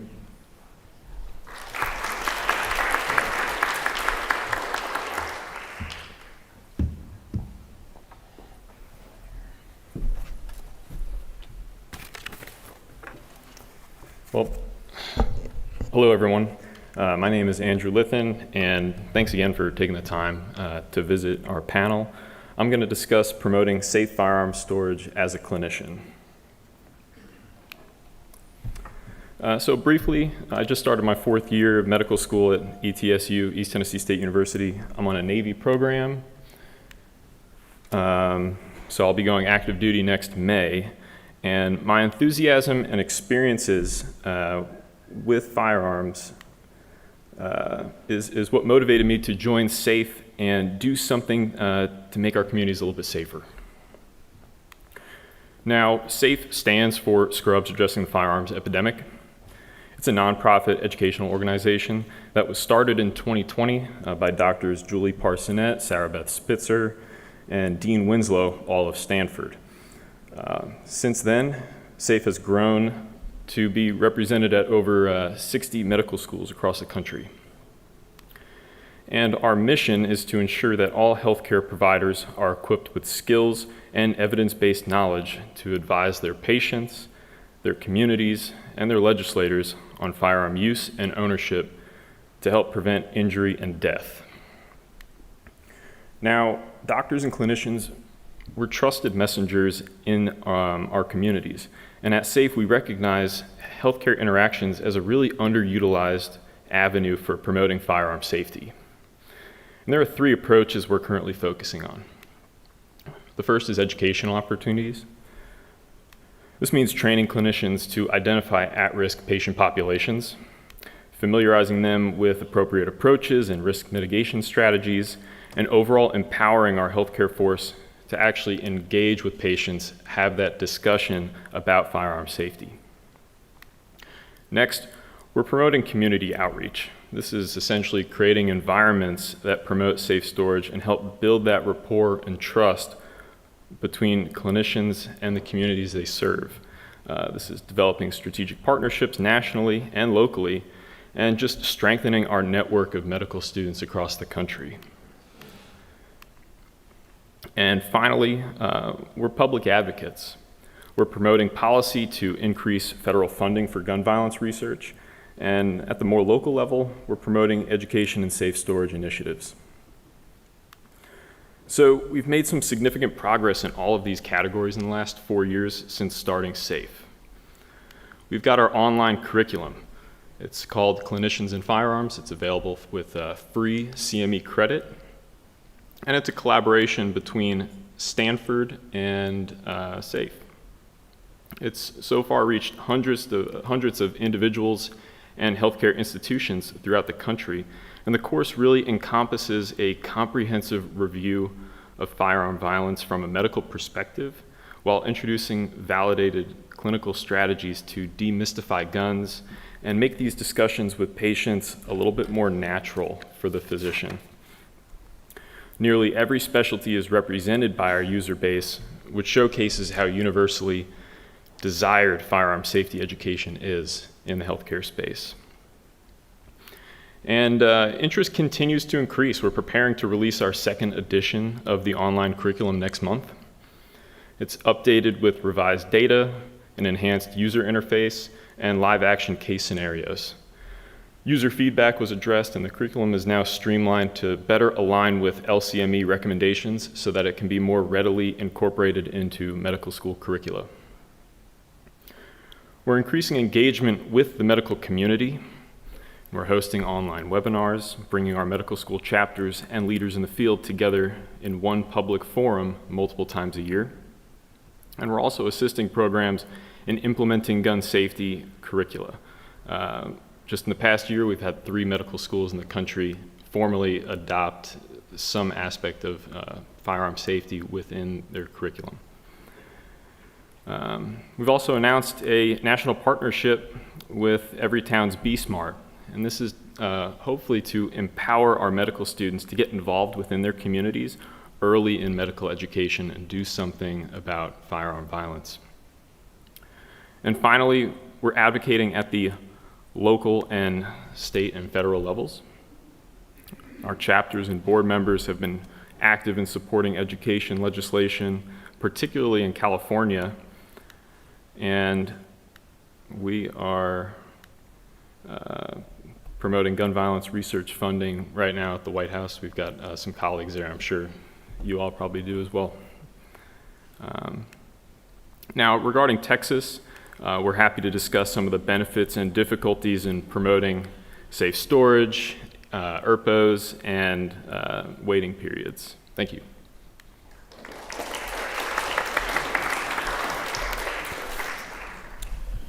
All right, well, those are great presentations, and I know probably there's going to be some questions that are going to probably come up, but before they start to show up, let me go ahead and start off with asking some of mine.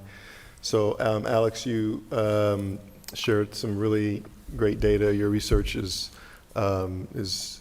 true science, describing the epidemiology and patterns that all of these guns are getting into, as you said, bad places. And I don't think anyone doubts that you have been able to demonstrate that. What I guess I'm wondering is, you know, in doing this research, what have you learned, or what do you think is the correct? I mean, we are at the Baker Institute, so I'm thinking this probably informs policy, or if not policy, what is the strategy that is necessary to move forward with the data that you've been able to generate, that this is really a significant problem of how guns get into the wrong hands?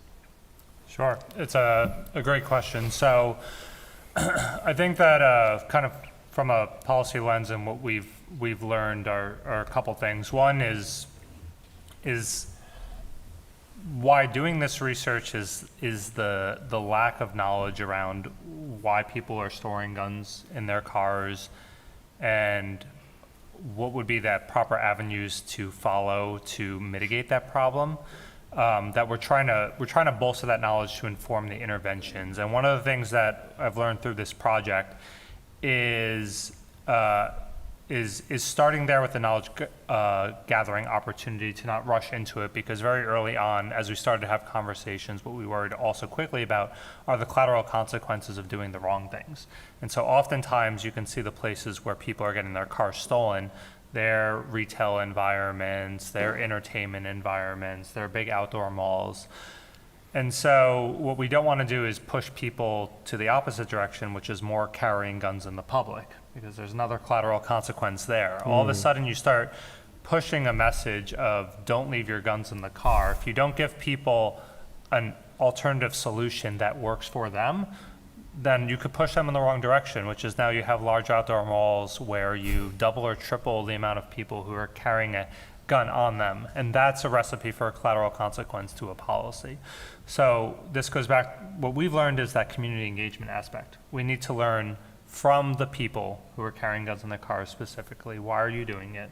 And what's a viable alternative, and how can we get you there to a viable alternative, so then we can put that into enacting. Sounds like we're in this, and I'm proud to admit that I learned this from the Baker Institute, but it sounds like the next step is really stakeholder analysis and to really understand why that's happening. Thank you.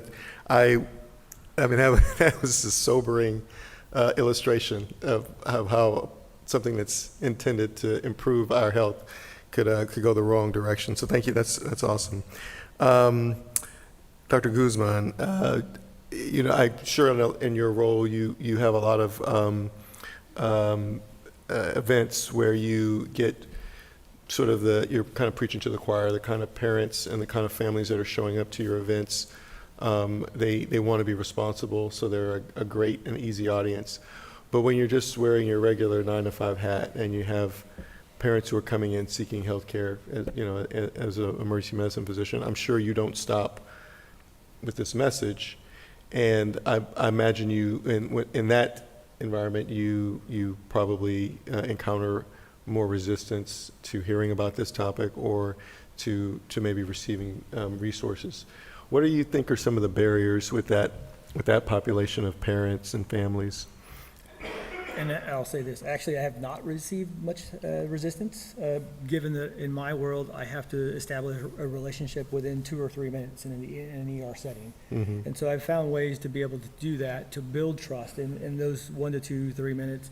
And always, the conversation is always about safety. It's never about, whether anyone should own a firearm or not. It's not really about how you store it. It's about these are the things that can make you safer in general, and then how we get there are providing some tools. And so providing them a gun lock in the ER, even a gun safe, people are extremely receptive to that idea and thankful for that opportunity just to have that discussion.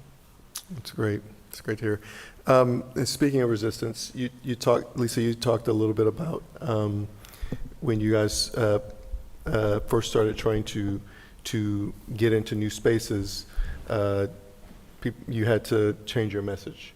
So what lessons do you have for every person here who has their own sphere of influence and wants to basically be able to influence the people around them and not turn them off? And it sounds like you've learned a lot of lessons in that area. Yeah, I've been at this a long time. So similar to Dr. Guzman, yes, we definitely have run across some resistance. As we've heard earlier from Carlton and some other people, the messenger is just as important as the message, right? So it is important that we advocate for safer gun laws, for common sense gun laws, but gun owners often push back on us. The NRA, although they've been around a long time, they're not a safety organization, and we are kind of the antithesis of the NRA. We want to be a safety organization, so that is the work that we do. So to answer your question, our message is really to anybody out there who wants to keep kids safe. So it's not just for gun owners, it's not just for parents, we all have a responsibility to keep kids safe, and we all want kids to stay safe. And that is just the main message is we're all in this together. So whatever we can do to keep kids safe, it's what we want to do. Awesome. All right. Well, thank you very much. And then Glenda,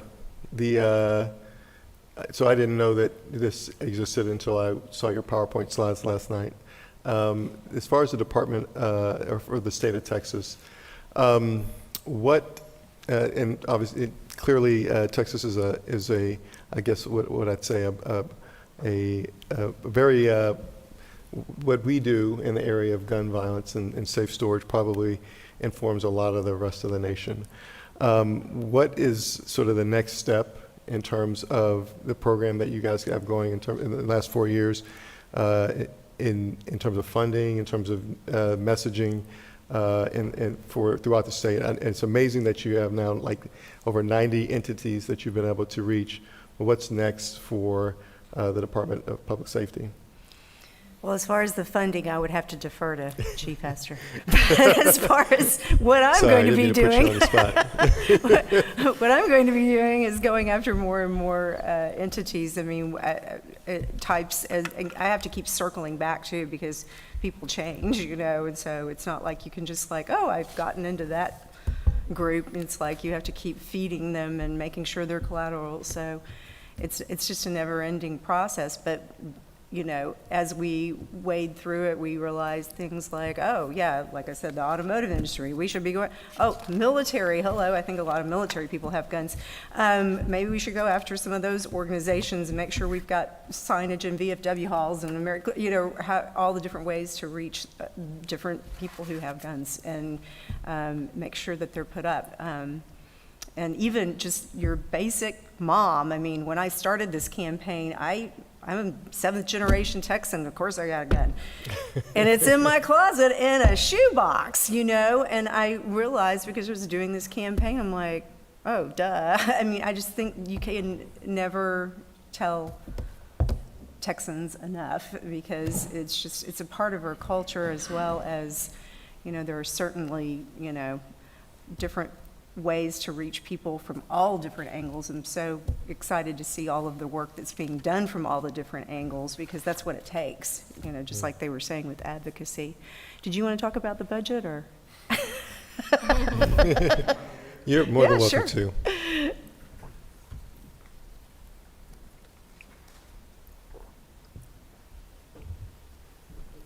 So for the budget perspective, the state budget is done on a 2-year cycle, and as most of you know, Texas is a state that requires a balanced budget before every session. This program was primarily started with Representative Donna Howard in the Texas House. She was the one that spearheaded this through the Texas House and is a great champion for that. And she works really hard to ensure that through the appropriations process with the state, both within the House and the Senate, that the funding continues and that it's there for the agency. That's appropriated to DPS, which we then in turn partner with Steel Advertising to get the message out. So I would anticipate that the funding stay the same. If I don't want to speak on behalf of the legislature, but I know there are a number of members that want to see funding increased, and there's always that ebb and flow within how the budget process works. But there was an increase this last legislative session for this program, which is good. The other part that I would like to speak to, really, when you're targeting this and the places and partners that we go after are those that are gun owners, right? So, as myself, as a gun owner, even prior to being in law enforcement, it's really about going to what the core issue is for them. And for a lot of folks, particularly in the vehicles, I would say it is quick access, right? And so I have conversations with people that come up and ask me questions. And I say, look, with the advancements in technology for the new biometric safes and everything that there are today, you can still have that need and that desire to have quick access while keeping your gun safely stored. And once you make that personal connection with people, it really resonates with them.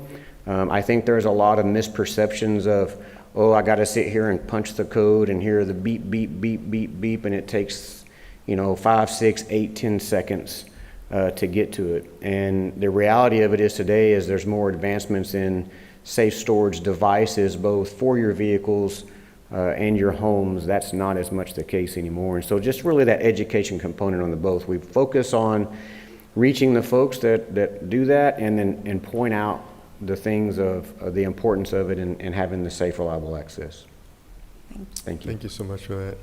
And Glenda, thank you for being transparent about your own shoebox. Every time I get in my car and I realize I've driven like a few blocks and I hadn't got my seatbelt on, I was like, what kind of trauma am I? Come on, get it together, homie. I'm surprised too, Dad, how many times I hear that. Oh yeah, my gun is safe. It's on a top shelf, or it's in my drawer. My kids don't know where it is. Trust me, your kids know where your gun is. So it's you may think they don't know, but they know. They know the password to your phone. They also know the password to your safe. So you just have to be extra careful. That's 100% true. I mean, I grew up in my house, and I told my dad about when I found the gun, and he's like, "You don't know where I kept my gun." And I told him the exact location, what drawer, what sock it was under.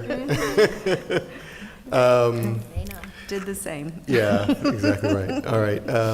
And then Andrew, so obviously I'm a healthcare provider, so I love the notion that healthcare providers should have a voice, and hopefully we're a voice that people listen to. But I guess I was wondering is who should SAFE be partnering with in other professional spheres to augment the power? And I want to point, it sounds like SAFE is rooted a lot among relatively young healthcare providers, yourself being a medical student, which, as I mentioned before, you guys are the really idealistic ones who inspire the less young providers. And which organizations and what young, other professional groups should we be partnering with to create that synergy to get these messages out there?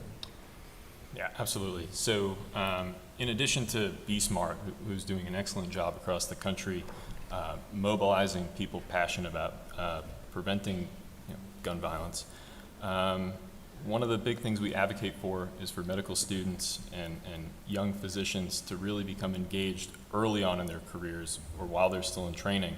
One of the best ways is working with local law enforcement. Law enforcement around the country give out gun locks just like this. And at least in many of our chapter's experiences, a lot of these police departments haven't given out gun locks that they've been issued in years. People, if they're not having issues, they're not going to the police department. So these gun locks just simply aren't making their way into the communities. What you can do is work with law enforcement, work with local pediatricians, primary care physicians, hospitals to essentially mobilize these gun locks. Even if they're not quick access, they are accessible and they're cheap. And even if a patient doesn't use them as intended, it's a reminder to the doctor to initiate conversation about gun safety, because it's right there in the office. They can pick it up just as well as they can bring pamphlets about vaccines. And it could also serve as a reminder when the patient comes home to, maybe think, instead of buying 2 more boxes of, defensive handgun ammunition, you can spend the same amount of money on, like you were saying, a biometric vault, which is quick access. It can be tethered within a car, and that solves a lot of the issues of leaving handguns unattended in a vehicle. Relatively affordable. You can buy it on Amazon. And just having doctors understand what's out there, being able to express this to patients, that's one of the main goals. Just having patients and doctors having those conversations together. That's what needs to happen first. And doctors need to be comfortable in doing so. I will say that, my first foray into this was with Dr. Seeger. Dr. Seeger, how many gun locks did we give away in our first program there? Right. So we had and I don't know if Tanir is here, but we had a wonderful program where we were able to do this. And what I noticed in talking to the people we were giving the guns to is they were, really what we were doing is, I don't know how many of the guns got put on the gun locks got put on a gun that night. But what I noticed is people were telling me that they had a brother, they had a sister, they had a spouse who had a gun that they knew wasn't protected. So I knew the one thing that was going to happen was we put something in someone's hand that was going to lead to a conversation, so it was going to affect that public health message. So, and that's super valuable. And I would not have anticipated that. I didn't, not being a gun owner, I didn't realize how receptive people were going to be. And I was pleasantly surprised. Does anybody else have any questions? I don't want to monopolize everything here. I think there's a few coming up. I will say this, though. We spend so much time and effort on providing pieces of paper, gun locks that aren't typically used. A novel idea would be to spend a lot of this money into providing the tools that people actually use, which would be gun safes, in my opinion. I think if we really want to make a difference and move the needle, it takes someone 8 to 9 times to hear something before they actually will accept that message, right? And so we can hand out pieces of paper all day long and have these message boards, but people aren't going to make a change unless it personally affects them, unfortunately. And if you can provide them a tool that today they will be safe, that they will actually more likely use than not, then why not spend our money somewhere else? Or you can do something that doesn't cost any money, like just starting a conversation between parents and babysitters. Like just having, like you said, a brother or a sister that has a gun. Do your kids go play at their house? Like teaching parents to start that conversation and to talk to people they know. Do you have an unsecured gun in your house? When we send our kids over to other people's houses to play, we ask about dogs or peanut allergies or other things, pools. My kid can't swim. Do you have a pool? Well, it's just that easy to ask about guns in the home as well. So just being able to start that conversation and have that conversation, I think really does move the needle. That's awesome. I'm just looking, does anybody know how much time I have left? I didn't. 15 minutes, okay, great. I think hopefully we can get through these questions in the next 15 minutes. So the first question I have here is, and it looks like it's maybe for Alex, it says 3,000 guns stolen per year refers to reported thefts, or at least I think that's what this, you probably have some other data sources that besides just reported thefts. Any idea how many actual, including unreported, guns are stolen from vehicles? Yeah, that's a great question. And so yes, to clarify, The numbers that I reported are gun thefts reported to law enforcement. And so this is a big issue with crime. What we call the dark figure of crime as a criminologist, which are, we lose track of all the criminal events that occur that never make it reported to police. And so unfortunately, we don't know this. A lot of states, and I don't have a map, but a lot of states don't necessarily even have mandating reporting laws there. And again, it's another potential collateral consequence of policy and maybe informing the public on what to do when a gun is stolen, because sometimes there are these recklessness laws and things of that nature where people are fearful to even come forward to the police about a gun being stolen because they become fearful that, well, maybe I can get charged with a crime because, actually I forgot to lock my car and I left the gun in there. Was I reckless? And maybe now that gun's been used in a homicide. Could I be complicit in that?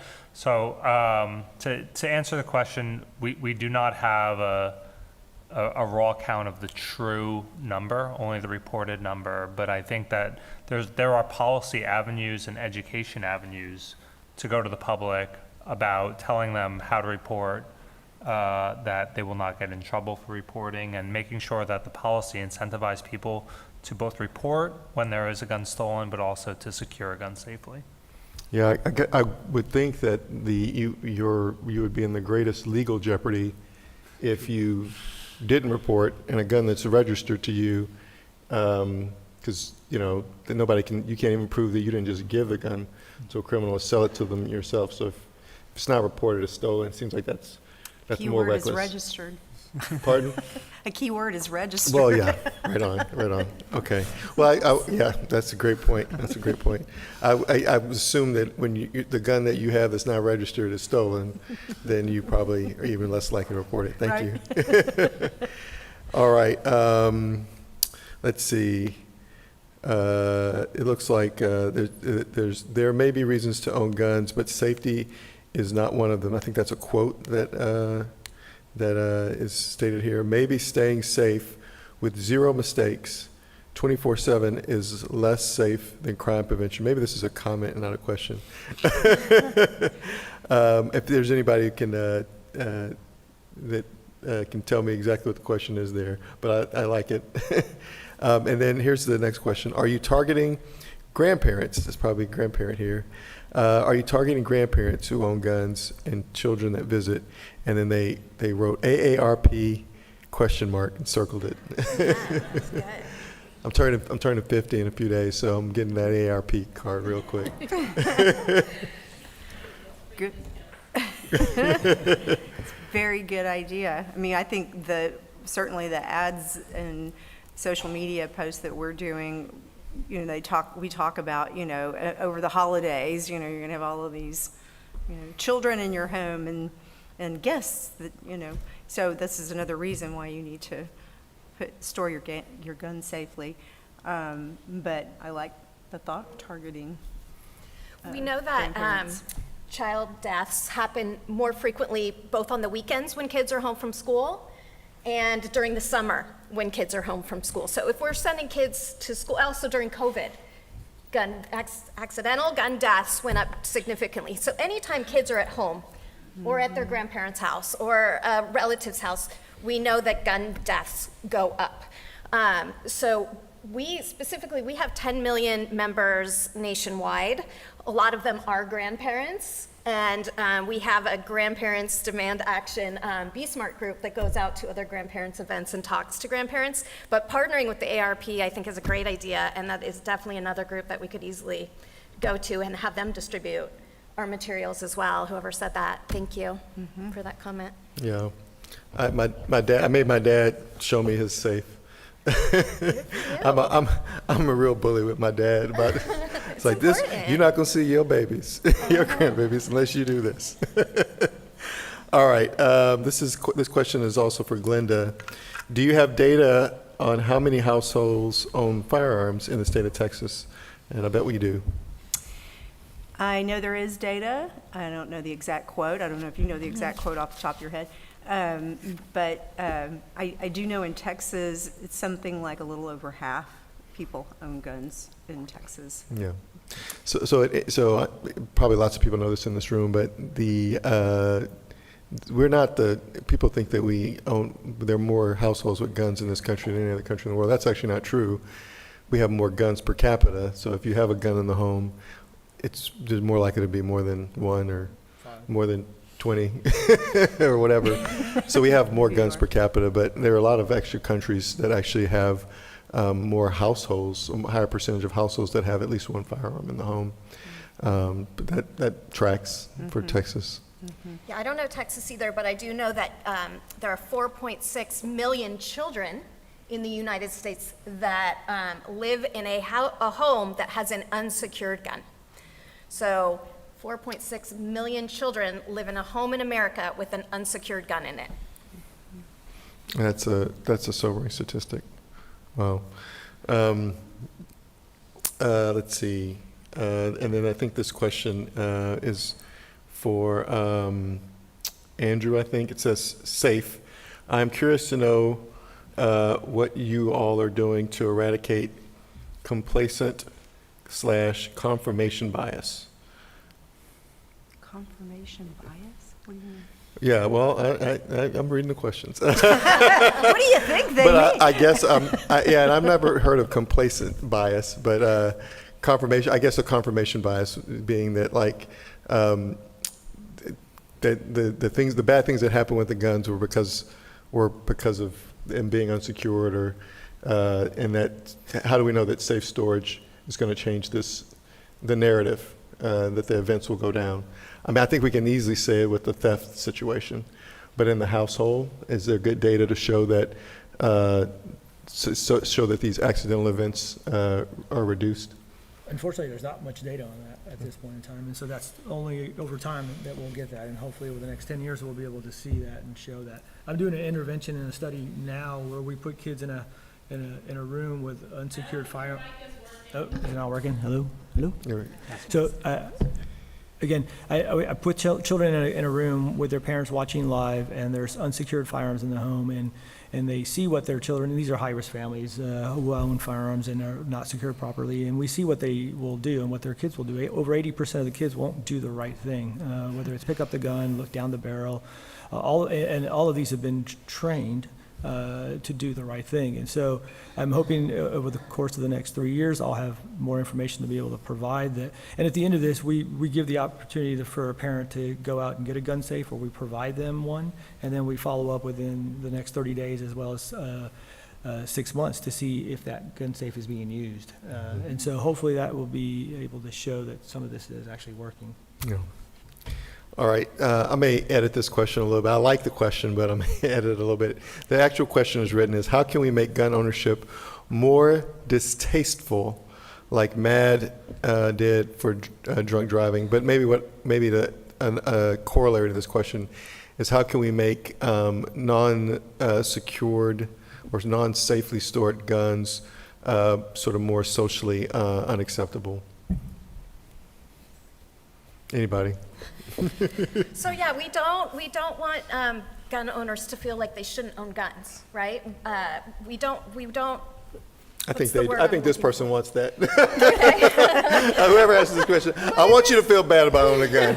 But since we're talking about safe storage. Yeah, it is in our rights to own a gun. It is in our rights to protect ourselves. But it is also our responsibility to make sure that our kids are safe. So it's not about making gun owners look, what was the word she used? Distasteful. Distasteful. Instead, it's about you can be a gun owner and be a responsible gun owner. So how do we enable people and empower people to do that? I think we stop looking at gun owners as a problem and as a solution to what's happening in this country. If we take that tack, then we're not going to get anywhere because of the conversations that need to occur. And so they're part of the solution to making this better. We just have to be able to address and find the right ways to have those conversations with them so they understand the gravity of what they're doing and why their risk is so much higher when they do X versus Y. And that's the tack that we need to have in order to be able to kind of bridge this entire gap and get over the hump, if you will, in making this better, unfortunately. And a gun owner is going to listen to another gun owner so much more quickly.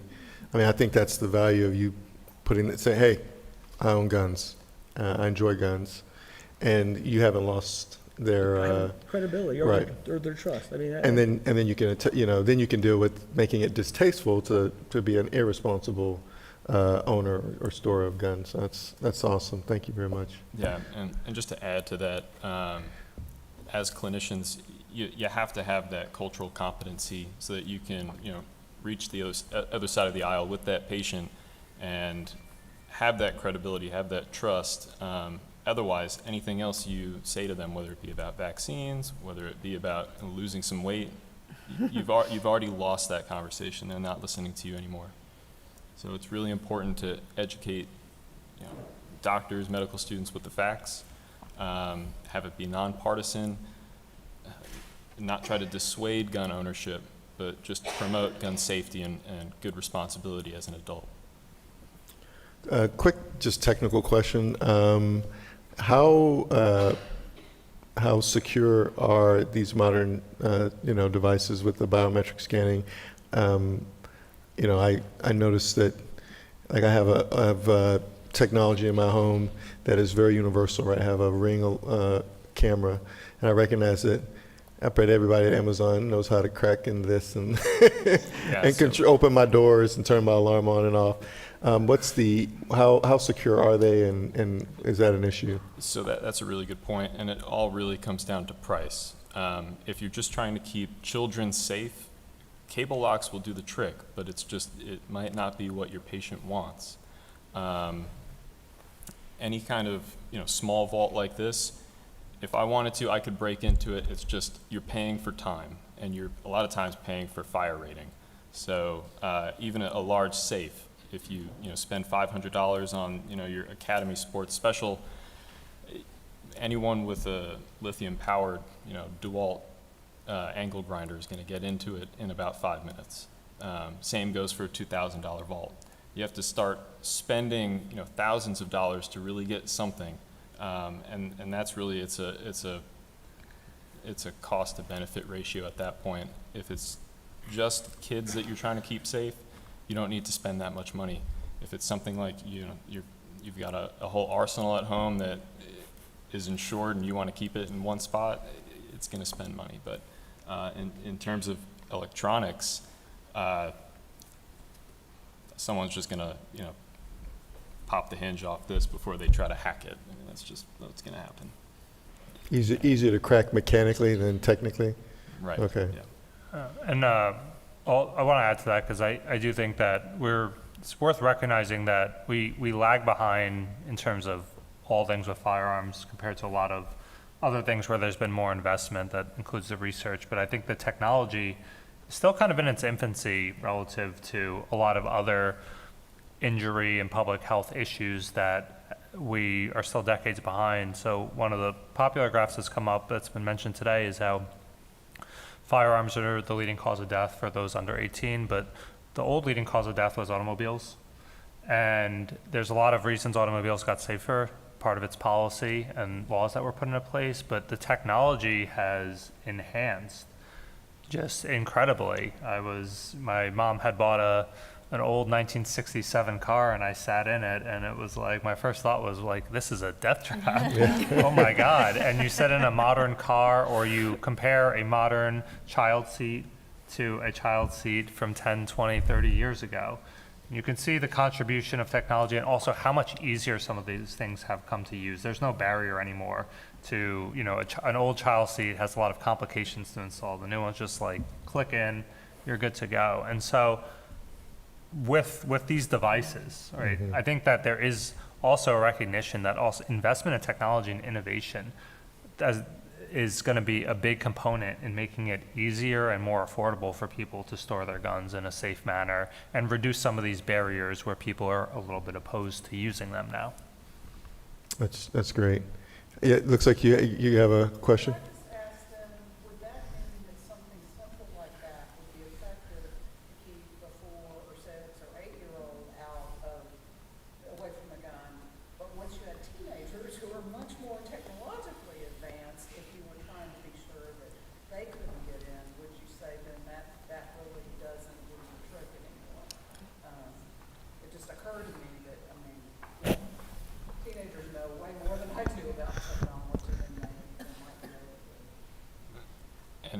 really does depend at that point.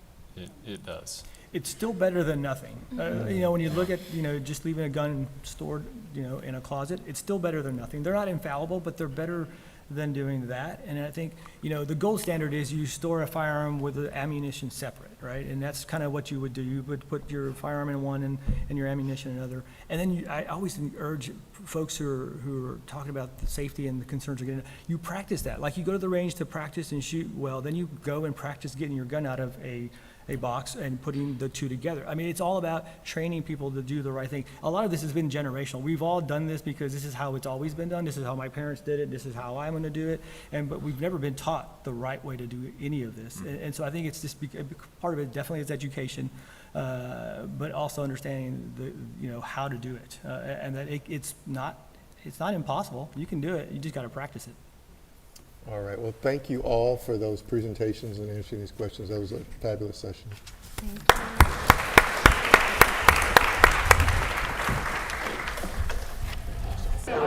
All right. While I love the conversation, I would love to continue more conversations. So let's get moving to our next discussion. And for our next discussion, I'm really excited to be bringing to you an exciting panel. Yeah, we take care of y'all up here. Don't worry. Yeah, we sure do. Yeah. So as you guys find your seats, I'm excited to tell you that we have a great legislator panel for today to discuss bridging policy and people. And I'm excited to be able to host this one for you. And it's always a special treat to bring in our elected leaders to discuss their thoughts and approach to firearm injury prevention. Today, we are honored to have two of our elected legislators with us, Councilmember Abby Kamen and Commissioner Adrian Garcia.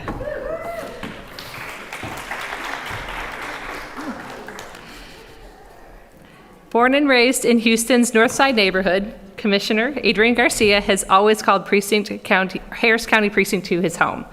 He was first elected as Commissioner of Precinct 2 in 2018 and is now serving his second term.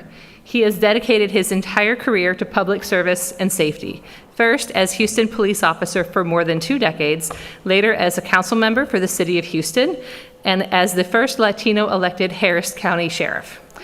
As County Commissioner, he advocates for the needs of 1.3 million residents living in the eastern portion of Harris County with a focus on his Revive to Thrive initiative.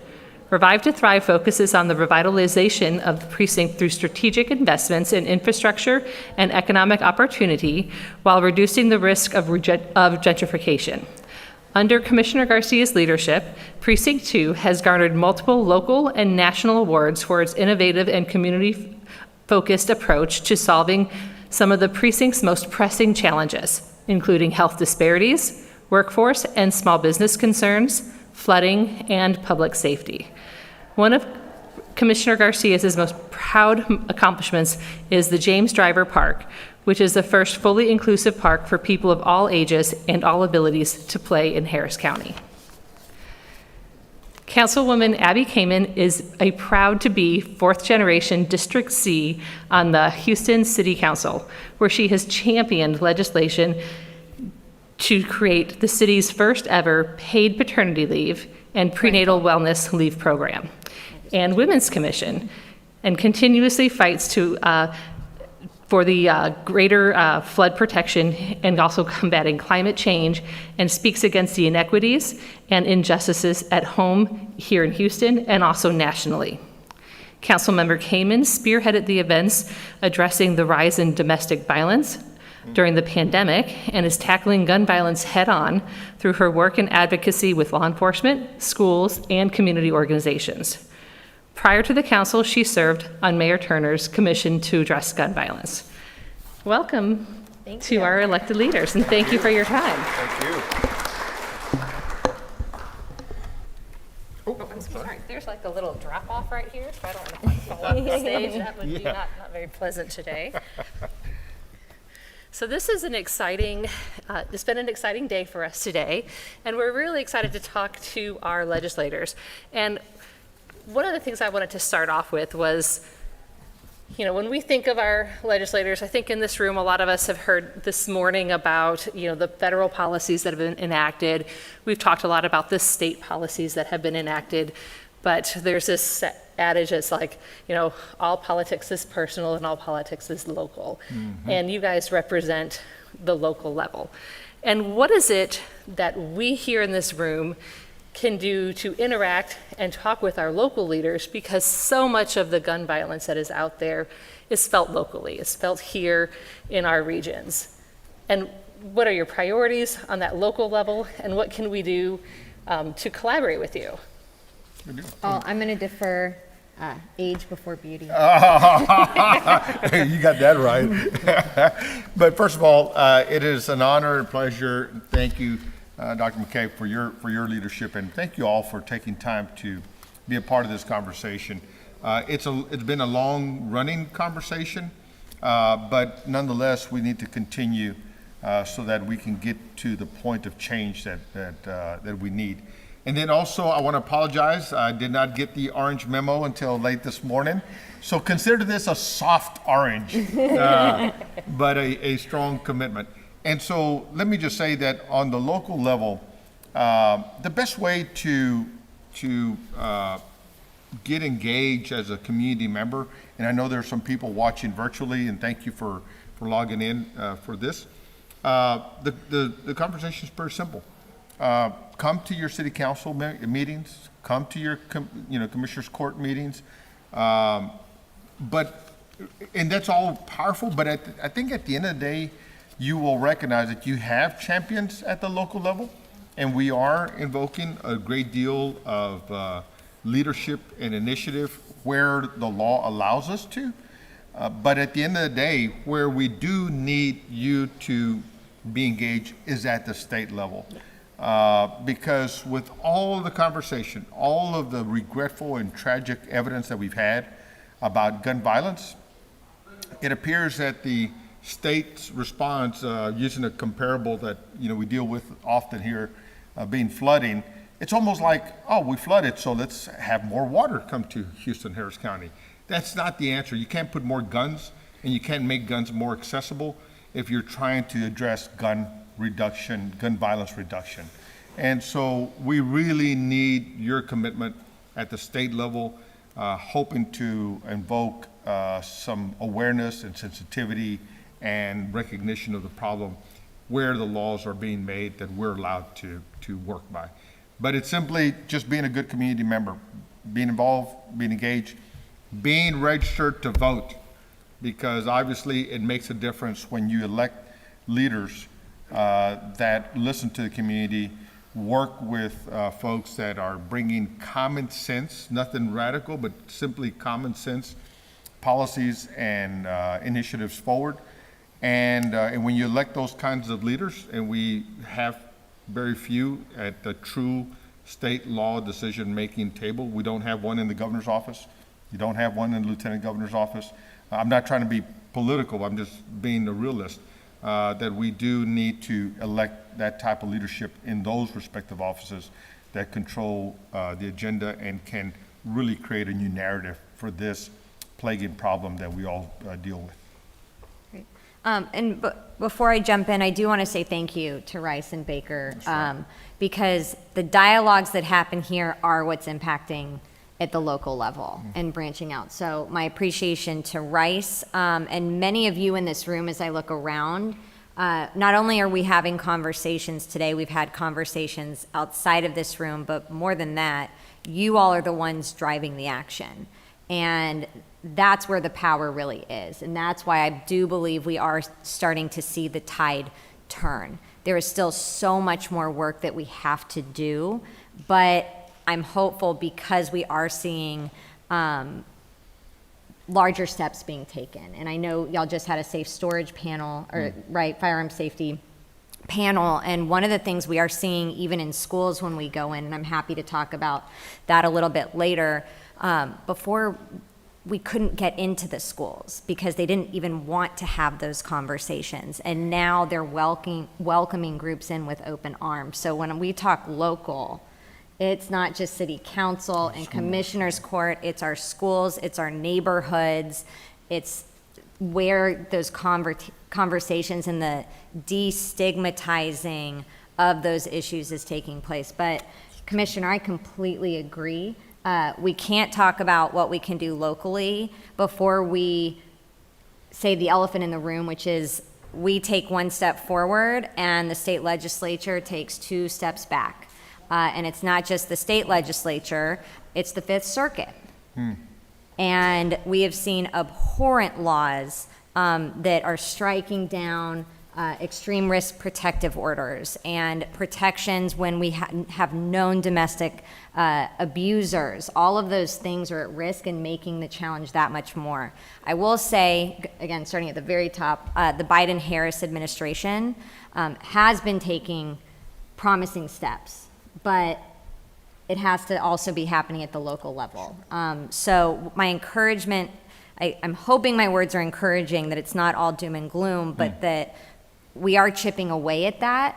But I encourage everyone, I'm already in this fight with you. Commissioner Garcia is already in this fight with you. There are many of us, but having those more uncomfortable conversations with people that may have opposing views or that may appear to have opposing views. I talk with a lot of my conservative counterparts, and they are very much in favor of some of the same things that we talk about. But until the community starts reaching out to them and giving them the support that they need to really stand out, I think that will help make a difference as well. And certainly we've talked a lot about like community and collaboration today, which is exciting because this is a community that we're coming together. And I think one of the things that you've been able to do, Councilwoman Kamen, is some of the work that you've done with the Commission on Gun Violence from the Mayor's office was promoting initiatives and programs, right, that we can use in public health that can help us amplify our message. And one of those was really working on like the dashboard project here in Houston. So how did you get involved in that? And what was a priority for you, and what sparked you to even want to be involved in a project like that? Yeah, I think, so, gosh, what sparks me? So many things. I think one of the things that stood out, when I was in middle school, Columbine happened. And so for me to see that, it started to kind of have this new awareness of a new reality that I didn't necessarily grow up with. But what really stood out, I was actually at, again, not to be partisan, this is just where it happened. I was at the Democratic National Convention, and I think he was an elementary or middle school student, came up to the stage, and he just played the sound of the siren that goes off in a school. And we all just sat there and listened to it. And to get, and this is before I was a mother, to get what our kids go through, that changed something for me. Because I don't want a child to have to go through that. I don't want a parent to have to go through that. Now, as a mom, and also shout out to Moms Demand and all the dads that are involved too, but I think the question we all started to ask is, what more can we be doing? Where can we plug in? And one of the things was speaking with Dr. Bindi and others, Dr. Hopkins here at Rice, was this effort, trying to address gun violence from a science-driven approach to understand risk and protective factors to identify effective solutions. So that's a wonky way of saying, how do we actually prevent gun violence using science-based, science-driven, data-informed, health-based practices? And one of those solutions is to actually start tracking that data. So at the federal level, Congress has basically tied the hands of the CDC so we can't track any of the data, so we don't know how bad it is. What we do know, when it comes to gun violence, most of the attention, rightfully so, is on gun deaths, gun-related deaths. And we absolutely should care about that because the leading cause of death for children in the United States is firearms, which is unacceptable. But injuries are more than double that. And we have no way to know, for example, in one zip code, let's say in a more northern suburban area, for gun injury and gun death in that particular zip code, it actually may be more suicide-based. Whereas in a different zip code, we may see a larger number of children that are accidentally getting a hold of a firearm and injuring themselves. But we don't know until we can see the data. So working with a whole host of partners, and also we're home to the largest medical center in the world. But everyone wants to do something, and they're all tracking different data points, but none of that is really standardized yet. And there's no way for all of that data to come together with the city and the county and law enforcement. So it's a data integration dashboard that's going to live at the city of Houston with the partnership of the county and others, and it actually automates all of that data. Dr. Bindi had started this, but it was by hand. So a lot of it was pulling from different places and compiling it, and then you could see the report, but you need it more in real time because data is not stagnant. So, long way of saying, I funded last year, going into this year, $240,000 in our city's budget to actually begin the first 2 years of this work to create, there's other dashboards in smaller cities, but nothing as comprehensive as this, we hope. So it will be the first of its kind in the country. And again, I have to give a shout out. I'm looking over there because there are a lot of residents and people that spoke up saying that this is what they wanted and came to city council to advocate for it when we started to see pushback. So this was a community-driven effort, and I can't wait to see what comes of it. Exciting. It's really great to be able to know kind of where those injuries are happening so that we can then plan for programs and that implementation of those programs. But it's, I think, also knowing where the injuries are is one step of the problem, and then, being able to implement those programs is the next step. And Commissioner Garcia, your background in law enforcement, I'm sure that you have encountered gun violence more times than many of us in this room, right? And your experience there. How has that experience then relate into your role as commissioner, especially as now you're charged with the safety of millions of people in your precinct, and what types of programs are your priorities in that role that you have? Well, first, I applaud the council members' work because you do need data. For those who will pay attention to the science, you do need data. And so, it's so critically important. But I also like to, and over my years, whether when I was the director of the Mayor's Anti-Gang Office, when Mayor Brown appointed me to lead that effort, and prior to him, Mayor Lanier said, I need you to go do something about the drive-by shootings that were plaguing Houston at the time. And so looking for ways to address that, it came just immensely clear that law enforcement is just one small component of the answer. So working to make sure that we have a multifaceted approach, whether it's public health, whether it is intervention, prevention, whether it is organizational change. And what I mean by that is making sure that if government, local government or whoever creates a particular response, and you're just not seeing any impact to it, don't stay married to what you created. Be willing to adapt, to improvise, to be flexible and nimble so that you can ultimately refine your approach to get to those particular root causes. But then you also need trusted messengers in the community. And so you need to be able to engage and working in a community like Harris County, where we speak over 200 languages and dialects every single day.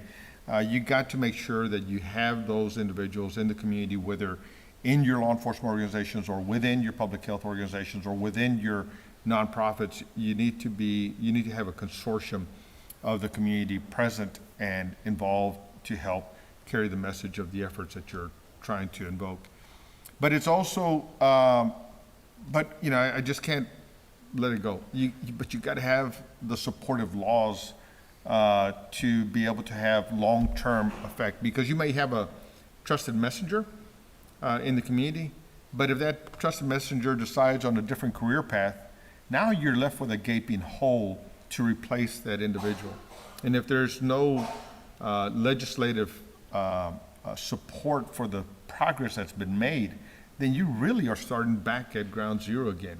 And that is just regretful. So making sure that we have a multifaceted approach is critical, and that's one of the areas that I have been working on, is to ensure that whether it's the sheriff's office and his willingness to participate in the safe surrender program with the judges taking those guns that are associated with domestic violence cases, whether it was as a sheriff commissioning with the Harris County Commission on Domestic Violence, a policy and an approach, research and review of my office to make sure that we were being as comprehensively responsive when lethality factors were being identified with those domestic violence calls.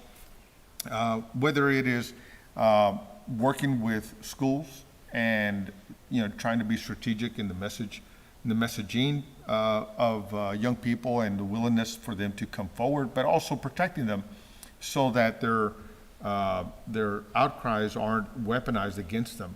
So working on all those various factors and having a very comprehensive, multifaceted approach, not just leaving it on the shoulders of law enforcement or leave it on the shoulders of public health, but making sure everybody knows that they have a role to play in a coordinated approach to address those respective issues.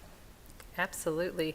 I think both of you have addressed a few things with looking at programs and looking at how you can make priorities, and certainly when addressing things like firearm violence, there are lots of different interventions that we can look at, right?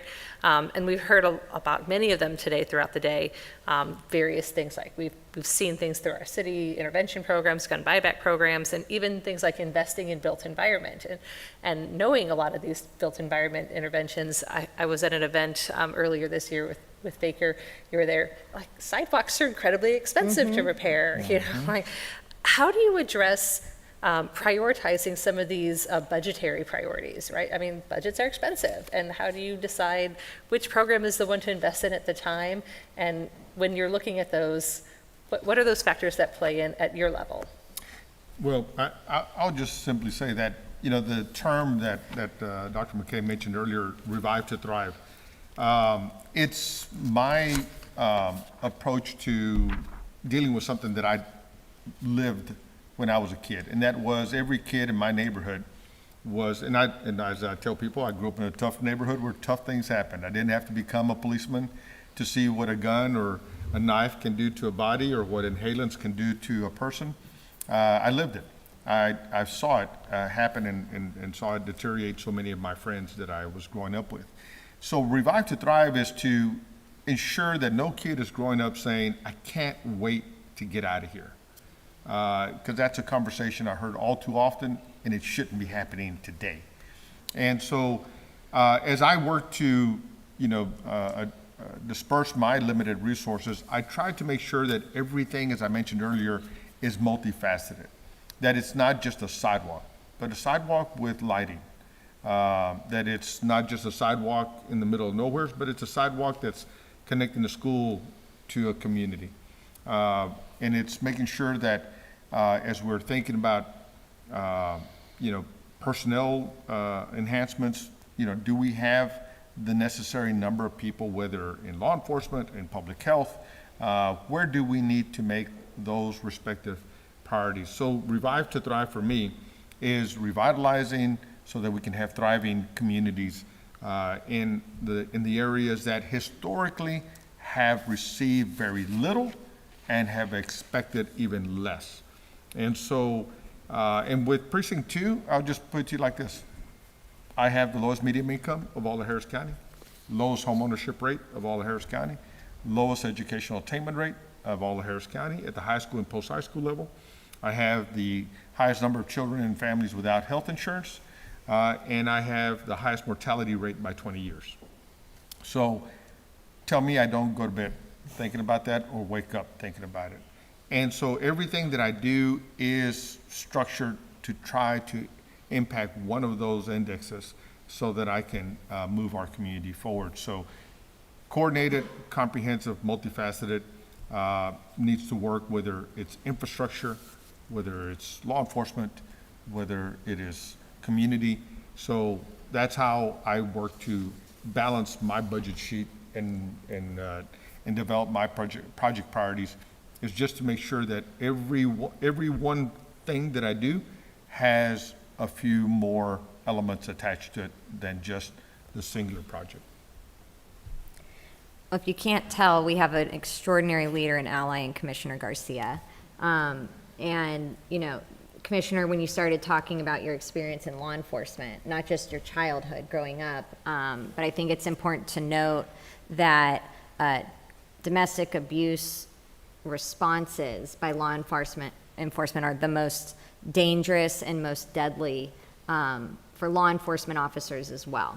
And I say that when, I'll just read a few statistics. I think many of you do know, if it hasn't been said on some of the panels, that gun violence accounts for 2/3 of all domestic violence related murders. Firearm in the home increases lethality 5-fold, meaning that if you're a victim of domestic abuse and there's a firearm in the home, you're 5 times more likely to be killed. And all of that's to say is one example of the costs of gun violence. When we talk, we've heard tons of headlines, right, especially around election years, about public safety being the top priority, which is true, and it is. But gun violence, there are so many different nexuses. When we talk about car break-ins, who's had their car broken into at some point somewhere here?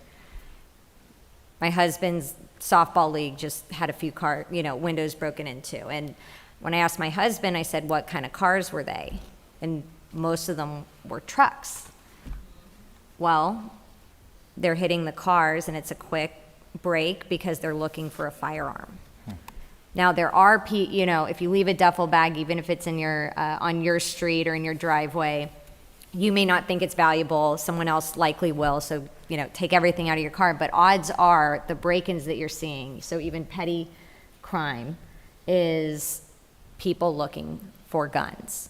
And then you talk about, I think the original question was the cost. How do we decide what to fund, and how do we calculate and prioritize? But Texas has about 4,000 gun deaths annually, with a 13.7 death rate per 100,000 people.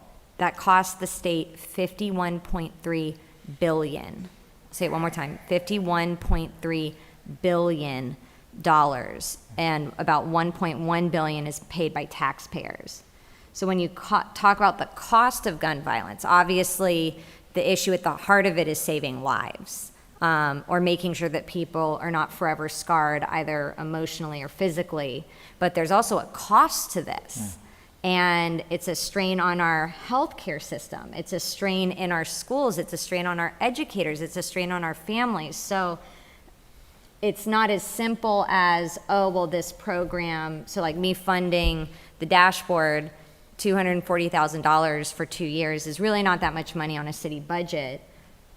But the benefits, the cost benefit of that, if we can have successful interventions and prevention, makes all the difference in the world. So it's hard to really quantify health-based intervention efforts and other types of interventions when we know that the cost is so big. And that's really what I try to bring people's attention to, because there are so many hidden costs to the epidemic of gun violence that we, as the average person, don't see day to day, but it absolutely has a significant impact. Absolutely, I could not agree more. I mean, the impact to families and communities, and even when we look at things like, the impact from firearms and being the leading cause of death in children, I look at the impact on schools. The majority of parents feel like it is unsafe to send their children to school. That should be the case. Yeah, and we should feel safe to send our kids to school. And I can tell you, every year, like my son is just finished elementary school, right? And he had his graduation party, and they said, oh, you can sign your son out at the end of the party, or you can let him finish out his last day of school. And what hangs on me for these last 2 years has been, I have to take him home after the award ceremony because the parents at Uvalde did not. And they lost their children that day. And that should not be my first thought, right? My thought should be, let my kid be in school, right? But this is what I think of. Now, what can we do, and what are the things, the priorities that we should be doing to help make our parents feel safe in schools? And that is one of the challenges that we have as a community. So I know one of the implement, and this came in as one of our questions, is now we have security guards in schools, in all schools. Teachers with guns. Yeah. What other things should we be thinking of to help make schools safer, at least help our families feel like schools are safer? Well, I think that's a complicated question, right? Because as a parent, I don't feel safe when my teachers necessarily have a gun. I don't want my kids doing those types of drills that traumatize them. I mean, like my 3-year-old was traumatized truly, like from just the derecho, because we were in the middle of it. So right, that's just one windstorm. Kids are very impressionable, and they sense the fear in others. They're really smart. These are sharp kids. They know what's going on. My perspective is a little different. Growing up in the Jewish community here in Houston, we've always faced threats. So our schools and our synagogues have always been hardened.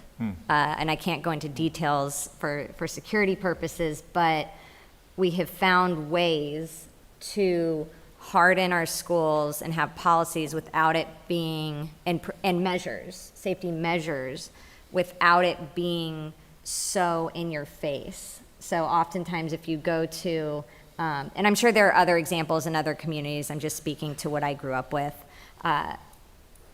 you don't necessarily notice all of the safety precautions and the measures, but they're there.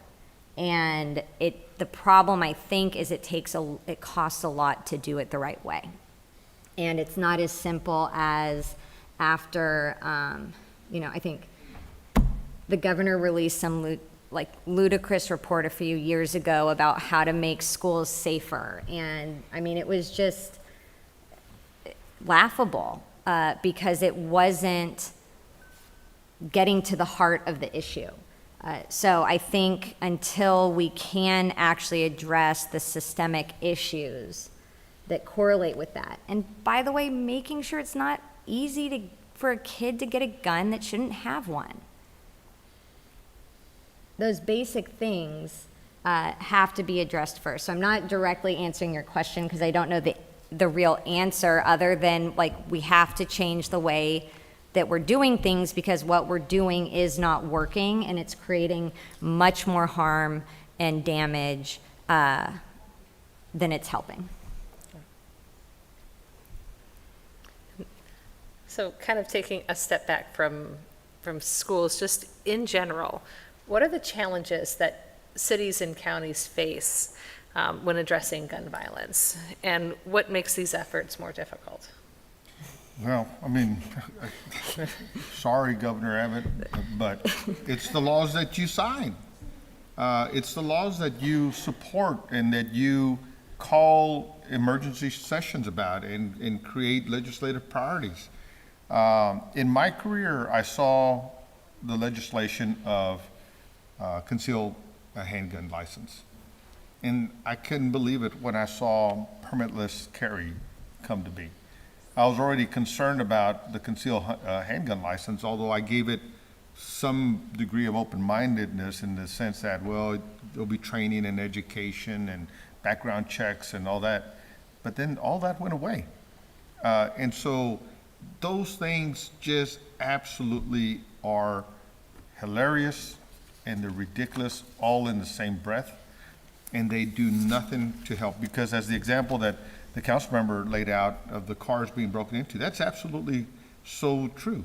That if someone knows that there's at least some degree of restriction of where you can carry that permitless firearm, so you leave it in all likelihood unprotected under the seat of a vehicle, it doesn't take a whole lot for people to figure out, hey, I broke into 2 cars looking for purses and backpacks, but I guess what I found? I seem to be on a lotto run here finding guns. So that's what the strategy becomes. That's what the conversation becomes. And so those, what challenges us is that two things. One is that the legislation that's being written. And then number two, when you see progressive communities like Houston, like Harris County, take steps and initiative to address particular issues, then it's reactionary legislation towards this particular government. And when you have that type of targeting solely to one body of government and not working to address other parts of the state, that is not helpful. That is just a waste of power and legislative resources and the opportunity to save lives. It just doesn't make any sense. So that's really, at the end of the day, what makes it difficult for us is that we have to have conversations about, well, is this, we have an upcoming legislative session, so are we going to, as a result of this conversation, quite frankly, are we going to have any bills filed that will now preempt my ability to speak to these issues?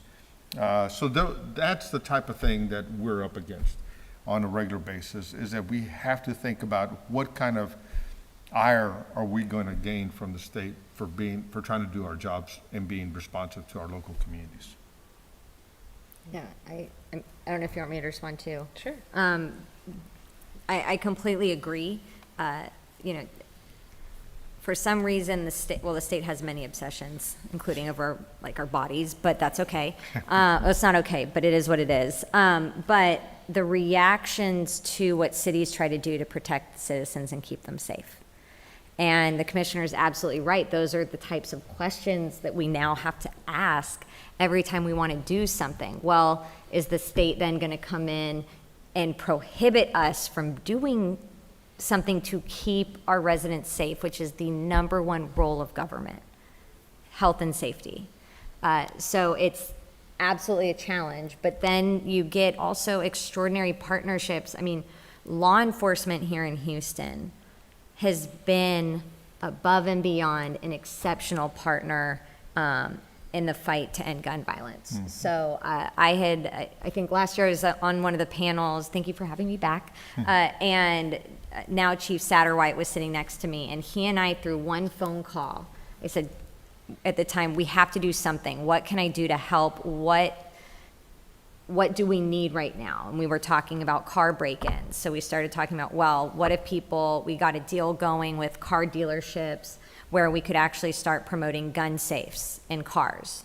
So, okay, fine. If you're not gonna, what I would say is do the responsible thing and keep your firearm safely stored at home. If you're gonna carry it with you, good, keep it they actually make those gun safes and you can bolt them down into your car for that.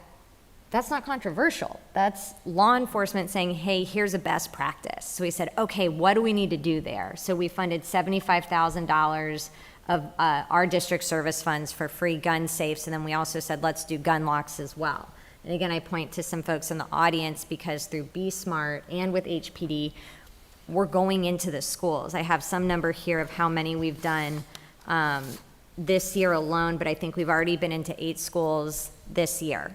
And we go in with PTOs and we meet with them and we give away free gun locks wherever we can. And we say, hey, if you don't have a firearm, we know you know someone that does, or you have a family member. And one story I'll share with you to talk about the impact that this can actually have. We were at one elementary school, and we were at a table, at the school fairs, right?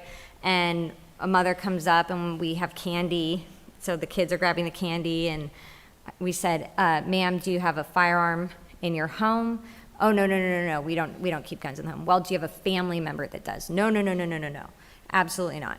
And I kid you not, the little girl pulls on mom's shirt and says, no, mommy, grandpa has a gun, it's under his bed.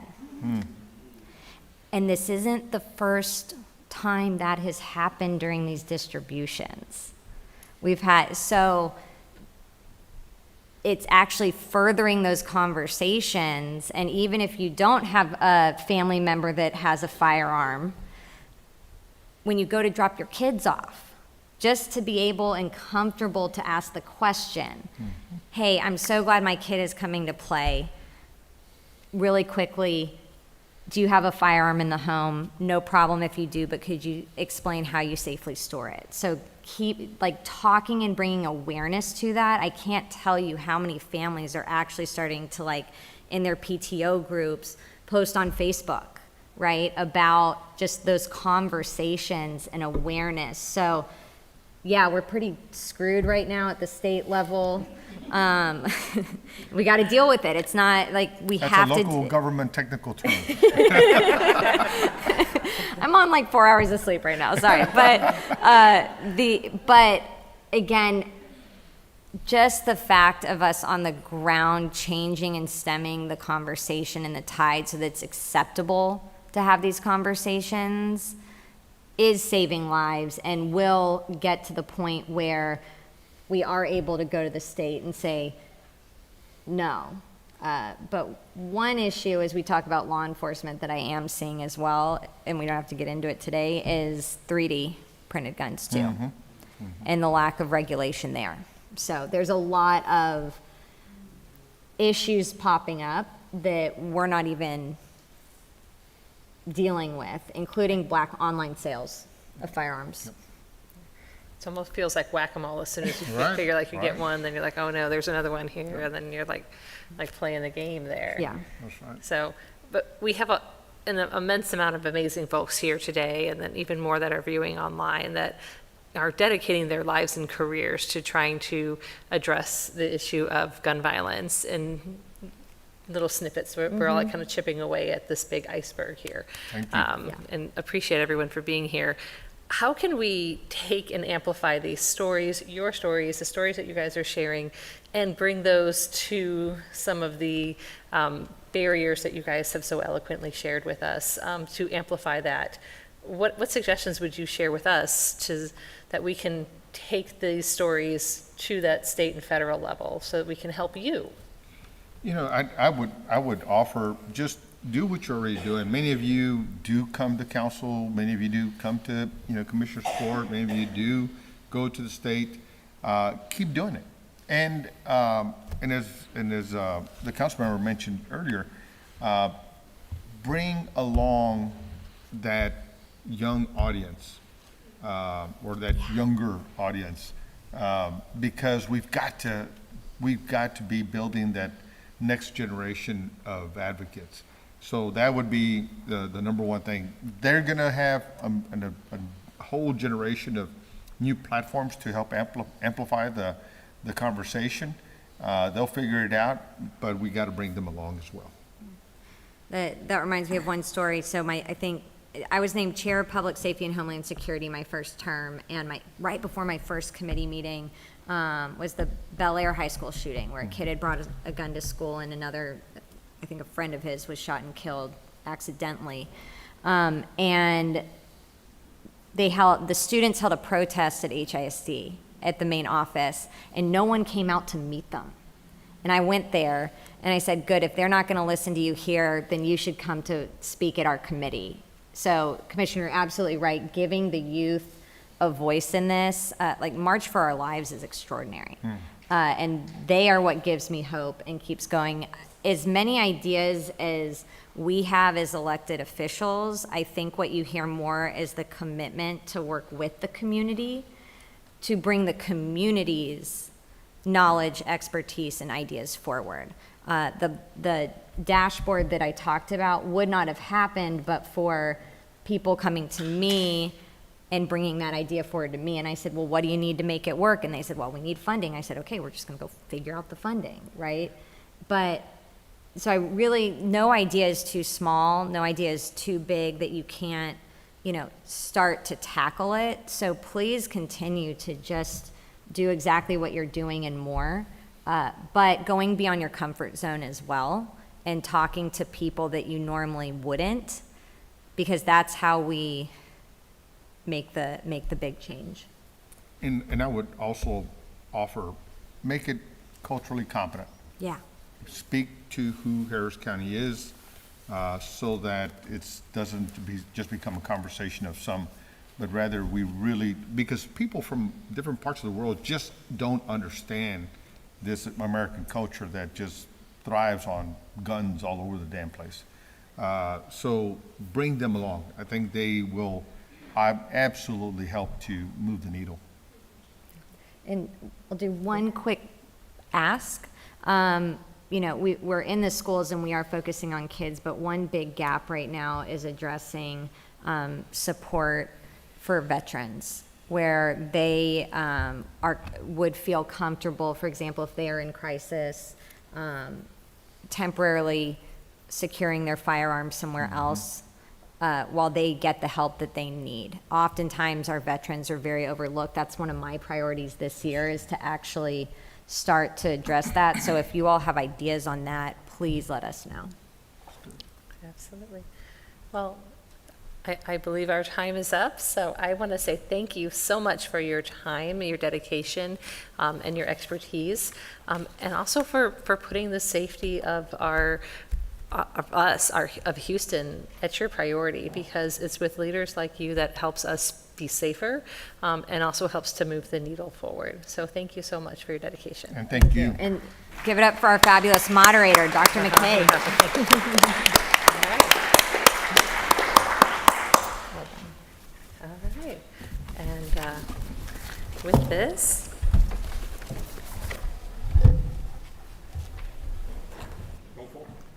there's a little clip right here. All right. And then we are going to go ahead and move right into our final speaker of the day.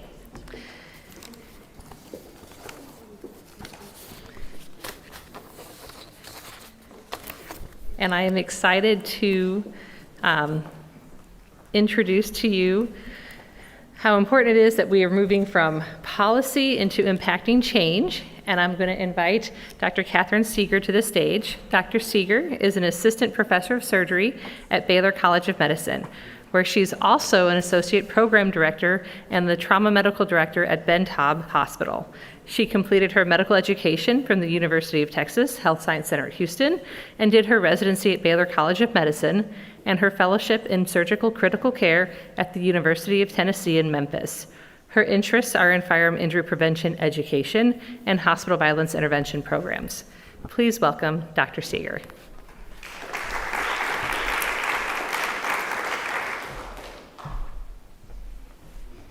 Good afternoon. Thank you guys so much for the opportunity to come and talk to you today. Like Dr. McKay said, I'm Catherine Seeger. I'm one of the trauma surgeons at Ben Taub Hospital. I run our trauma program there as well. And I was really excited when I got asked to give this talk. And you know, in the last session when Sandy and Councilwoman came in, we're talking about the fear of sending your kids to school. It really resonated with me. You know, like I said, I'm a trauma surgeon. I've always sort of lived in the space where the consequences of firearm injury are really ever present. But a couple years ago, actually one day after this conference, 2 years ago, I became a mom and, you know, made it even more omnipresent, because no longer did I only have to deal with it at work, but I had to think about it at home. And my son spends a lot of time in daycare and will continue to do so as he grows up. And so that really has made it even more important to me. I mean, I have the ability to spy on my kid in school, and a few weeks ago one of the cameras went out and I couldn't spy on him anymore, and I was just like so certain that something horrible was happening at school. And, you know, and so that's a place where all of us just kind of exist now. And that's why this is really so important. All right, so this is just a little bit about what I want to talk about in the 30 minutes that I have for you guys. I'm going to go over a lot of the things that have just been discussed throughout the day and hopefully bring it all together and show you guys that there are spaces in which you can get involved, so many spaces, and you know, I really encourage you guys all to sort of choose what works best for you and move forward with action after this conference. A lot of the statistics that I will talk about in detail today are going to be about sort of what's happening in Houston. I was born here at St. Luke's Hospital. I went to St. Agnes for high school. Like Sandy said, medical school at UT, residency at Baylor. I, defected to Tennessee for a couple of years, but couldn't stay there, had to come back here. Because this is my home, addressing firearm violence, interpersonal violence in our city is just incredibly important to me. So, just to get into the numbers, in 2022, there were about 47,000 firearm-related deaths in the United States, 39,000 firearm-related injuries. This is when it became the leading cause of death for kids ages 1 to 19 and still is in the top 5 for people ages 1 to 44. Moving on to 2023, we were doing a little bit better. I don't think that's because we're actually doing better. I think it's probably just because of how horrible we were doing sort of related to COVID and all of that in 2022 and the residual effects of that. But just to put that in a little bit of perspective, that's about 132 people dying from a firearm injury each day.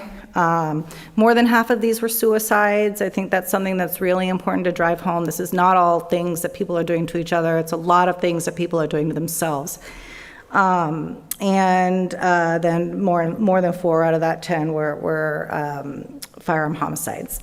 If you include non-fatal injuries, that is about 327 people shot a day. So that number, like has been talked about previously, doubles. And the U.S. is the only high-income country where guns are the leading cause of death among kids and adolescents. And really the only high-income country where this is as big of a problem as it is. Increased risk, is seen in certain groups, and I'll get a little bit into that later, just in terms of places where we can affect some change. But those inequities certainly underscore the importance of addressing not only gun laws and firearms themselves, but social and structural conditions that really drive rates of violence and drive rates of suicide. So like I said on the last slide, we're doing better than we were for the past few years. Again, I don't think that this has a lot to do with us performing better and providing better services. But it's not as horrible as it was 2 years ago. Again, I don't think that's saying a lot. In Texas specifically, the rate of gun deaths has increased 44%, I think, from 2013 to 2022. The national increase during that same time frame was about 36%, so we're doing worse than the rest of the United States. The rate of suicide increased about 27% and homicide by 77%, just to sort of break that down into the different causes. And as compared to nationally, again, we're doing worse than everybody else, increase of 18% and 70% respectively for the nation. There was, like I said on my last slide, a little bit of a decrease in this date in 2023, but to a much smaller degree than was seen nationally. This is just a little bit more specific data about Houston. Fortunately for all of us, I guess, it's like not 1977, because things were really bad here at that point in time, but as compared to the early 2000s and 2010s, we really, we're doing a lot worse. And then this is actually from Dr. Naik Mathuria and a couple of other people here from Baker, but this is just sort of a heat map of where the firearm violence occurs in our city on a more granular level. And that sort of gets into the dashboard that they had been doing, that council member came in was also referencing, hopefully making a little bit more robust. I'm sorry, I was not able to get put on the graph 2022 and 2023, but this is just a little bit closer look at some of our local numbers. This is what we saw at our hospital at Ben Taub in 2019 through 2021.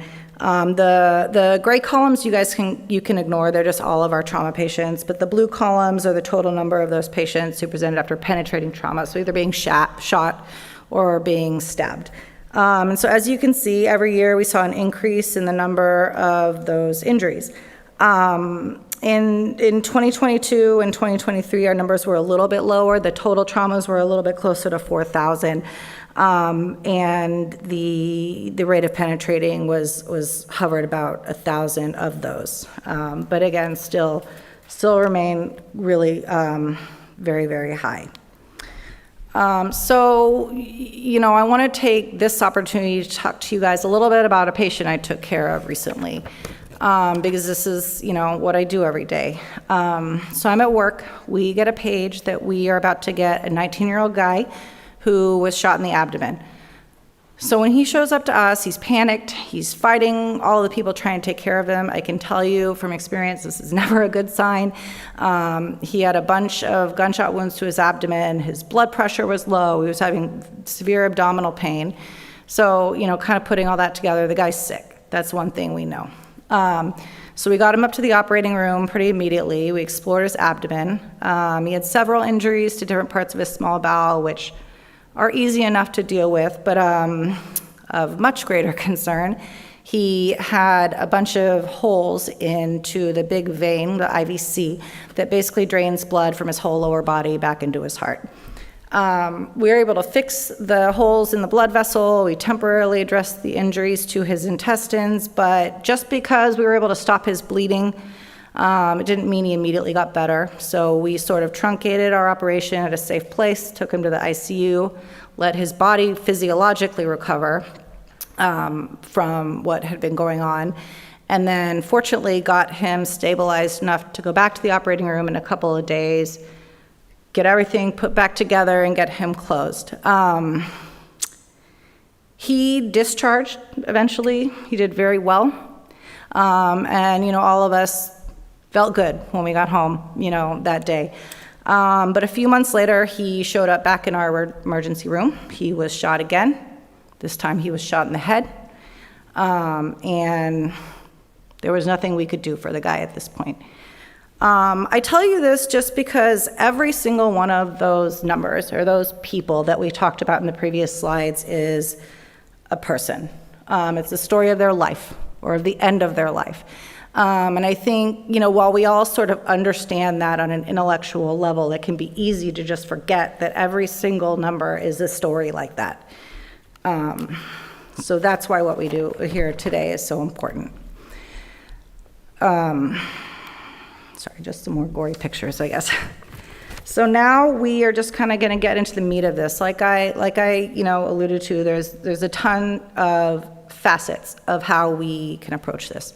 The first one I'm going to talk about is just a public health approach. And again, these are all things that you've heard over the course of today. This, has a lot of potential to do wonderful things. You saw a lot of information on safe storage practices, community outreach, and things like that over the course of the day. The downside, is certainly it's limited by a lack of federal funding. A component of that is a lack of research funding. Both from sort of an understanding the problem perspective and an understanding how these attempts at solutions are really, how well they're doing to address the problems we think they're addressing. Risk factors for firearm injury, both, suicide, homicide, include depression and poverty. So all public health approaches need to sort of address those things, or not all, I shouldn't say all. That's an important component of what the public health approaches should include. And again, with better information about where these things are happening, under what circumstances, to whom, we really can get even better at developing prevention and risk reduction strategies that are tailored to communities. And then lastly, I just want to touch briefly on community violence intervention programs. I think you guys heard a little bit about them today. I am involved with sort of the hospital arm of that, and these are just wonderful people that are credible messengers that come in and are able to talk to people, usually after interpersonal violence, at a time where ideally they're much more receptive to hearing messages about making changes. And it's something that, I think we're all very excited about in Harris County, and hopefully, should it continue to go well, we'll be able to expand to even more locations and reach even more patients. Something that is near and dear to my heart is medical education, so training our future doctors. Also something you guys have heard about previously, but there's a really, really significant lack of consistent and comprehensive education at any level of medical training for medical students or residents. So I just want to talk to you guys a little bit about initiatives to incorporate firearm safety into medical school curricula. You guys heard from student Dr. Lithen earlier, who sort of has, a fantastic handle on this that's helping to reach a lot of medical schools around the country. But it's important that we're teaching our medical learners how to screen for risk factors that are associated with firearm injury, to provide resources and guidance for how to counsel patients on safe firearm storage and on violence prevention. There was a work group a few years ago that was formed to really just develop some consensus priorities for the firearm injury education of healthcare professionals. And I'm not going to read these all to you, but, again, just talks about the importance of screening patients, talking to patients about this, documenting those risks in the EMR so we, and other physicians and other healthcare providers can really know sort of what's going on with a patient and where they need to be met. And then, obviously there are things that need to be done to both protect the healthcare providers and all of that, just in terms of safe handling and storage of a firearm if a patient brings one or a visitor brings one to a healthcare setting, and then making sure we're safe in the hospital with active shooter scenarios. You wouldn't think that you'd see a lot of guns in hospitals. I'm probably a little bit biased because I'm a trauma surgeon, but a lot of people come with guns in their clothes when they've been shot. Usually EMS finds them, and so they're the ones that get sort of the privilege of dealing with that firearm, but they don't find every weapon, so it's not something that happens infrequently in the emergency room.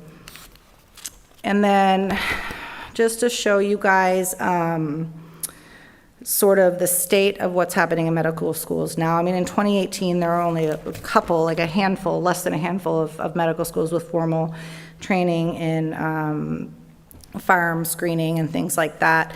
We're doing better, but it's, hovering in like the 30s for schools that do this across the country. So certainly a lot of room to improve and grow there. Specifically in Houston, so I think McGovern has probably one of the most robust approaches to this, but they have the firearm injury prevention integrated into their medical school curriculum. It's a core didactic that their second-year medical students get. They learn about the epidemiology. They learn about how to counsel patients. They also have additional elective offerings on sort of more specific firearm scenarios that they can take as well. And then Dr. McKay actually, I think, started this and wrote about it. But they do an annual workshop on counseling firearm secure storage and things like that with their pediatric residents. At Baylor, we've got a couple of wonderful medical students, Amelia Mercado and Tamer Siddiqui, who have really taken ownership of this curricula and have sort of, in partnership with myself, developed a firearm injury counseling workshop that's currently being offered in pretty much all of the subspecialty interest groups. But they're also working with some of the medical school leadership to get it integrated in our curriculum, hopefully within the next year or two. And then there's also a firearm injury prevention elective that just talks about a lot of the things that we talk about here today that the students can take a couple of times a year. This is just Dr. McKay's paper at the top that she wrote on this, and she just showed that it makes a difference in how comfortable people feel screening, and that difference sort of sticks around 6 months later. They don't all of a sudden not feel competent to screen anymore when they're a little bit more remote for this training. And in our very small sample size of the students that got this from us, we found sort of the same thing. The next arm of this is advocacy. So, you guys saw a lot about how we can be advocates. You can be an advocate for child access prevention laws. You can be an advocate for research, for stronger firearm, laws in general, for violence prevention efforts and funding for things to do that. You can be an advocate for research and funding research so we can even define the problem. And if you want to even go off the beaten path a little bit, you can be an advocate for, kids that are exposed to violence and programs that can be enacted to sort of help with resilience and sort of curtail the potential, taking of a path that puts them at even more risk of firearm injury later in their life. Again, just, hand in hand with research, with sort of surveillance, meaning knowing what the problem is. And again, like Councilmember came and said, just the dashboard so you see where things happen and actually what's happening. Because as it stands right now, unless they come to Ben Taub, I don't know about it, because we don't talk to Memorial Hermann. We don't have each other's numbers. If they go to a non-trauma designated hospital, nobody definitely knows about it. And it's not like there's one place where all of these incidents are necessarily written down so that people can look at it, unless, like was alluded to before, Dr. Knight Mathuria and her team of students and helpers that just went down and combed through all of this stuff by hand.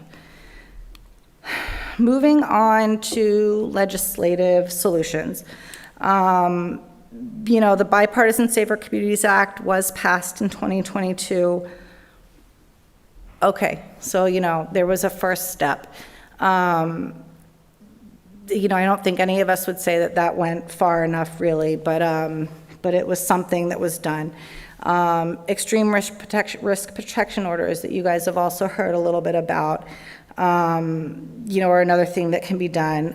That's basically, I'm sure you all know, but family members, law enforcement, can temporarily remove somebody's firearms if they're at immediate risk to themselves or to others. What was not touched on quite as much in the safe storage panel earlier that I think is also important is that things like safe storage and things like these extreme risk protection orders actually also will decrease your risk of suicide, not just of accidental injury or of homicide. So I think that's also important to mention. I'm sorry, I went a little out of order, but didn't want to forget to say that. But, also properly implemented, they may help prevent mass shootings. I know that's like the most visible problem, I guess, associated with firearms. It's such a tiny percentage of what actually kills and injures people in this country with firearms, that while it's worth mentioning, it's so important to also mention sort of all the other facets, which is why I'm not spending a lot of time on that. Currently, I think like 19 states and the District of Columbia let families and household members or law enforcement petition for extreme risk protection orders. A couple also allow mental health professionals to petition for those. And I think, Hawaii goes so far as to include like medical professionals, co-workers of the person, and educators, all to sort of petition for those protections to be put in place. So really you can make those programs look like whatever you want to. As you guys know, Texas has not really put forth a ton of interest in laws like these. You've heard a lot about that. We haven't done a lot to sort of address anything. If anything, I would say the reaction of our state government is sort of almost to walk back these protections whenever something bad happens and say, well, how can we put more guns into the good guys' hands? Because that's what's going to fix this. And so certainly some work that can be done there.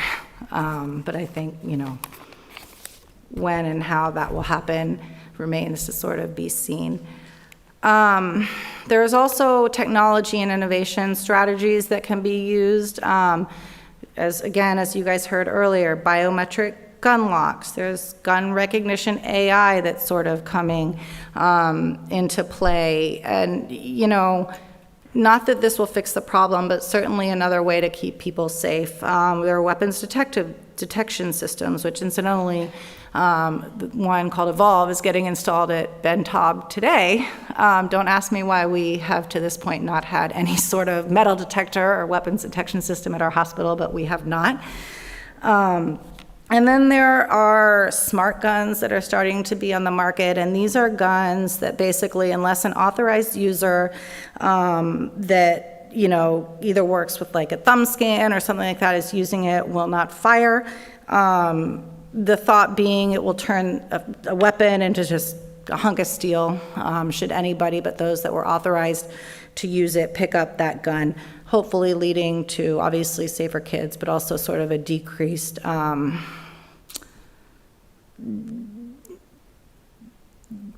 the theft of that gun would also not be, as appealing, because it wouldn't necessarily work as a gun without a lot of extra work on the part of whoever took it.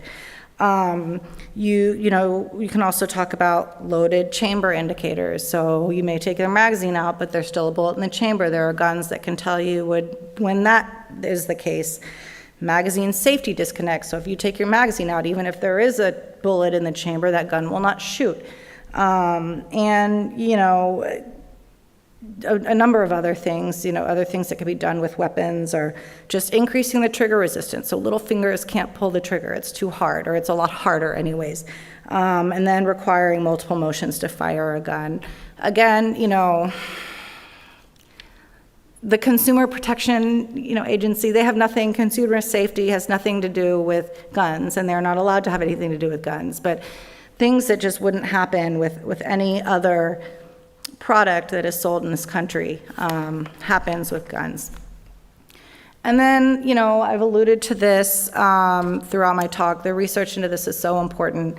The reason that guns have not been researched is because of the Dickey Amendment, which basically said that no injury prevention funds can be used to advocate or promote gun control. So as a result of that, there were like 0 awards from the NIH to any sort of firearm injury prevention research or anything like that until 2020. This is something that just basically shut down research into gun violence in this country. I guess I have this table that sort of shows that in a little bit more stark fashion, but you just couldn't get money to do this, and so people didn't do it. The amendment itself remains. There was an effort to appeal it. It does remain. However, there's sort of an alternate or new understanding of that amendment that has come forth, and that's that while we can't use it to promote gun control, the monies can be used to study firearm violence. So that changed in 2022, and I think as of now, the CDC has funded 34 research projects on this. So at least we're moving in a better direction. But there's still a lot more to be done. There are a lot of obvious barriers. There's political opposition. I would argue that this, we all know, I don't think it's a political issue. And there's been a lot of talk about meeting people where they are and not, you don't have to totally alienate people on, one side, not the aisle, but, the gun owners versus the non-gun owners, because what it is about is responsible ownership, responsible storage, and just keeping people safe. Obvious Second Amendment concerns, particularly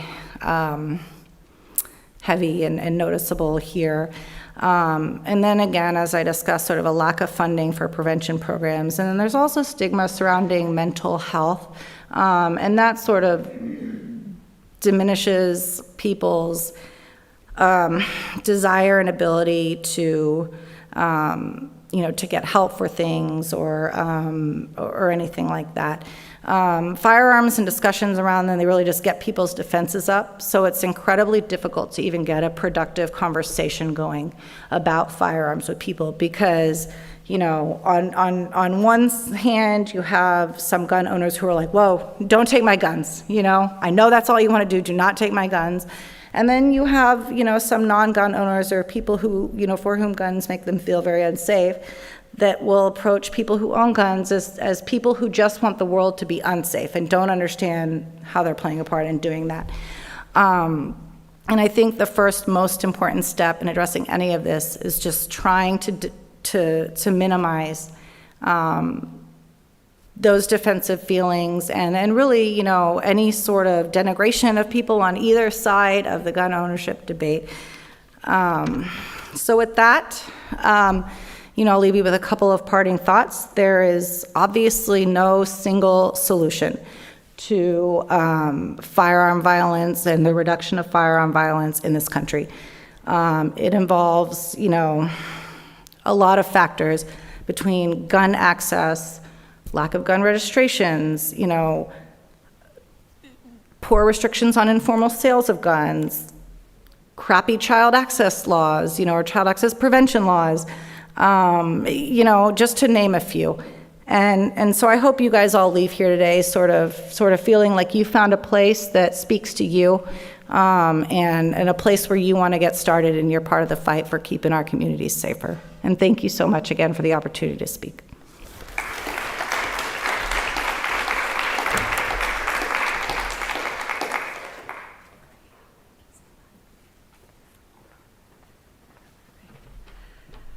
Amazing. So I hope that today has highlighted a few new programs for you, some new connections, and a renewed sense of commitment for reducing firearm injury. I also want to recognize the commitment from our incredible sponsors, our gold sponsor, Memorial Hermann, and our bronze sponsors, UT Health McGovern Medical School Department of Pediatrics, Harris Health System, and the UT Health Center for Violence Prevention. Thank you for helping make today success. I also want to thank our amazing team here at the Baker Institute, our events team, and our AV team for working so diligently to make today a success. I also want to give a special shout out to Katerina Reyes, our research manager, who absolutely without today, this day would, without her, we would be lost completely throughout the day, so thank you. So today, we really focused on three kind of main areas: community violence, secure storage, and policy. Today was not meant to be a comprehensive day on all the areas in gun violence prevention, because that would take like 5 days of education, and I don't think Baker would let me have the room for 5 days in a row. But really, the focus was to start conversations, make connections, but not let today be the last day that we meet, right? To continue these conversations in the future. And certainly when I think of the conversations, you know, as a pediatrician, leading cause of death in children is gun violence. To me, that's unacceptable. What is the future going to be like for our children? 5 years, 10 years? We need to be acting today so that our leaders and our innovators tomorrow are safe, right? Because our children are tomorrow's leaders. We need to be looking at the best evidence-based programs for today so that we can help ensure a safe future for tomorrow. We need strong advocates that can stand up, no matter what, to be those voices for the children who don't have a voice, and especially for those who have lost their lives to gun violence. We heard this morning about the priorities from the Office for Gun Violence Prevention, and we have an obligation to continue our work to reinforce policy and priorities, both for a local level and also to inform that collective work on a national level. We've had a ton of conversations and ideas. So when you leave today and you step out, I want you to look outside the building, and you'll see an image. It should be coming up here shortly. Where is my image? It'll circulate, I'm sure. Outside the building, for those on the virtual, I want to show the image, but I don't know if they are showing it. That's okay. It's look outside. When you turn around, you'll see this image. It says on the building, it says a bridge between a world of ideas and a world of action. It's on the building. And when I first came to the Baker Institute and I was walking in, that struck me, and I was like, that's what I love. That's what I'm looking at. And a bridge between ideas and action, that's what we are, right? And that's the work that we can do today. And we must be that bridge between research, policy, community, and advocacy. We can come together, we can bring our expertise, and we have to be that strong voice in order to truly bring that change. And that's how we can be transformative. So thank you today. Thank you for being transformative. And let's continue the conversations. Have a great day.